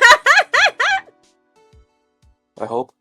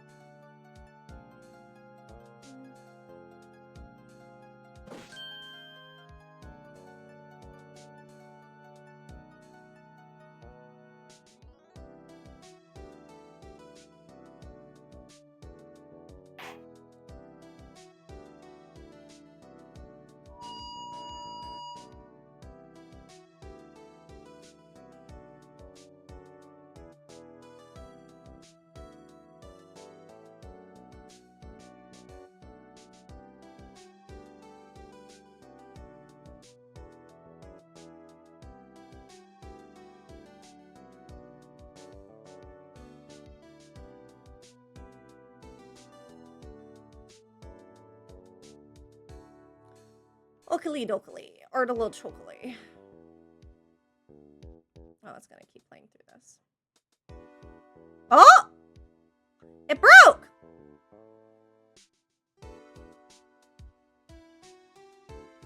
Good.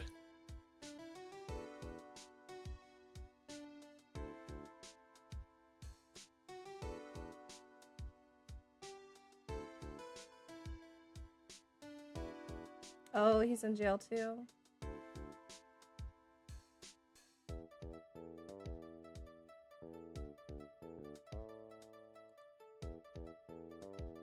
So many people in jail, yeah.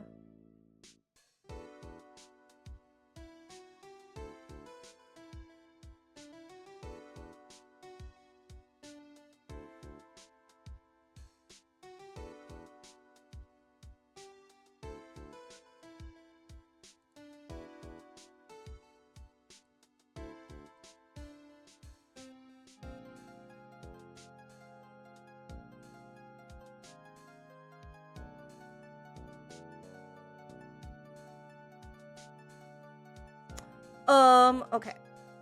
I was gonna try and get through. Fun way to do closing credits. It is a fun way. A little wrap up for everybody. Oh, ooh, that was a good back pop.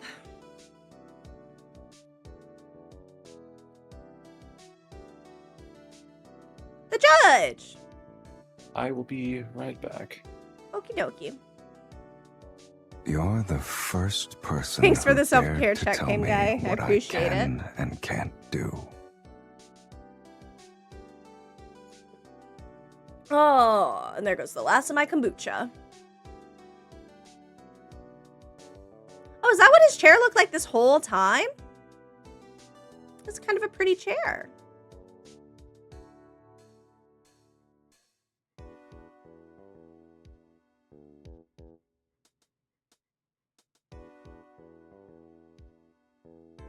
Is that the last person to speak? No, it's Mia.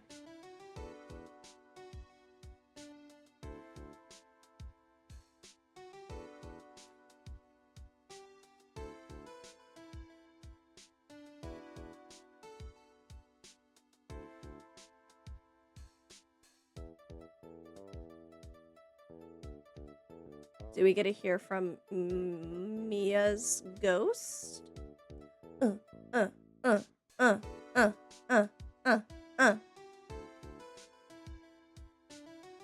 I'm waiting for the credits to go out, but I don't think this is gonna happen, so womp womp.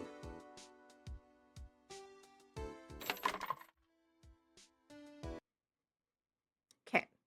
Cool beans, you guys. Thank you guys so much for hanging out. And we finally, after several months, managed to night Rucio, sleep well, to get through all of the first Ace Attorney game. And I love that for us so much.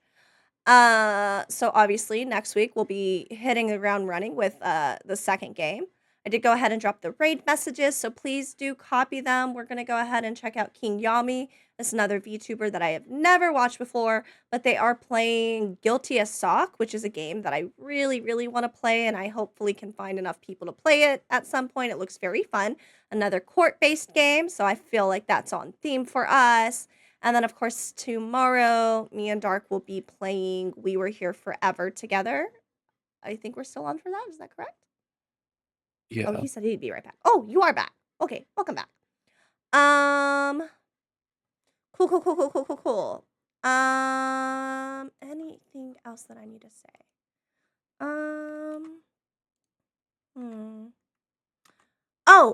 Movie night, new theme for this month. It's going to be music centered. We're kicking it off with K-pop Demon Slayer, because I cannot get that movie out of my freaking head.